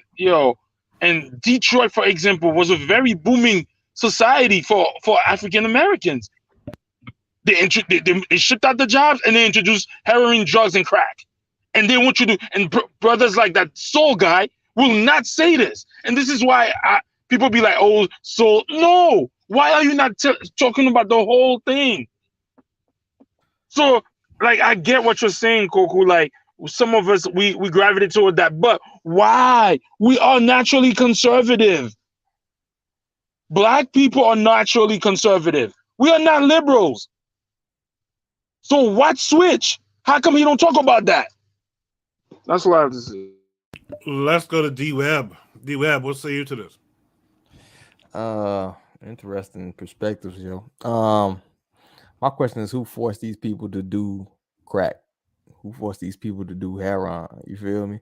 Who forced you to leave your family? You feel me? Those are conscious choices that you have to make. I don't give a fuck what the situation is in regards to your well-being, you have to make a conscious choice that I'm gonna smoke fucking crack and not take care of my family, or that I'm going to gang bang and not take care of my family. I know. You know what I'm saying? So it's weird in that perspective. Zuli, you gotta mute your mic because you have a bad echo coming through. Go ahead, D-Web. And also what we fail to acknowledge when dude was ranting is that in addition to the things they mentioned, he really was alluding to the social safety net programs. And if you know anybody on, I haven't talked with sister earlier that and I know to this day brothers that have to hide they shit in their woman's house because if they find a man is living there, they can't have their Section 8. They can't be under Section 8 anymore. You know what I'm saying? So you have these social safety net programs, which is designed to get the black man out of the program. What he was alluding to was the election of John F. Kennedy. John F. Kennedy was everybody's hero, right? John F. Kennedy instituted a lot of these social safety net programs, which at they face value seemed like they were great, but they were really designed to keep you under the thumb because the person who controls your livelihood, the person who controls whether you live or die and where you live at and your housing situation is actually your master. You feel me? So that's kind of what he was alluding to. You know what I'm saying? He wasn't necessarily alluding to the fact that, cracking it. Now, he was alluding to social safety net programs, and he's a fucking like a libertarian type dude. So he's gonna allude to that. You know what I'm saying? So even if we go to a lot of the social safety net programs, it's more white people on welfare than black people. It's more white people on Section 8 than black people. It's more white people on WIC than black people. You know what I'm saying? Snap and all that shit. Yeah, that's not even conducive to us. You feel me? So I also think the dude's interview kind of was a condescending asshole because every time he says something, yeah. I'd have slapped him. But but that's what. And even if you want to go to like, all right, let's say from 1880 through the Reconstruction era through, let's say, the beginning of the Civil Rights era, you still had a majority, despite being bottom of the barrel in terms of financial situations, you still had a majority of black families or higher percentage of black families being a two-parent household, as opposed to 2022, which 2022 was supposed to make so much progress where you actually have the bottom of the barrel in terms of two-parent households. You know what I'm saying? And we already know the difference it makes when you have a father and a mother in a household as opposed to just a single parent household. So to me, you have to kind of weigh the benefits of this individual mindset versus this village to raise a child mindset. Even to have a village, you still need a damn father in the fucking household, right? You still need a two-parent household, right? So you can have a village all you want, but we don't have the basic tenets of the nuclear family. Then so that's where the debate lies at to me. So that's I think what he's talking about in the terms of the black redneck culture is us succumbing to this the thing they have here where we're more so the woe is me mindset, the victimhood mentality is what I think he was referring to. Anyway, before I go to Mr. Untouchable, let me ask you really quickly. Do you know, 'cause I've never heard what the justification was or is in that welfare thing where men can't be in the household. What's on the books for that? What's the justification for that rule? Because you have to account for the incomes. Also, if the man is in the household, it has to be these programs are intended for single mothers, right? So if it's a man household, that man either has to be on child support or he can't be, you know what I'm saying? So it's like I said, these social safety net programs are intended for single mothers by themselves. So if there's a man there, he has to be earning a certain amount of income for you to qualify. Like you can't even qualify for it because it's like, yo, you got a dude here, you know what I'm saying?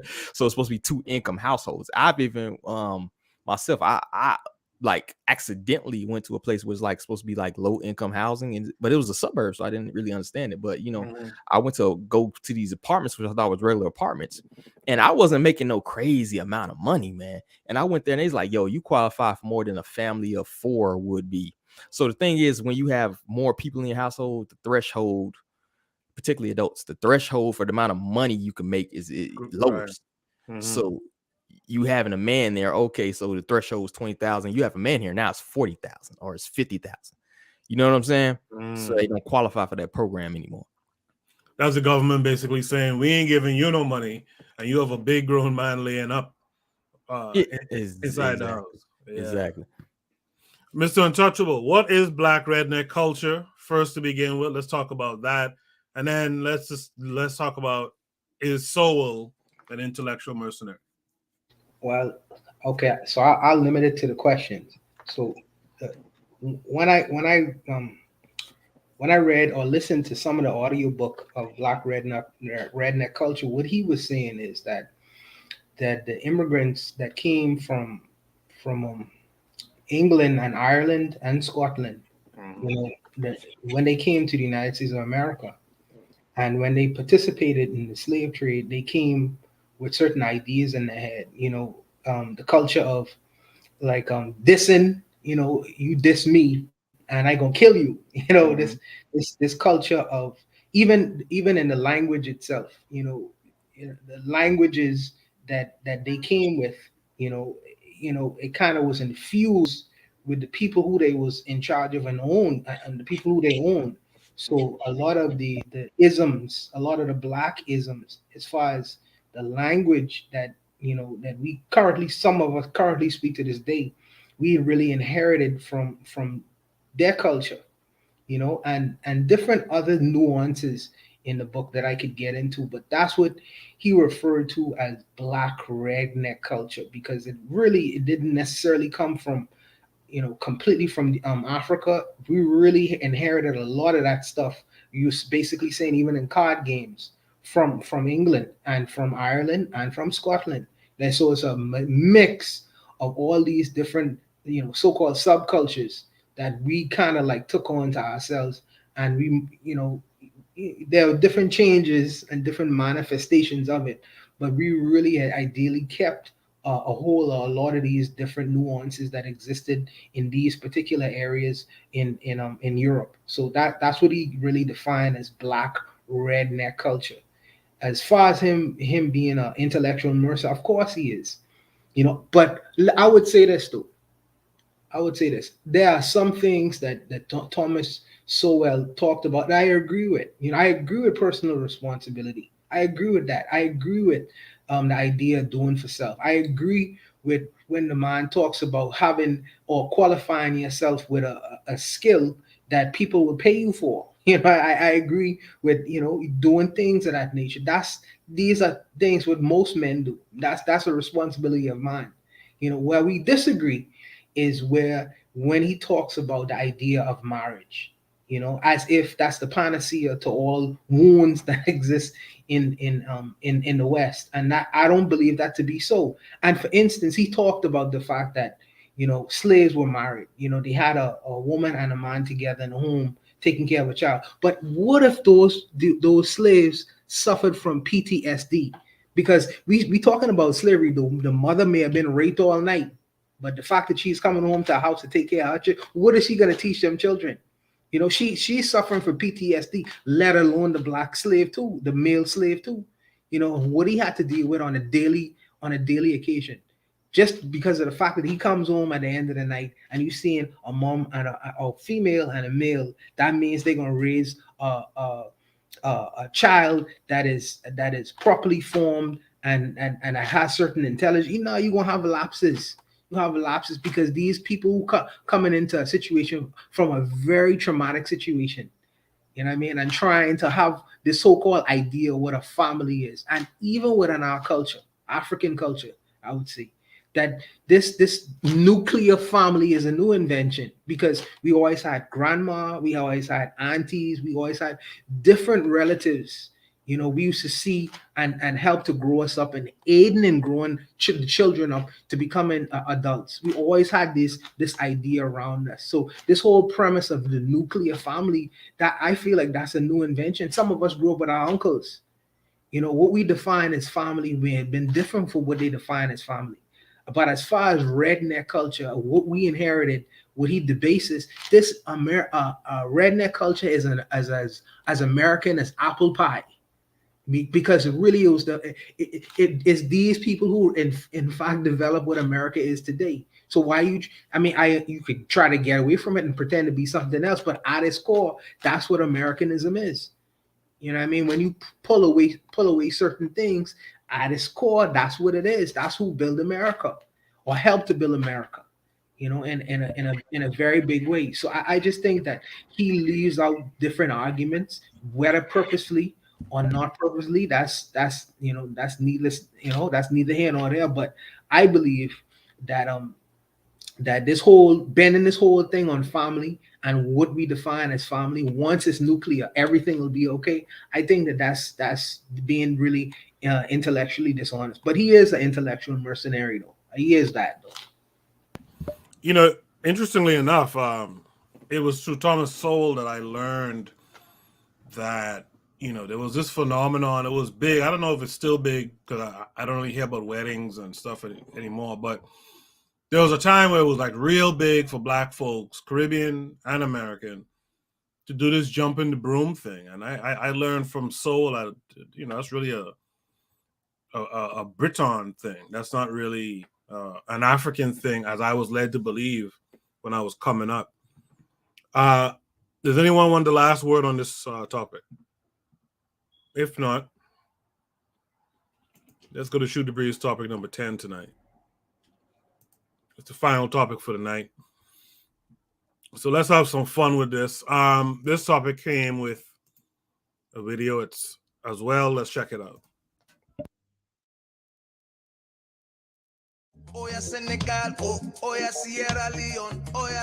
right, it's your girl Kia from Worldviews, and I'm here to tell you how you can start your business in Kenya through our local company, Views of Africa. So we're here on our main page, Worldviews. Click the business tab. Once you click the business tab, it will redirect you to our Views of Africa page. Scroll down to the bottom, and you will find our Views of Africa Business Center. We offer 3 standard business packages. We have our Deluxe, Royal, and VIP.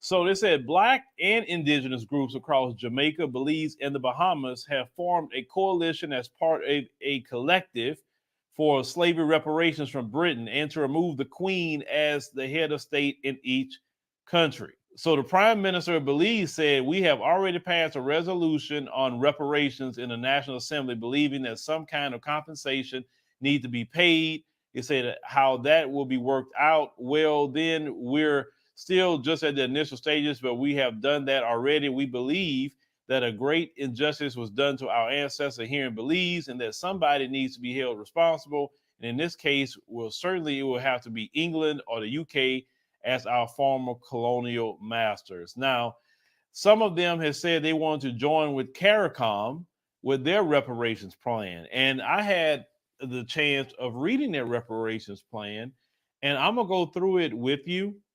Now, I'm understanding why CARICOM here is trying to wedge their way into our reparations fight. I kind of see it now because I'm going to go through the 10-point reparations plan they had, and I'm going to tell you ahead of time, it's shocking. It's shocking. Oh, it's shocking. So let's get to this. Now, I will tell my brothers and sisters in Jamaica, Belize, Bahamas, do not follow the CARICOM 10-point reparations plan. Your brother about to go through it. And this is why we are fighting for reparations, and we telling you reparations is cash payments. But let's get to what CARICOM came up with and why y'all need to reject that before you get screwed on reparations. So here we go. Point number 1. They want an official apology from slave trading nations. What an apology going to do? What apology is going to do? Who cares about an apology? I don't want no apology from these people here. I don't need an apology. What's an apology? That's hot air. That doesn't do nothing for me. That doesn't do nothing for the people. Number two, they say they want support for repatriation and resettlement programs for those that want to live in Africa. Oh, God. Listen, I believe in moving to the continent if that's what you choose to do. I believe in that. It's not reparations, CARICOM, to say you want the UK to support repatriation and resettlement programs of those people that want to live in Africa. You can do that with your own individual governments. That's not reparations. And I'm a big proponent of Africa. And I'm telling you, that's not reparations. Let's go to number three. Creation of Indigenous Peoples Development Program. That's not reparations. That's something that your governments can do on your own, CARICOM. What are you doing? Let's get to number four. Support of Caribbean cultural institutions such as museums and research centers.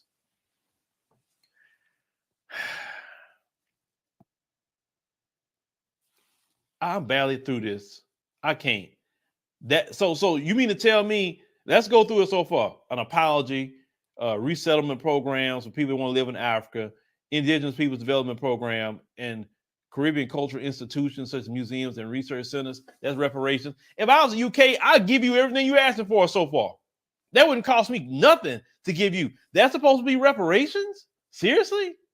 Let's continue. Number five, public health programs to address hypertension and type 2 diabetes. Y'all, this is the part of the 10-point reparations plan. Don't y'all got doctors on your own countries to address hypertension and type 2 diabetes in Black people? Don't you got nutritionists that can address that right now? Why is that a reparation for the UK to be getting involved with? Or it gets worse, folks. It gets worse. Number six, creating literacy programs for Black people. I'm just so floored as I continue to read this, because when I read it last night, I lost it. I lost it when I read this. You mean to tell me y'all can't create a literacy program in your own country now? Why is the UK, why would that be a reparation for you? I'm trying to figure that out. Number seven, expansion of knowledge of Africa through cultural and exchange programs. Once again, I'm a big proponent of Africa. I am. You can learn a lot about Africa. Go to Google. You can start. Come to our channel. We talk about Africa all the time. We're going places. We're showing things. You can go and learn on your own. You do not need the UK to create any kind of culture and exchange programs. Y'all can create that. That's not a reparation. Number eight, rehab programs for psychological trauma from slavery and underdevelopment. That's not reparations, folks. You have listed 8 things that has nothing to do with reparations. Number 9, transfer of knowledge of tech and science to Caribbean youth. Once again, that's your responsibility as a government to do that. That's your responsibility. And number 10, reduction of domestic debt and cancellation of international debt. By the time they get to talking about some money, they're talking about cancellation of international debt and reduction of domestic debt. But one thing that this 10-point plan by CARICOM did not do, it did not talk about cash payments to the people. When slavery and colonization happened, they got a mass amount of wealth. It was about money and anything attached to money, gold, the labor they made from the sugar cane and all the different things that they made money from, cotton, anything else that they made money from. It was about cash payments. They didn't get their wealth talking about some program going to Africa. They didn't get their wealth off of no knowledge or no tech and no science. You know what I'm saying? I mean, this is ridiculous. CARICOM, you should feel ashamed of yourself for putting this together and talking about that's reparations. See, one thing we not gonna let you do, CARICOM, or any of you, come in here in our reparations fight and talk about this crap that I just read here. That's not reparations. Reparations is wealth. Reparation is cash payments. That's reparations. Those slave masters got cash. Let me tell you something about the UK. Do you know the UK had a reparations plan for slave owners? Do you know that? And that plan actually ended, I think, around 2014, 2015, that black people in the UK's taxes were going to descendants of slave owners. They didn't give them a knowledge of Europe. They didn't give them any kind of literacy programs. They gave them pounds, British pounds. Reparations is cash payments.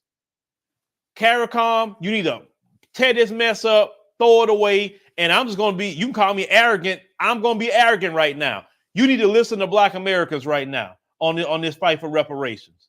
We know what we're talking about. We talking about the grassroots. We're not talking about NCOBRA and all those the Democrat shield organizations that's trying to wedge in everything else but cash payments. No.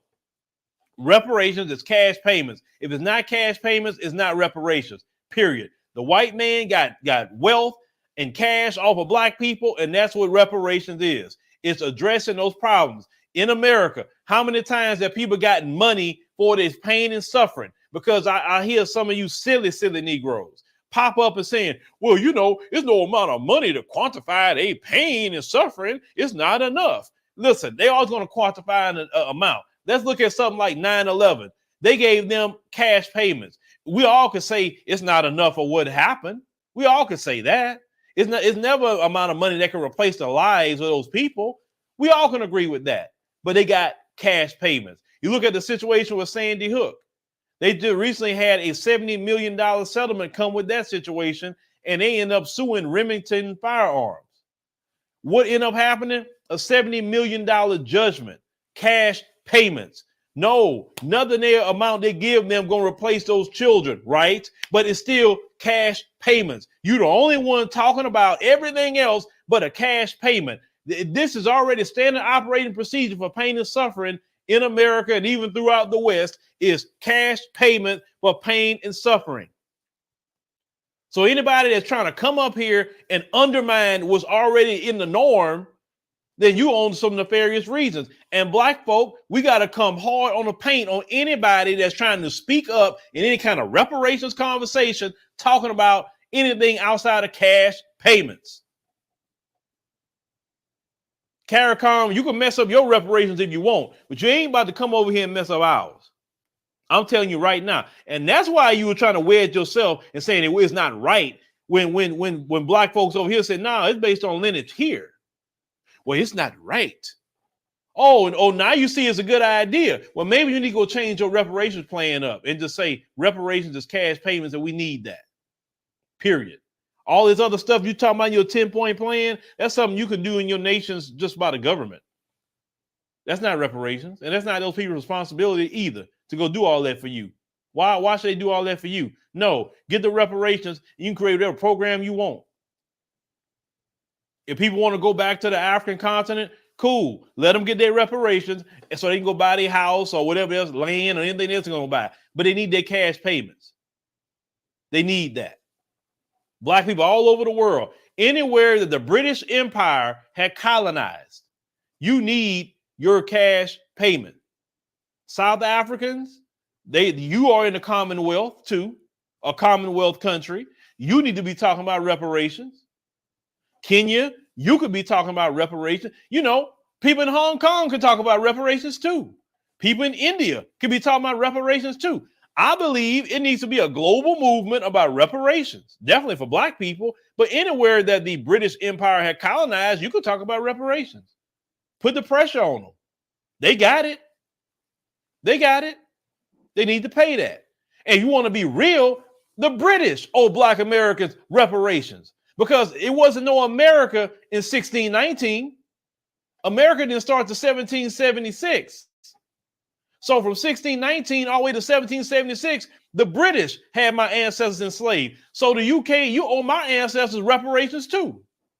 Let's call that what it is. It's not just the American government, it's you too.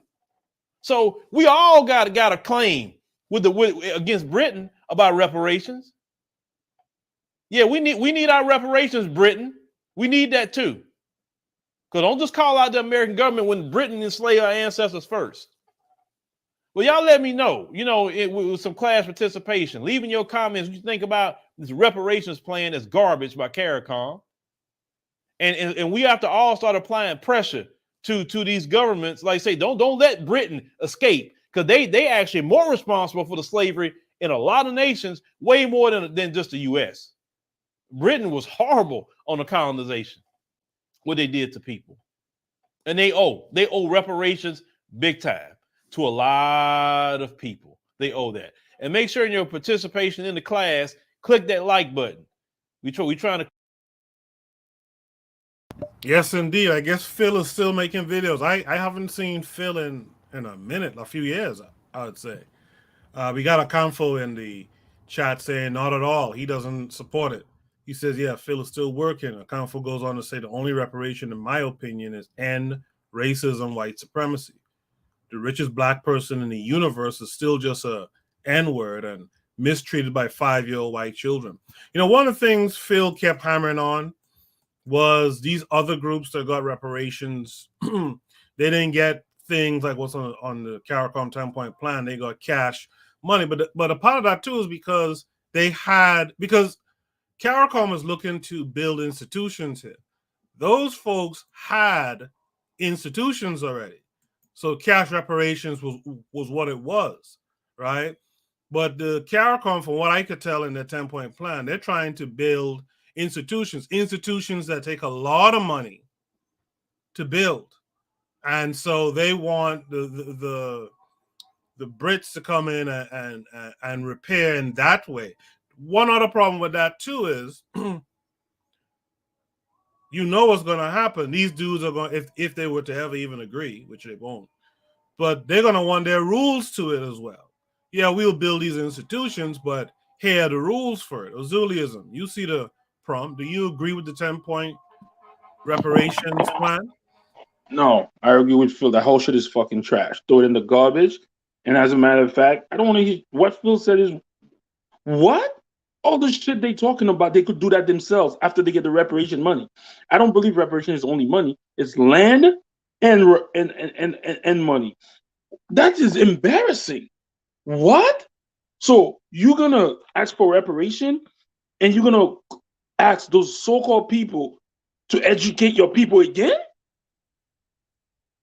What the heck? No, I think it's to actually fund the institutions of education, and then we run it. Once you build it, then we take it and we run it. Why can't you build it? Why can't you build it? Because of the expenses it is to build all those institutions. So nah, that sounds like an IMF loan. A word, I'm gonna build it, but you're gonna hire my own people to build the institution. What? No, well, the difference is you don't have to repair that. So a part of the repair is the demand for how we want to be repaired. And they're saying, from what I gather, they're saying we have these.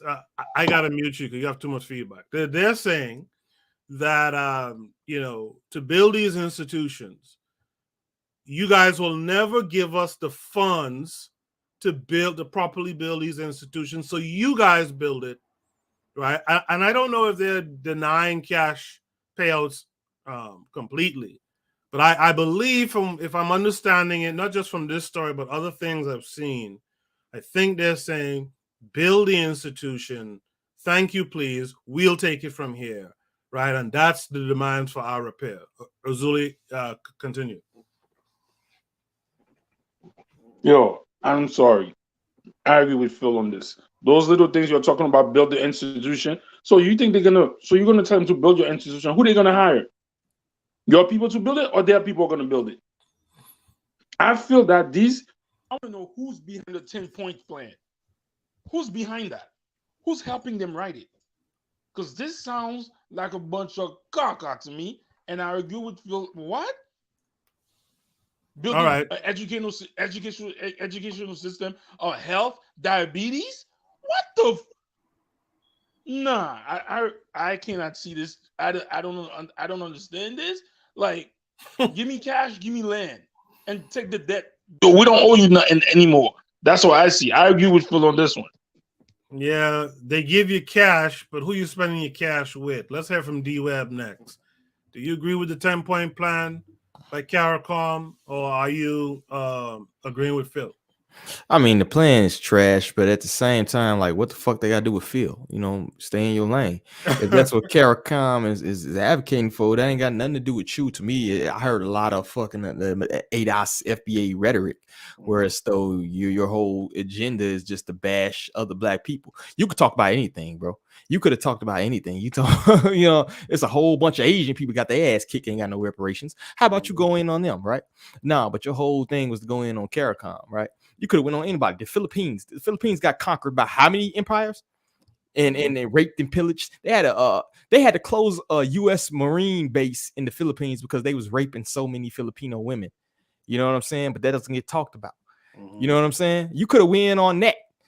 Aren't they owed reparations for that? But no, you chose to go on the CARICOM plan just because you wanted to get views and you also wanted to further the divide. It makes zero sense. You know what I'm saying? It's more this crab in a barrel type mentality. And honestly, it may be unpopular, but I'm not in I think reparations is just like what they call it, like a pyramid scheme. I think it's basically just sliding money from another place. Because honestly, you got conquered. Your people got their ass kicked, and they used you. This has been throughout history. There isn't a people walking the face of the earth that hasn't got their ass kicked, been subject to slavery because they got their ass kicked. This is the nature of people. This is the nature of human beings. Africans have done it. Egyptians have done it. We've done it. We've kicked your ass, and guess what? Hey, Jews, y'all got to work for us for a few hundred years. You know what I'm saying? This is the nature of people. So to me, to sit here and be and whine about why you ain't got nothing because, oh, these people need to up. Why would you expect people to kick your ass to now uplift you? It's the dumbest thing in the world. Makes no sense. It makes no sense to me. I'm sitting here in my brain thinking about it as a student of history as to why the people kicked your ass when now I want to give you money outside of maybe a reparation, maybe a stimulus check for them because they know you're going to spend your money with them, or they know they're going to build your institution. They put their own people in there, like Azuli was kind of alluding to. You know what I'm saying? Or they know they IMF loan. Oh, it's a loan until we say it's not a loan anymore. Or okay, you can get this, but we're going to put a base in your country. That's why the United States of America has bases in like over 100 countries. Yet yells about colonialism. You know what I'm saying? And to me, this dude don't even know his history. He's talking about the British started this. Bro, the British started the slavery trade. That to me, I'm done listening to you. I don't got nothing else to say. Portugal don't exist no more, huh? Yeah. You know what I'm saying? Yeah, Portugal is downtown London, I guess. Big Ben. That's what started the slave trade started. And they was actually one of the first European countries to abolish slavery. Yeah. To keep it a buck with you. I'm not giving no props, but it's history. You know, so to me, this dude's historical and financial literacy is like -1,000. If he was a created character in a video game, his stats would be terrible. You know what I'm saying? So I'm not even listening to what he said. And my final point is slavery was an individual pursuit. You had companies, but it was a capitalist pursuit. Individuals profited from it, who then sold your ancestors to other individuals who profited from them. Go after the individual families, even more so. You can go after the state too as well. But to sit there and say like this whole government is responsible for slavery, you're not going to win that battle in the court system. You know what I'm saying? You have to go about the individual wealth. You have to follow the money. Follow the money. Where does the money go? Which corporations use slave labor? Which families who are now in power had slaves? You know what I'm saying? That's where you're supposed to go to it. But bro, the president owns slaves. The founders go after the president. Then go after the president. No. So what you're saying is that it's an individual. We have to go after. It's in the fabric of the foundation of the country. Okay, and you got what do you mean? Go to my first point, bro. Go back to my first point. You got your ass kicked. Your people got enslaved. The only thing you lost begots blood is blood. You can't even, and then you're finna get money from the same people who created the same fake ass fiat financial literacy, bro. IMF. We spoke on this, right? I get what you're saying, but I'm solidly going on the point of to get reparation. I know nobody's gonna get reparation, but I'm saying if I'm going with what he's talking about, what they're talking about in there, you saying go after but it was the whole thing is in the fabric of those countries. When you So, bought a how slave, could you choose it which don't people matter, to go bro. after? It's slaves to this day. It's slaves to this day. It is. I don't understand this whole fabric in the country thing you're talking about, because every country, every country uses the bottom to build themselves up. They exploit the bottom to this day in That's a fact. 2022. So to me, it's like it's a loser argument. If you don't want to be a slave no more, you kill. You Haiti. You from Haiti, bro. What did Haiti do? They're still slaves, bro, even though they fought.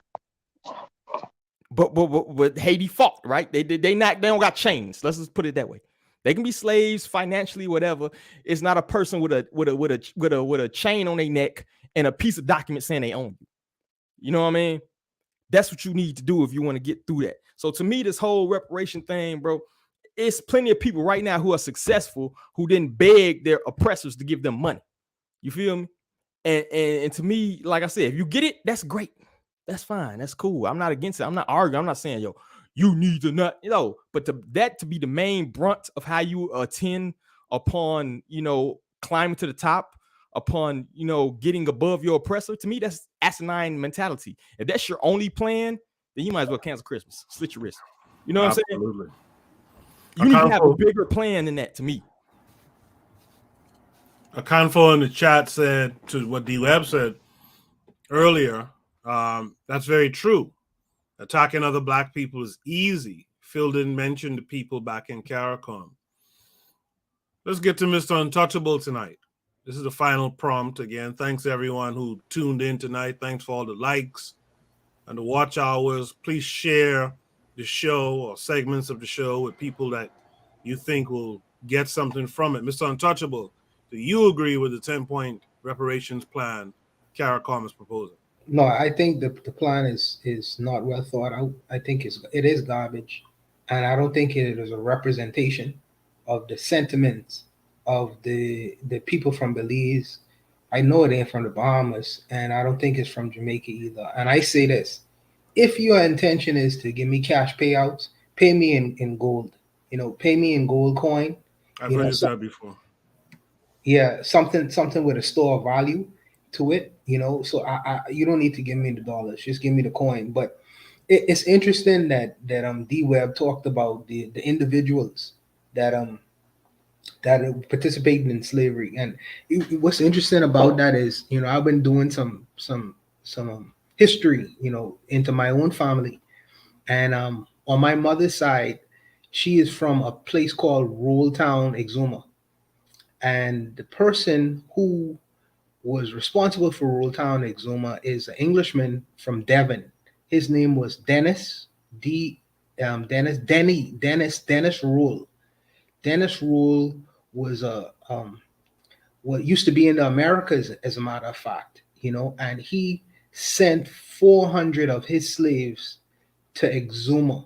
So there was, I guess you could consider me to be, I guess my ancestors were in the Americas on my mother's side, because he sent 400 of his slaves from the Americas, South Florida, into the Exumas. And what's interesting about him is he never really came to the island of Exuma, never stepped foot on Exuma. But the wealth that I guess Exuma was able to generate, not only there, but in other places, because he was a wealthy man.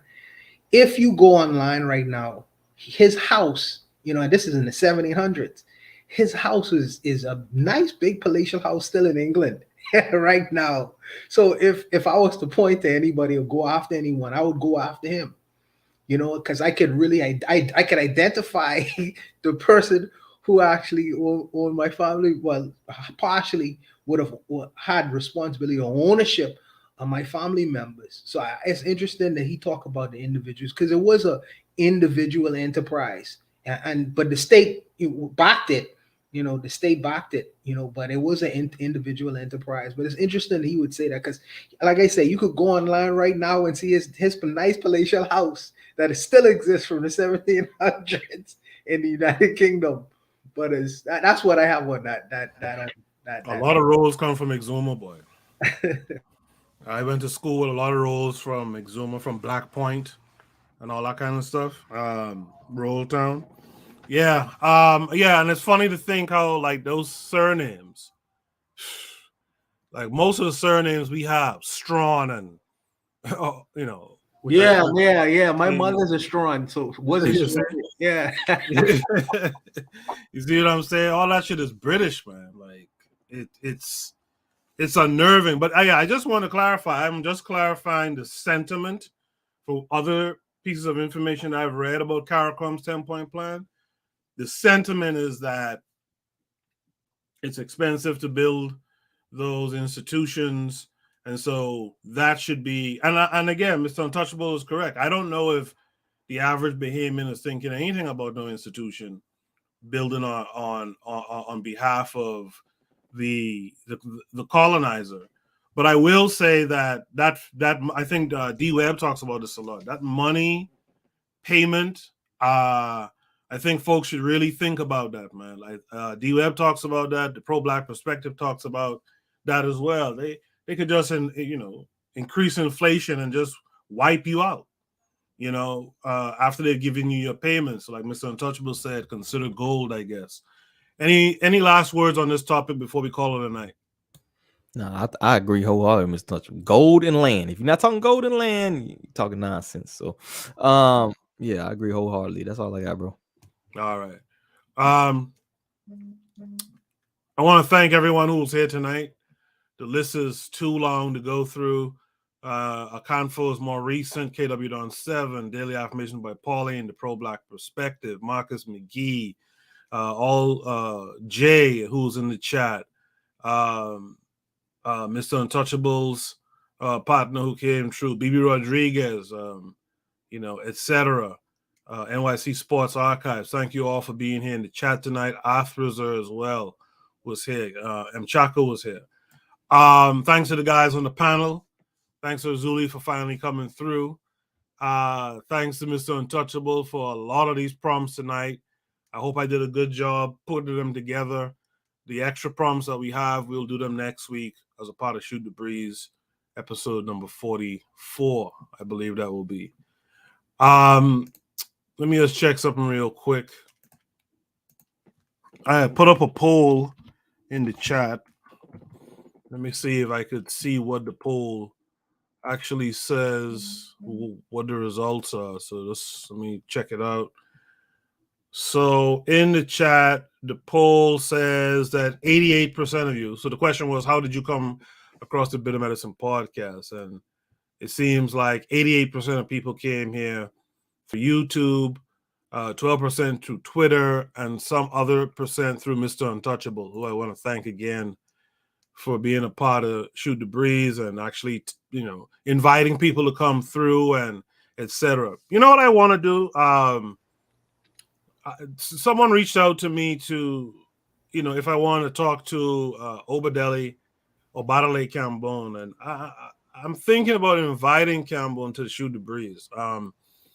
We'll see. Mr. Untouchable, you want to say something? Oh, that'd be interesting, man. But we Coco, we build. If the other guys building idiots, we building soldiers. Yeah, that's my intention. You know what I mean? I try to get as much of my like-thinking brothers to these platforms as much as possible. We can disagree, we can debate, but at the end of it, all of us have a proactive kind of edge to us. So, I know I could set it up, you knock it out the park, brother. You know what I mean? Do your thing. So. Yeah. All right.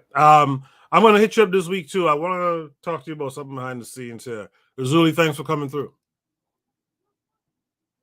I guess Razuli is gone. But anyway, you guys have a good night. No, I'm here. No problem. I'm here. All right. You guys have a good night. I'll see everyone next week. During the week, I should be around Tuesday, hopefully Thursday as well, on the other KWAZ YouTube channel. So you guys be good. I'll see you later. Peace.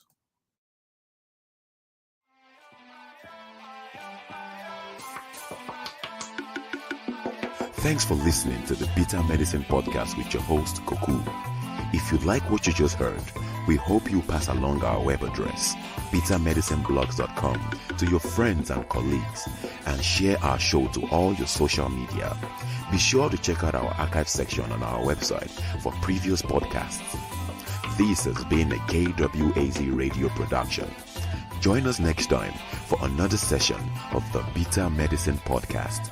Follow us on Facebook at Bitter Medicine Show, Twitter, Bitter Meds, Tumblr, Bitter Meds, Instagram, Bitter Medicine.